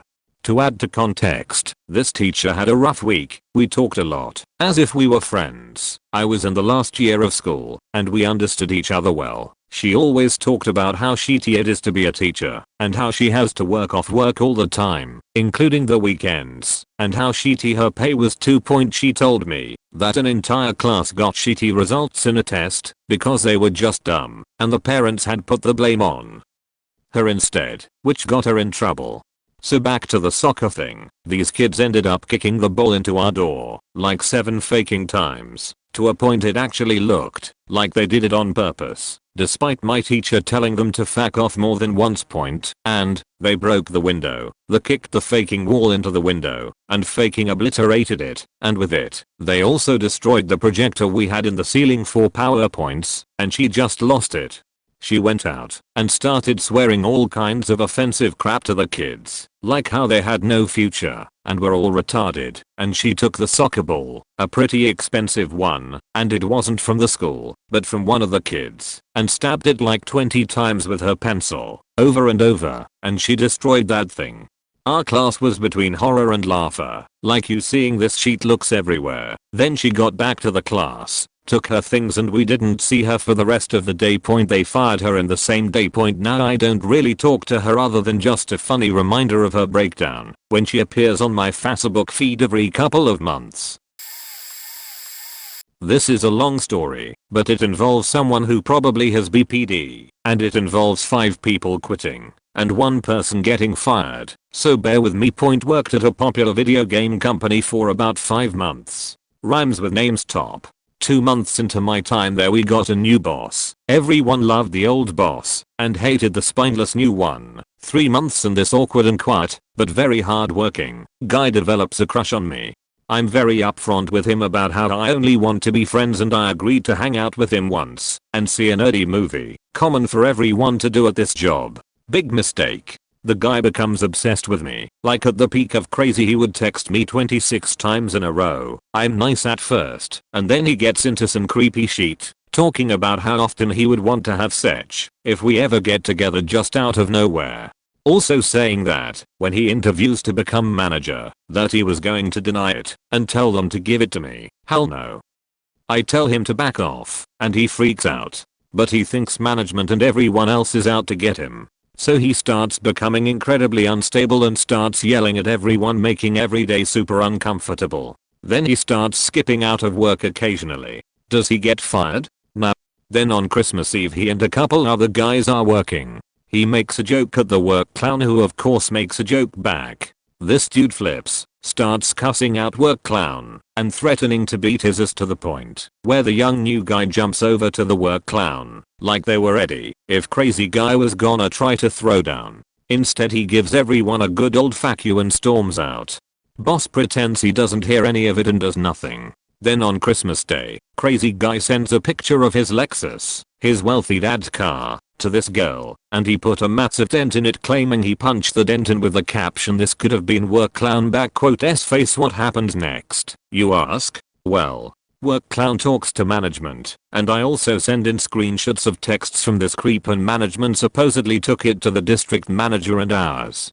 And nothing happens. They just agree that he can't be a manager. But he stays on and gets more hours than everyone else except managers. The guy eventually quit because they started considering me for management, and I came into the store one day off the clock and talked about it to another employee, and he overheard and wasn't happy. This company is horrific, by the way, and their upper management is so shady and awful. I decided to quit because of a number of bullshit things they kept pulling, and the next day the assistant manager quit, then another manager quit, and then a long-time employee quit, and a much-loved manager got fired. He gave friends an employee discount about 5 times. That place started to burn, and it was glorious. In short, crazy guy becomes obsessed with coworker and sexually harasses her, threatens another employee over a joke, repeatedly skips out of work, and then end up quitting after no punishment point. Yet someone else will get fired because he owes the company $45. It was a multi-day adventure. I worked for a non-profit that had its office inside a church. It was just me and my supervisor in one small room. The church had vacation Bible school and used the room next door for music. By the end of the week, she was so tired of it that she got up, walked over to that room, opened the door, and in front of all the kids, told the teacher off, yelling about the noise and how it was so inconsiderate to put the loudest activity on the hall where people were trying to work, etc. She slammed that door, came back into our office all worked up, and said, "Sometimes you've gotta be a beach to get things done." Clearly, they complained to the pastor, and the pastor called our out-of-stater demanding that she be fired or that the org move their office out of the church. We paid nominal rent to be there, $100 a month, so a really good deal. The next morning, she opens an email from the ed demanding an explanation and says slow and loud, "What the fuck?" and immediately bursts into tears, crying that none of this is fair. She spends the day totally wound up. The next morning, I walk in and more tears. She tells me that she has been reading on the internet and discovered that she has misophonia, which is basically a fight or flight reaction to sound. She claims this explains so much of her life and writes an email to the ed saying she has been diagnosed with misophonia and demanding an accommodation for her disability. Fortunately, I had a vacation scheduled and I accepted another job and was leaving, but they did fire her about a week after I left. Hot mess. Took a 0/1st hour aviation class in high school. Instructor was straight from the Muni Airport Flight School, no affiliation with the high school. He refused to allow drinks or food in the class. Class started at 6 AM by the way. On multiple occasions he would grab a classmate's, or mine, coffee we thought was hidden, and proceed to open the door and throw it outside. One day we decided we had enough. We knew that he left the room religiously for the full 12 minutes between 0 and 1st hour, so we decided to make breakfast for everyone in class. He didn't catch on to the smell of the griddle heating up behind the desk of the teacher who occupied the room the rest of the day, so we knew we were golden. Once he left the room for break, we had exactly 12 minutes to make pancakes and coffee for the class before shit hit the fan once he walked in. It was like a shitty Mission Impossible remake. We proceeded to make the smallest, shittiest pancakes for everyone, along with distributing cups of coffee we poured from 3 stashed containers hidden behind the desk. It was glorious. Every kid in class stuck around because they knew what was going on. When the instructor opened the door, he was greeted with the entire class eating breakfast. He lost it. Started screaming.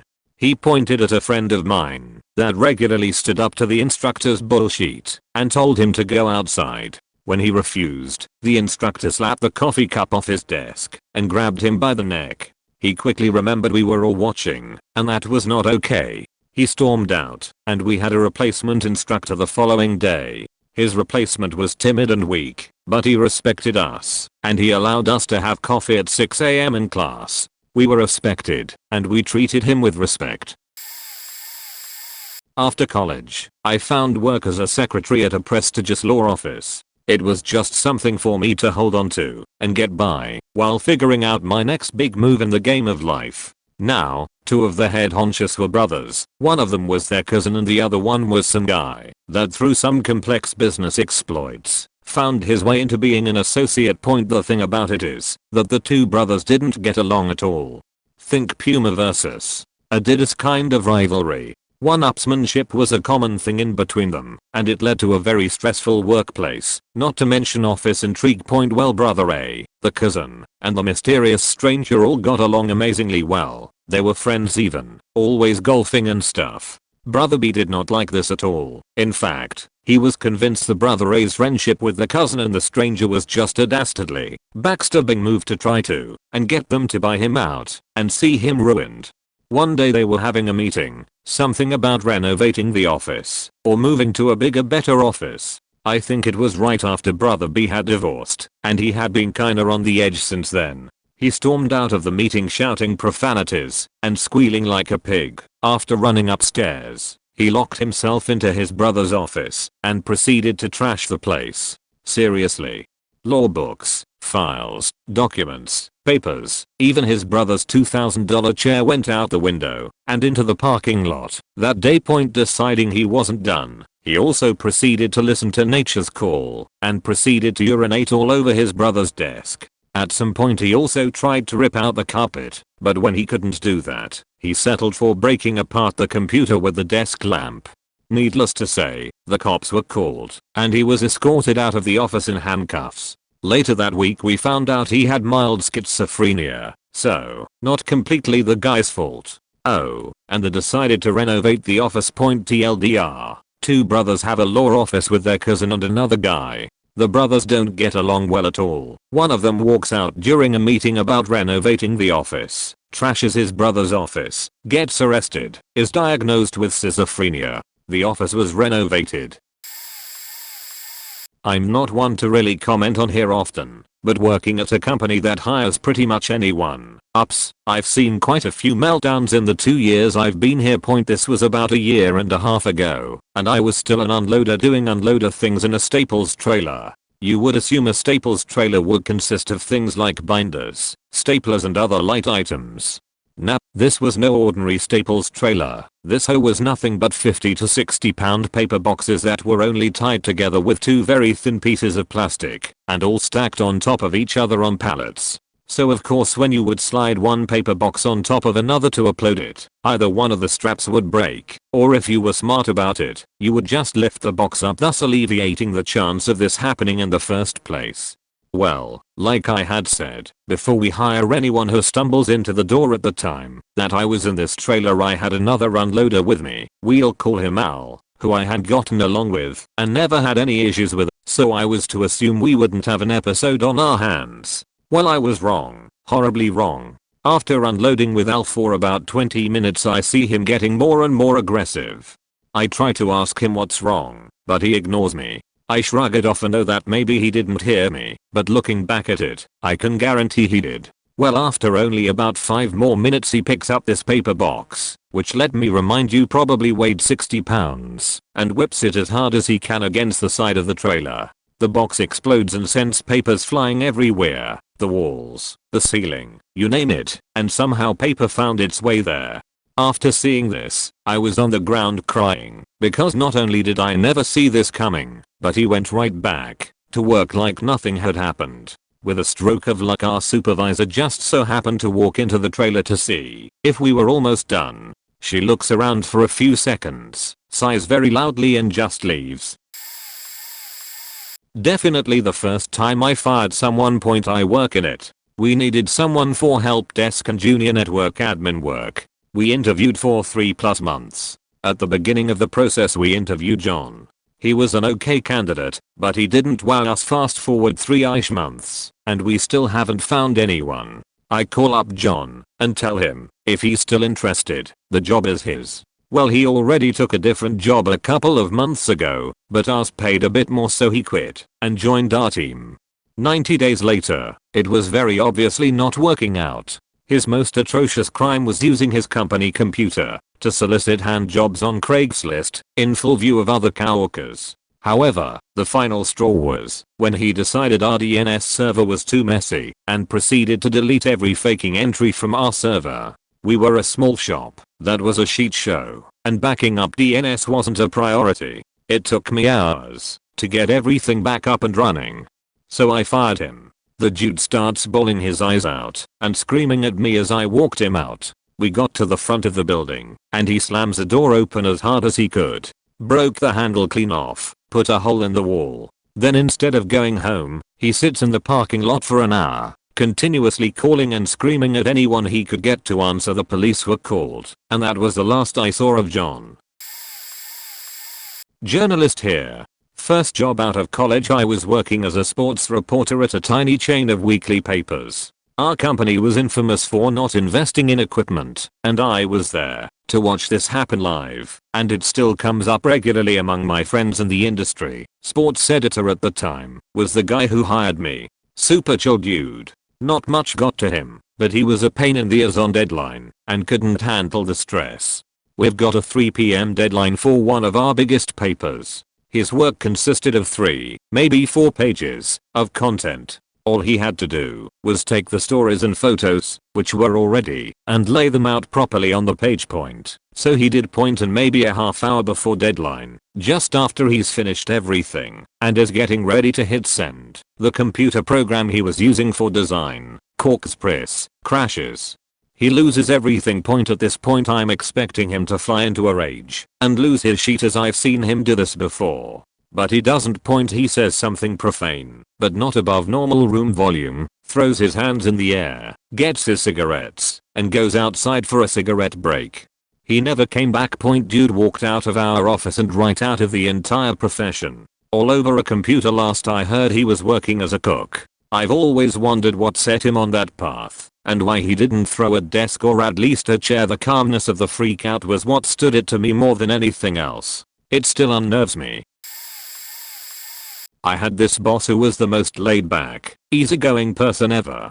She was Japanese and didn't speak perfect English, but good enough, and enough to catch most nuances and bad vibes. We had this Canadian lady working in the office. She had been there for 1 or 2 years. One day she comes into the office, but there was some kind of scheduling mistake. Nobody was sure exactly what happened, but she wasn't needed there that day. Not a big deal. From time to time this kind of thing happened, and we got paid when it did, so no biggie. The boss was out of the office, but the lady calls up my boss on her cell and starts getting short with her. We can't understand why she's getting so worked up. We wonder whether or not our boss can understand the lady is kind of dissing her on the phone, and we are kinda hoping she'll cool it, and the whole thing will blow over.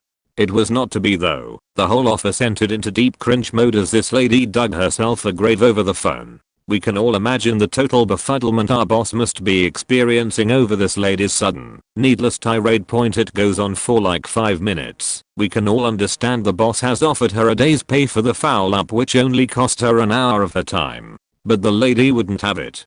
She starts yelling at the phone, "You need to take responsibility for this. even though it's clear to everyone the boss has made an offer to pay her the equivalent $200 for the day's work and to just chill out. That is far more money than she would have received, even if there hadn't been a scheduling mistake. She didn't seem to have any other important plans for the day that would have set her off either.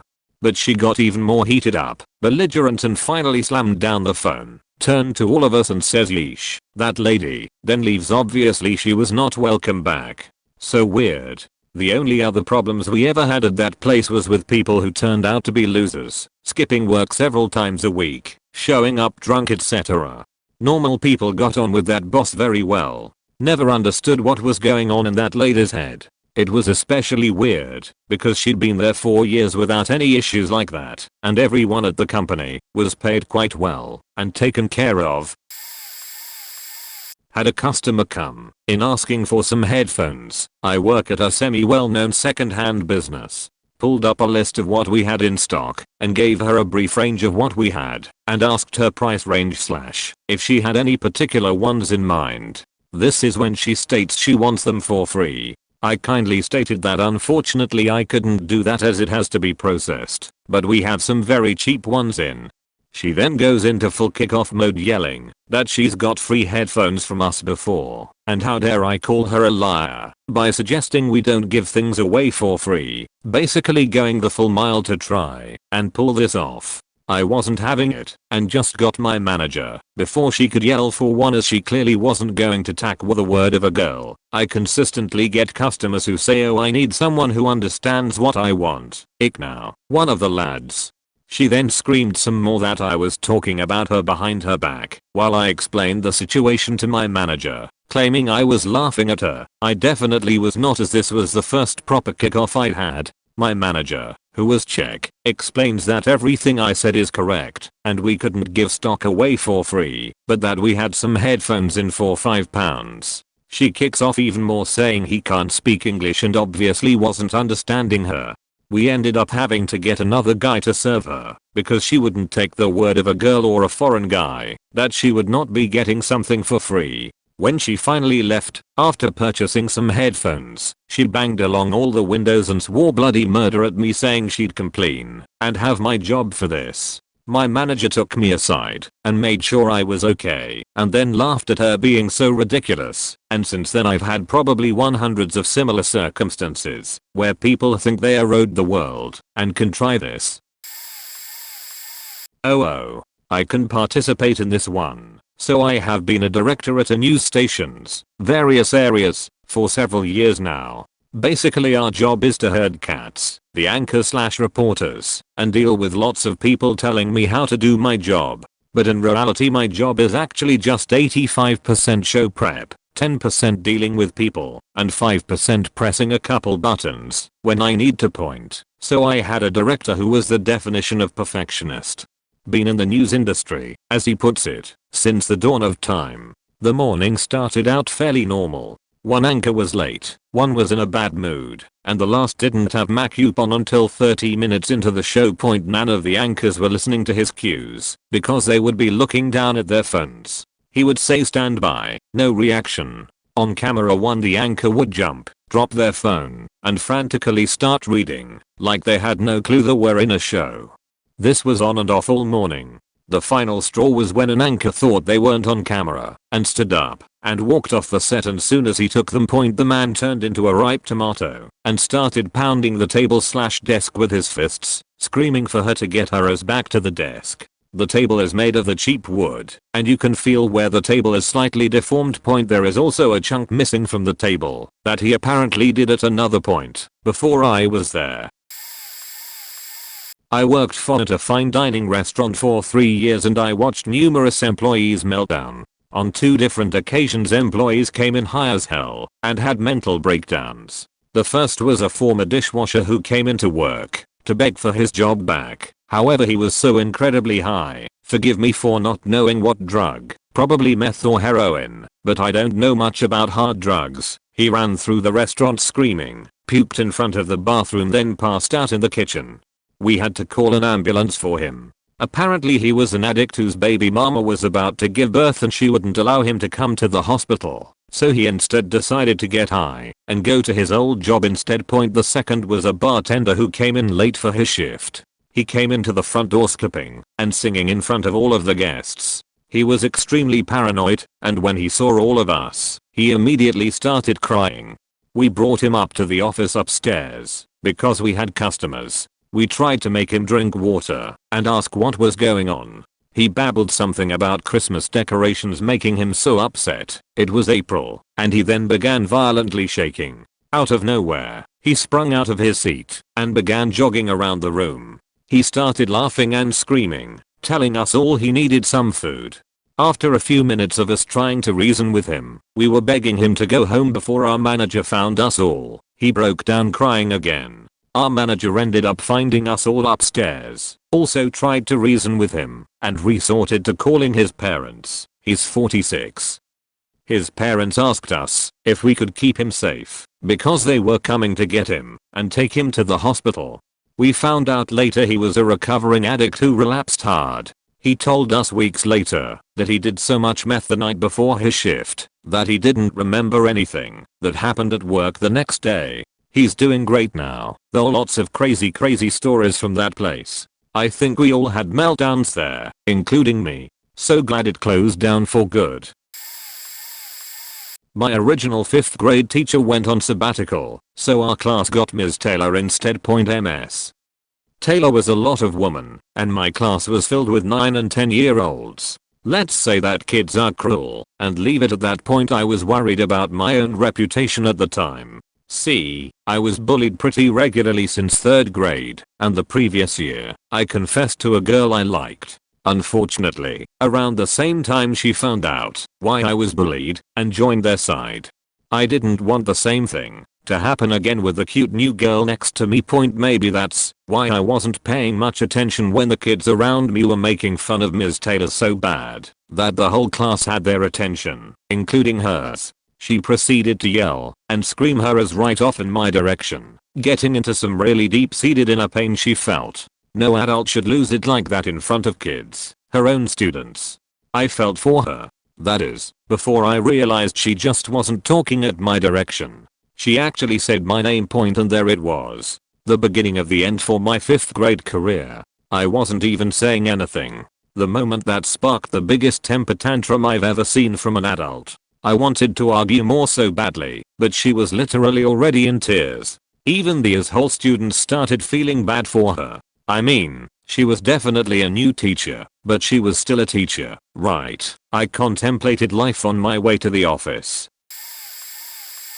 A guy who had come on through a grad scheme, but apparently had failed to get where he wanted, without warning sent round a company-wide, so that included offices in about 5 countries, email with a 200-page dossier on how the company and his immediate bosses were racist, and he had not progressed because of racism, and had made notes all throughout his meetings and attached them, and attached every single email exchange they had.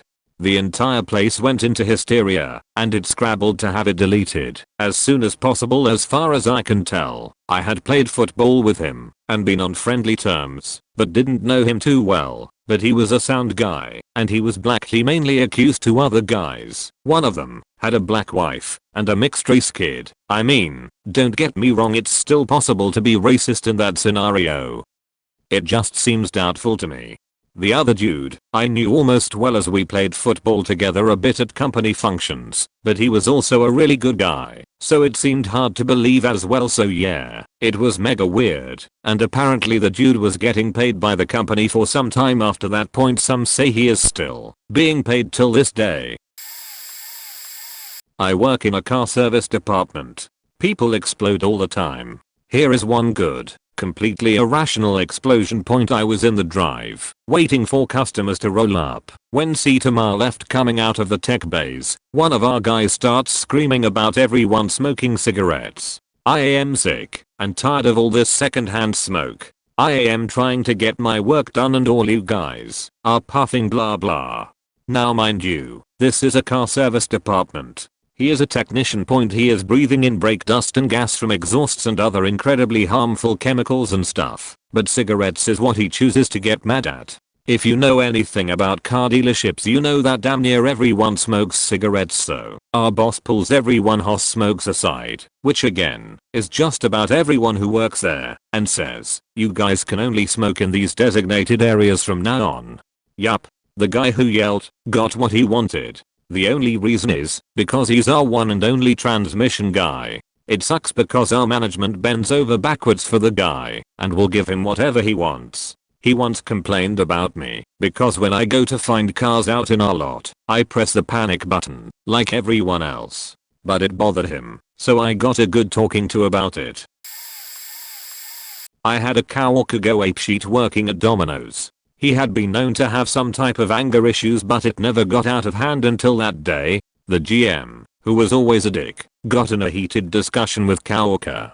They ended up yelling and ending it on a bad note, with GM going to top pizzas and coworker on the oven with me boxing food. GM said one last thing under his breath, forgot what it was, and coworker heard it. He put down the pizza cutter and spatula on the table in front of me, so it caught my attention, and just walked right over to GM, who had his back turned, and right hooked him in the side of his head. He then proceeded to just beat the shit out of GM, pounding him like some world star sheet. Everyone started yelling and screaming, even the customers, as they ran out like the place was getting robbed. I ran over and pulled coworker off of GM to stop the fight, and GM yelled at me to let him go, "It's not worth it." So I let him go, and coworker goes right back to beating the shit out of him. Feeling stupid, I pulled him off again and put myself in between them, and the whole incident ended. We kept the store running and called the owner down. He interviewed us all on what happened and even told coworker if he just explained what happened and admit he was wrong, he could still work there. Coworker responded with "Fuck you, fuck him, and fuck this sheet," and left. On a side note, not that I would wish it on anyone, but seeing our GM, who was a total dickbag, get his ass handed to him was kind of satisfying. Not at work, but in school. In 7th grade science, there was a kid in my class. We'll call him M. He was always causing problems, just acting out in general, talking loud, being disruptive, and he was always being sent to the office because of this. Everyone went easy on him because he had a rough life and was also just a little off in the head. In science class, he sat right behind me. He was actually pretty nice and really smart too. During this class, for some reason, he was asking everyone to pass their science books his way, so we all did. He was just building towers with them, no big deal. Anyways, we weren't doing much in class that day, but our teacher told them to give everyone their science books back and to stop building towers with them. He says no and continues as he was. The teacher then tells him to go to the office if he doesn't want to redistribute the science books. He stares at her for a split second and then karate chops his book towers in half. After this, he picks up a few of the books and throws them around the room one after another. Nobody got hit by the books, one ended up landing on top of a shelf, kind of comically. He then walks up to the front of the classroom, hits the intercom button to the office and says, "We need an escort to the office now," and then he turns around and says to our teacher, "You're just an old hag that needs to get laid." After this, he calmly walks out the door and waits for his escort. The room was silent for a good minute after this, and our teacher just didn't know how to react. This is one of those times that it was incredibly hard not to bust out laughing. You could see the entire room trying not to laugh about this. Most unexpected thing to happen during middle school, most definitely. I used to work for a transport company, and there was a guy that worked in a department covering freight or freight items that were damaged, held in a special part of the warehouse, until you got a response from the shipper saying what to do with the product. There was a woman that didn't like him much. She used to also cover his work if he was off, and whenever he went on his lunch break she would go out and move around some of the freight, organizing it properly, as she put it. Now he's been crapped on by the boss many times because he's tried finding stuff, but it wasn't where he originally put it and had it written down. So he's been threatened to get his sheet together or he'll get fired. One day the woman goes out, moves things around, and takes a picture of how disorganized his stuff is, shows the boss. Boss pulls him in, shows him the picture, and tells him he has one day to get it organized or he's gone. Guy is talking to another coworker that works on the dock and finds out that they saw the woman out there moving things around earlier. He goes into the office and, very calmly but sternly, tells her to stay out of his area and work unless she's covering his vacation/day off/ECT point because he's getting in trouble for stuff she's doing. He says this in front of about 4 other people. She goes to boss exclaiming how he's threatening her and was shouting at her. The boss is half an office area away, maybe 20 feet. You would hear the shouting from his office if it happened. He pulls the guy into his office and fires him on the spot, yelling at him that he has 10 minutes to collect any personal things and leave. Point. When we all hear wind of what happened, we go to the boss and tell him what actually happened. His response was, "I don't care what the true story is. Wanted the bastard gone for months now. Woman's name will take over the position." We tell our boss what all happened and filed our stories with ours so at least his employment record will be correct for reference calls, but he was never hired back.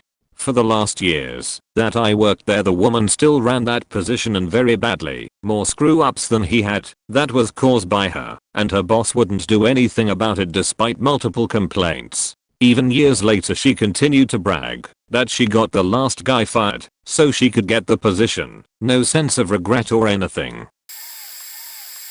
Forgive me, not work, but a teacher. My senior year of high school, I was in first period percussion ensemble. For context, some friends of mine and myself just really did not like our band director. He was just irrational and was mad all the time, specifically at us, and he would constantly yell at kids for minuscule things. I believe the meltdown that follows is a combination of both our bad attitudes and his short fuse.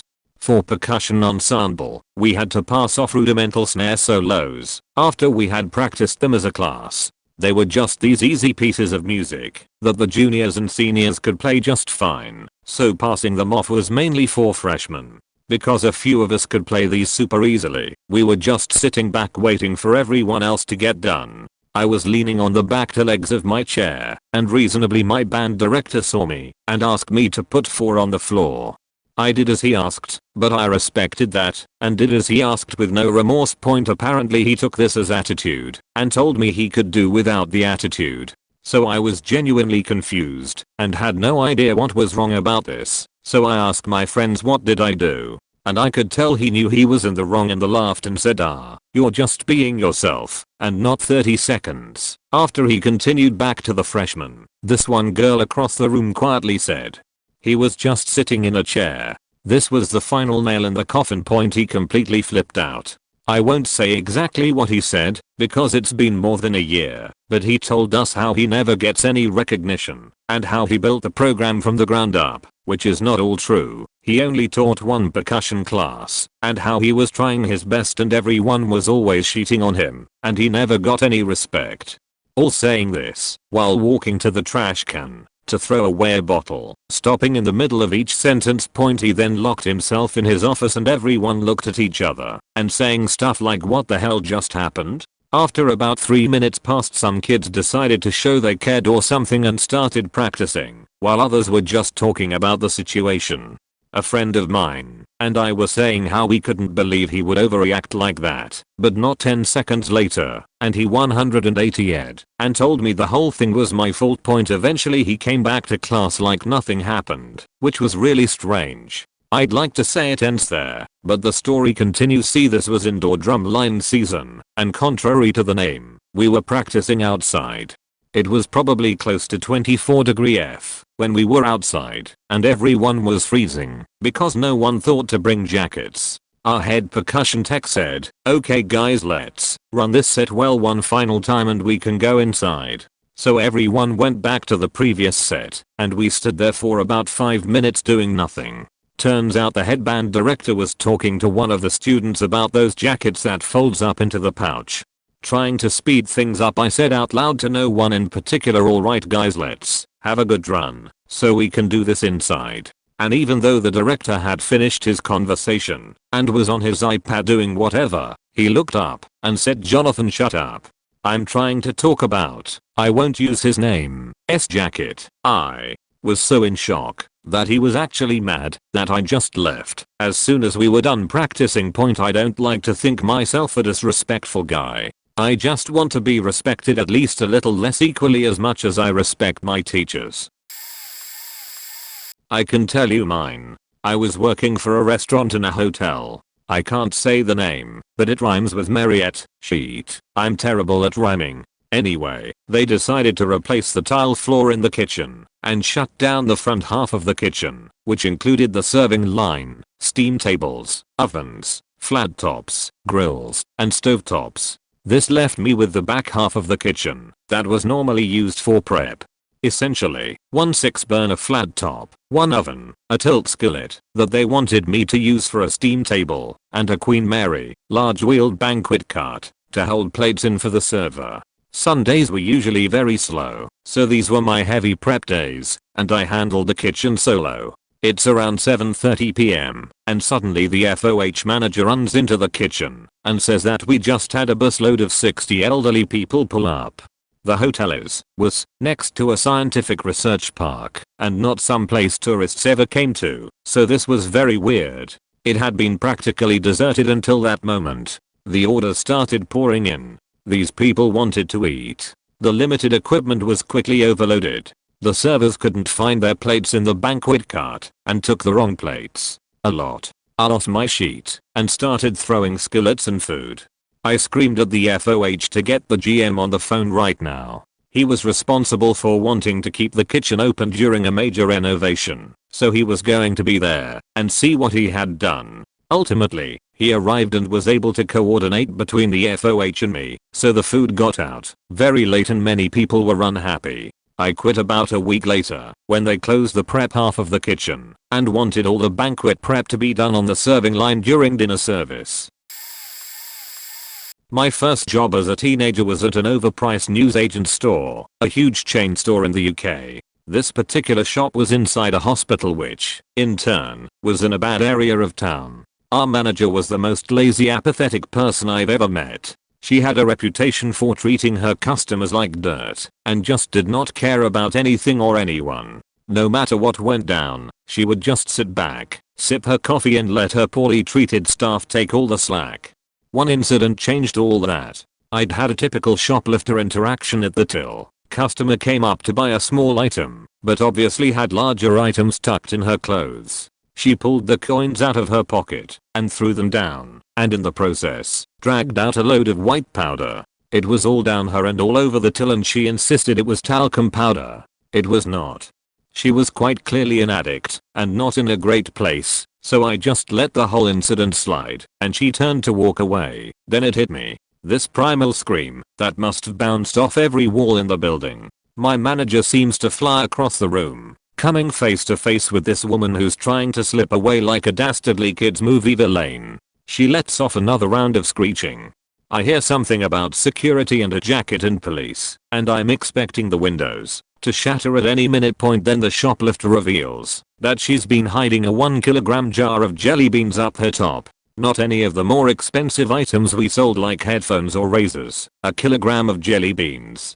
It clatters to the floor as she backs away. She's spotted the security guards. It's then that my manager starts the ungodly screeching again, her arms flailing as she tries to illustrate the utter devastation this shoplifter has caused to her stock. Alas, the security guards also have a reputation around the hospital, oft being touted as an example of the overweight, donut-eating stereotype associated with professions like this.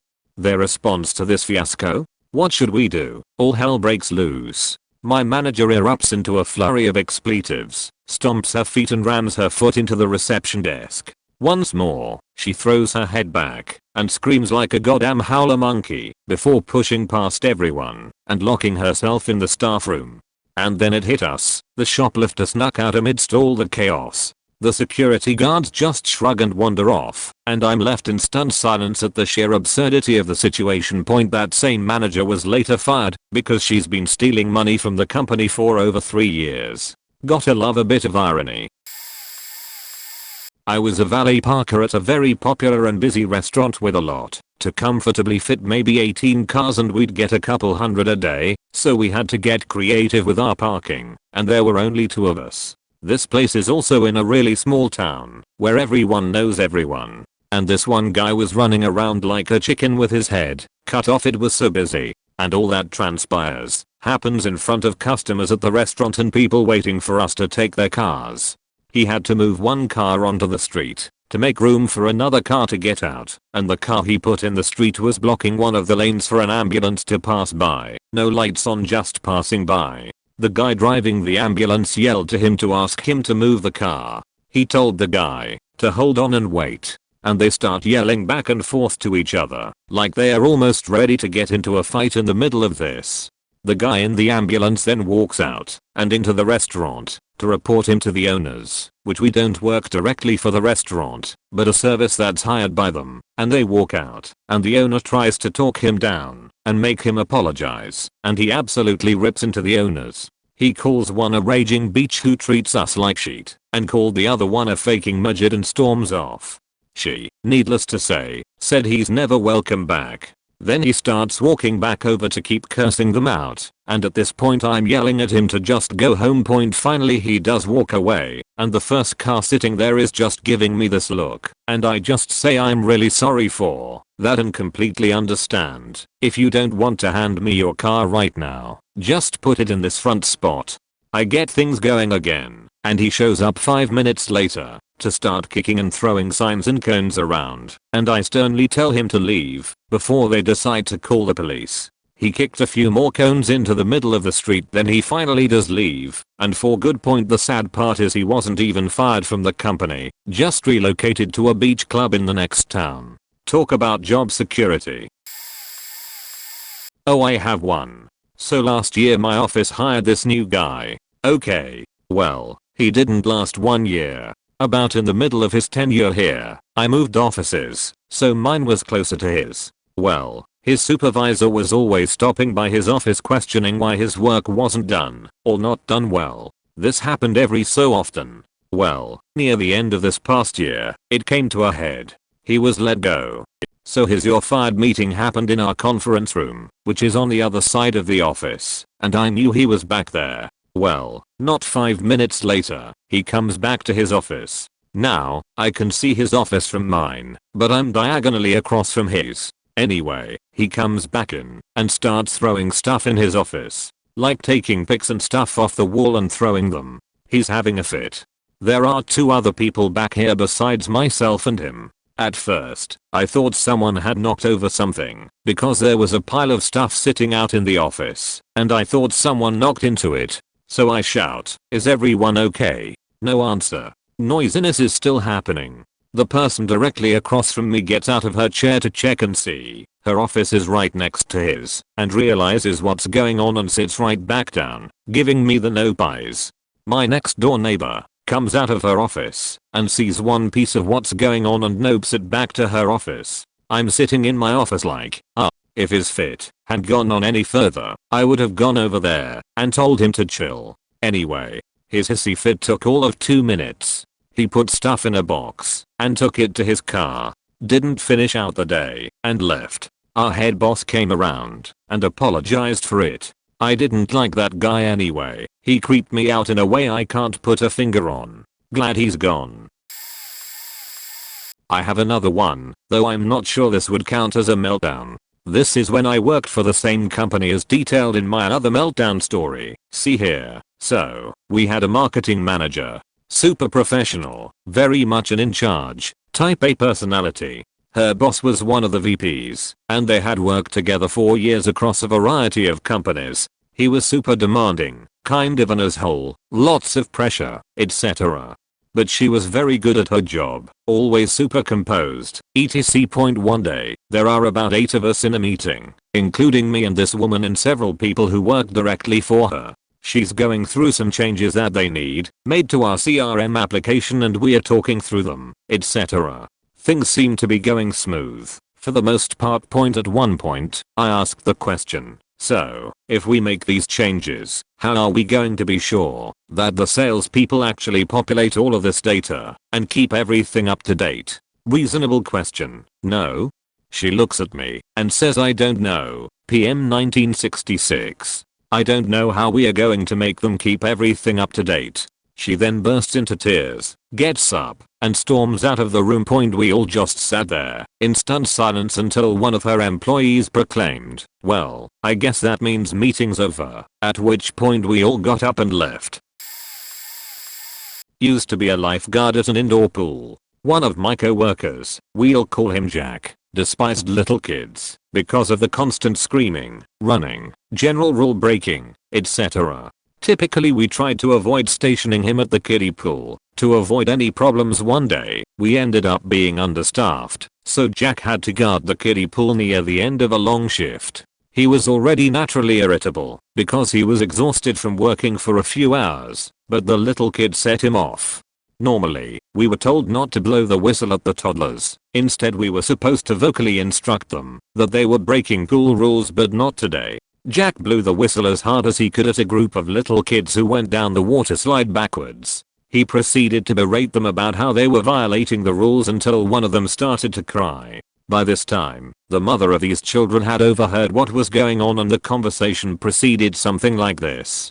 "Hey, stop yelling at my kids. Maybe if you were supervising your kids I wouldn't have to. That's your job. You're lucky I don't punch you in the face right now." Jack's face gets really red and proceeds to ball up his fists. Luckily, I had seen/heard this entire situation unfold as I was guarding the pool directly next to the kiddie pool.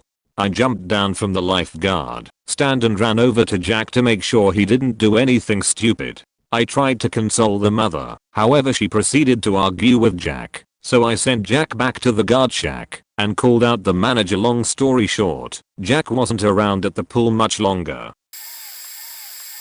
Working in a factory paint shop, we used to get new boots issued twice per year. One friend never used them, just hoards them in his locker. I won a bet with him, and he superglued the £1 coin he owed me to a part of the machinery. TLDR guy plays joke, giving green flag for some, admittedly persistent, amusing payback. He used to arrive to work early, step either side of his boots, undo his shoes and step into his boots without touching them. Then read a trashy newspaper before doing his laces and standing up.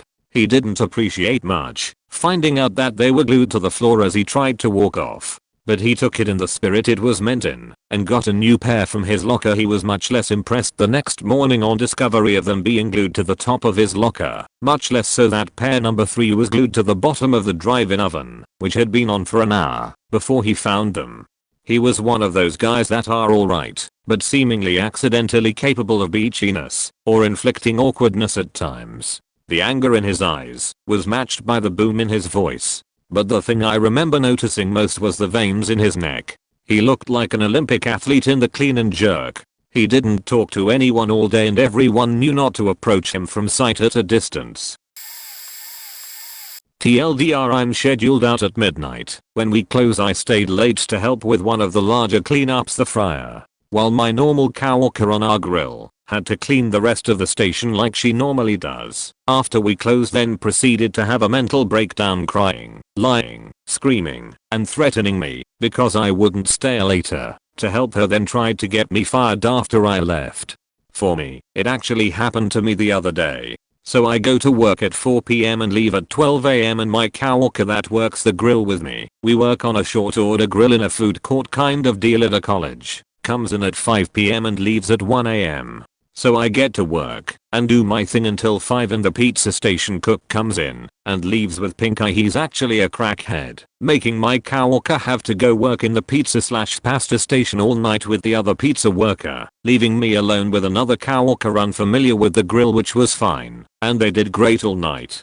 Come 12 AM, when we close I get ready to leave, but before I do I decide I will stay and clean the fryer, because my normal coworker has to come over and clean the grill. This is where it all goes to hell. I'm cleaning the fryer now. Understand I didn't have to do this, because I could have left at midnight. Now that it has come and passed I probably should have left. My coworker decides to tell me not ask me to clean the flat top, to which I say no. After a moment of silence she literally loses her faking mind on me screaming and actually crying because I'm only cleaning the fryer and not helping her clean any more than that, and how she always stays late, not because she has to, but because she asks to, and how I never stay late, which is also a blatant lie because I'm always staying late if need be, but I don't go out of my way to ask because I get up at 6 and for other things I have to do. But this goes on for about 10 minutes of her screaming in front of all our other coworkers, and I'm just answering her honestly and calmly, trying to finish the fryer so I can get the hell out of this situation as soon as possible, because she is still crying, yelling, complaining, and threatening a various amount of things. I finish the fryer and just leave without saying a word more as she is yelling at me, walking away still, and clock out. This whole time my managers just stood in awe at the situation. After I clocked out I talked with them in the office for about 5 minutes about the situation and left. The next day, her day off, I come in to find out. After I left she told the managers a bunch of lies about me trying to get me fired. Thankfully they know me well and just took it all with a grain of salt.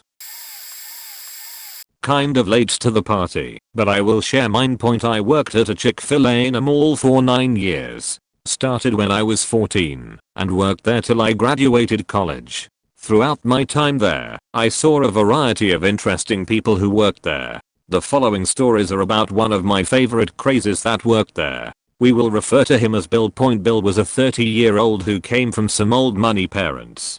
Bill reminded me a lot of Chris Farley in many ways. Anyways, Bill usually had some interesting stories which made work go by quickly, so he usually was pretty calm and kept everyone laughing all shift. Well, the first sign of an underlying issue came on a Saturday night. He showed up late to his shift, and when he got there he seemed out of it. He kept saying he was fine, but I'm pretty sure he was drunk and popping pills too. Well, he was tasked with working the fryers, so I tried to keep an eye on him. He was having issues cleaning one of the machines, so I got someone to cover my section so I could help. As I was walking over he tries to scrape the inside of the pressure cooker out. Normally that's fine, except this time he didn't drain the 300 plus oil out and dipped his hand in it. That sucked so bad. I felt bad and we got him fixed up. Next story is, after he comes back from his hand burns finally healing, Bill is no longer allowed to work on the machines, so he has to work the register. Bill hates dealing with people, but puts up a very positive front when working register. This one particular night ended up being Bill's last shift at our store. Bill had a few issues with customers changing up their orders, or he had miskeyed an order on the system. He was growing increasingly frustrated after each customer, but when actually working with customers he seemed to act even nicer. The last customer he had was a sweet old lady. She came up and ordered an ice cream cup. Bill was chatting with her about her night so far and proceeds to head to the ice cream machine. Bill makes an ice cream cone, and when he turns around the old lady calmly says, "I'm sorry sweetie, but I ordered a cup of ice cream." Bill locked up. He just stood there for a few seconds before turning and throwing the cone across the store. Scream God faking damn it. He walked back to the back slowly while steaming off with various profane one-liners and began punching holes in our sheetrock walls. My manager and I were able to calm him down and get him to sit down and chill. We sent him home for the night with his parents, who came to pick him up. Our operator fired him the next day, but man, I really worried about him after that. Nevertheless, him melting down after being so nice with that sweet old lady was so shocking, but you could see the look of sweet release on his face after blowing up.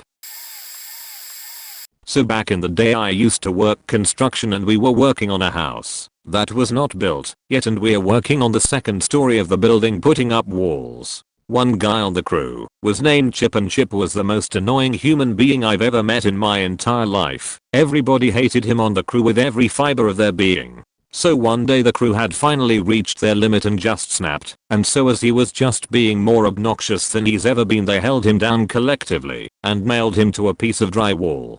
Like they didn't nail his person to the piece of drywall, but they nailed his clothes and his shorts and his shoes and his tool belt and literally went around nailing every single part of clothing he had to the wall. And then they actually placed the wall. They freaking put up the wall with him on it, so he was suspended 2 feet off the ground. He screamed and cried for like 30 minutes before one of the workers had the heart to give him a ladder. Now he didn't help him down, he just put the ladder at his feet so he could get down, and then they all left because the job was done for the day. So this guy sat there and tried to peel himself off the wall that he was nailed to, and he ripped all of his clothes and his shoes and he fell off the ladder trying to get onto it, and he went all the way home screaming and crying, and we never saw him ever again after that. He never came back, and we never heard from him again. That day will live in infamy forever. I still think about it at least once a week.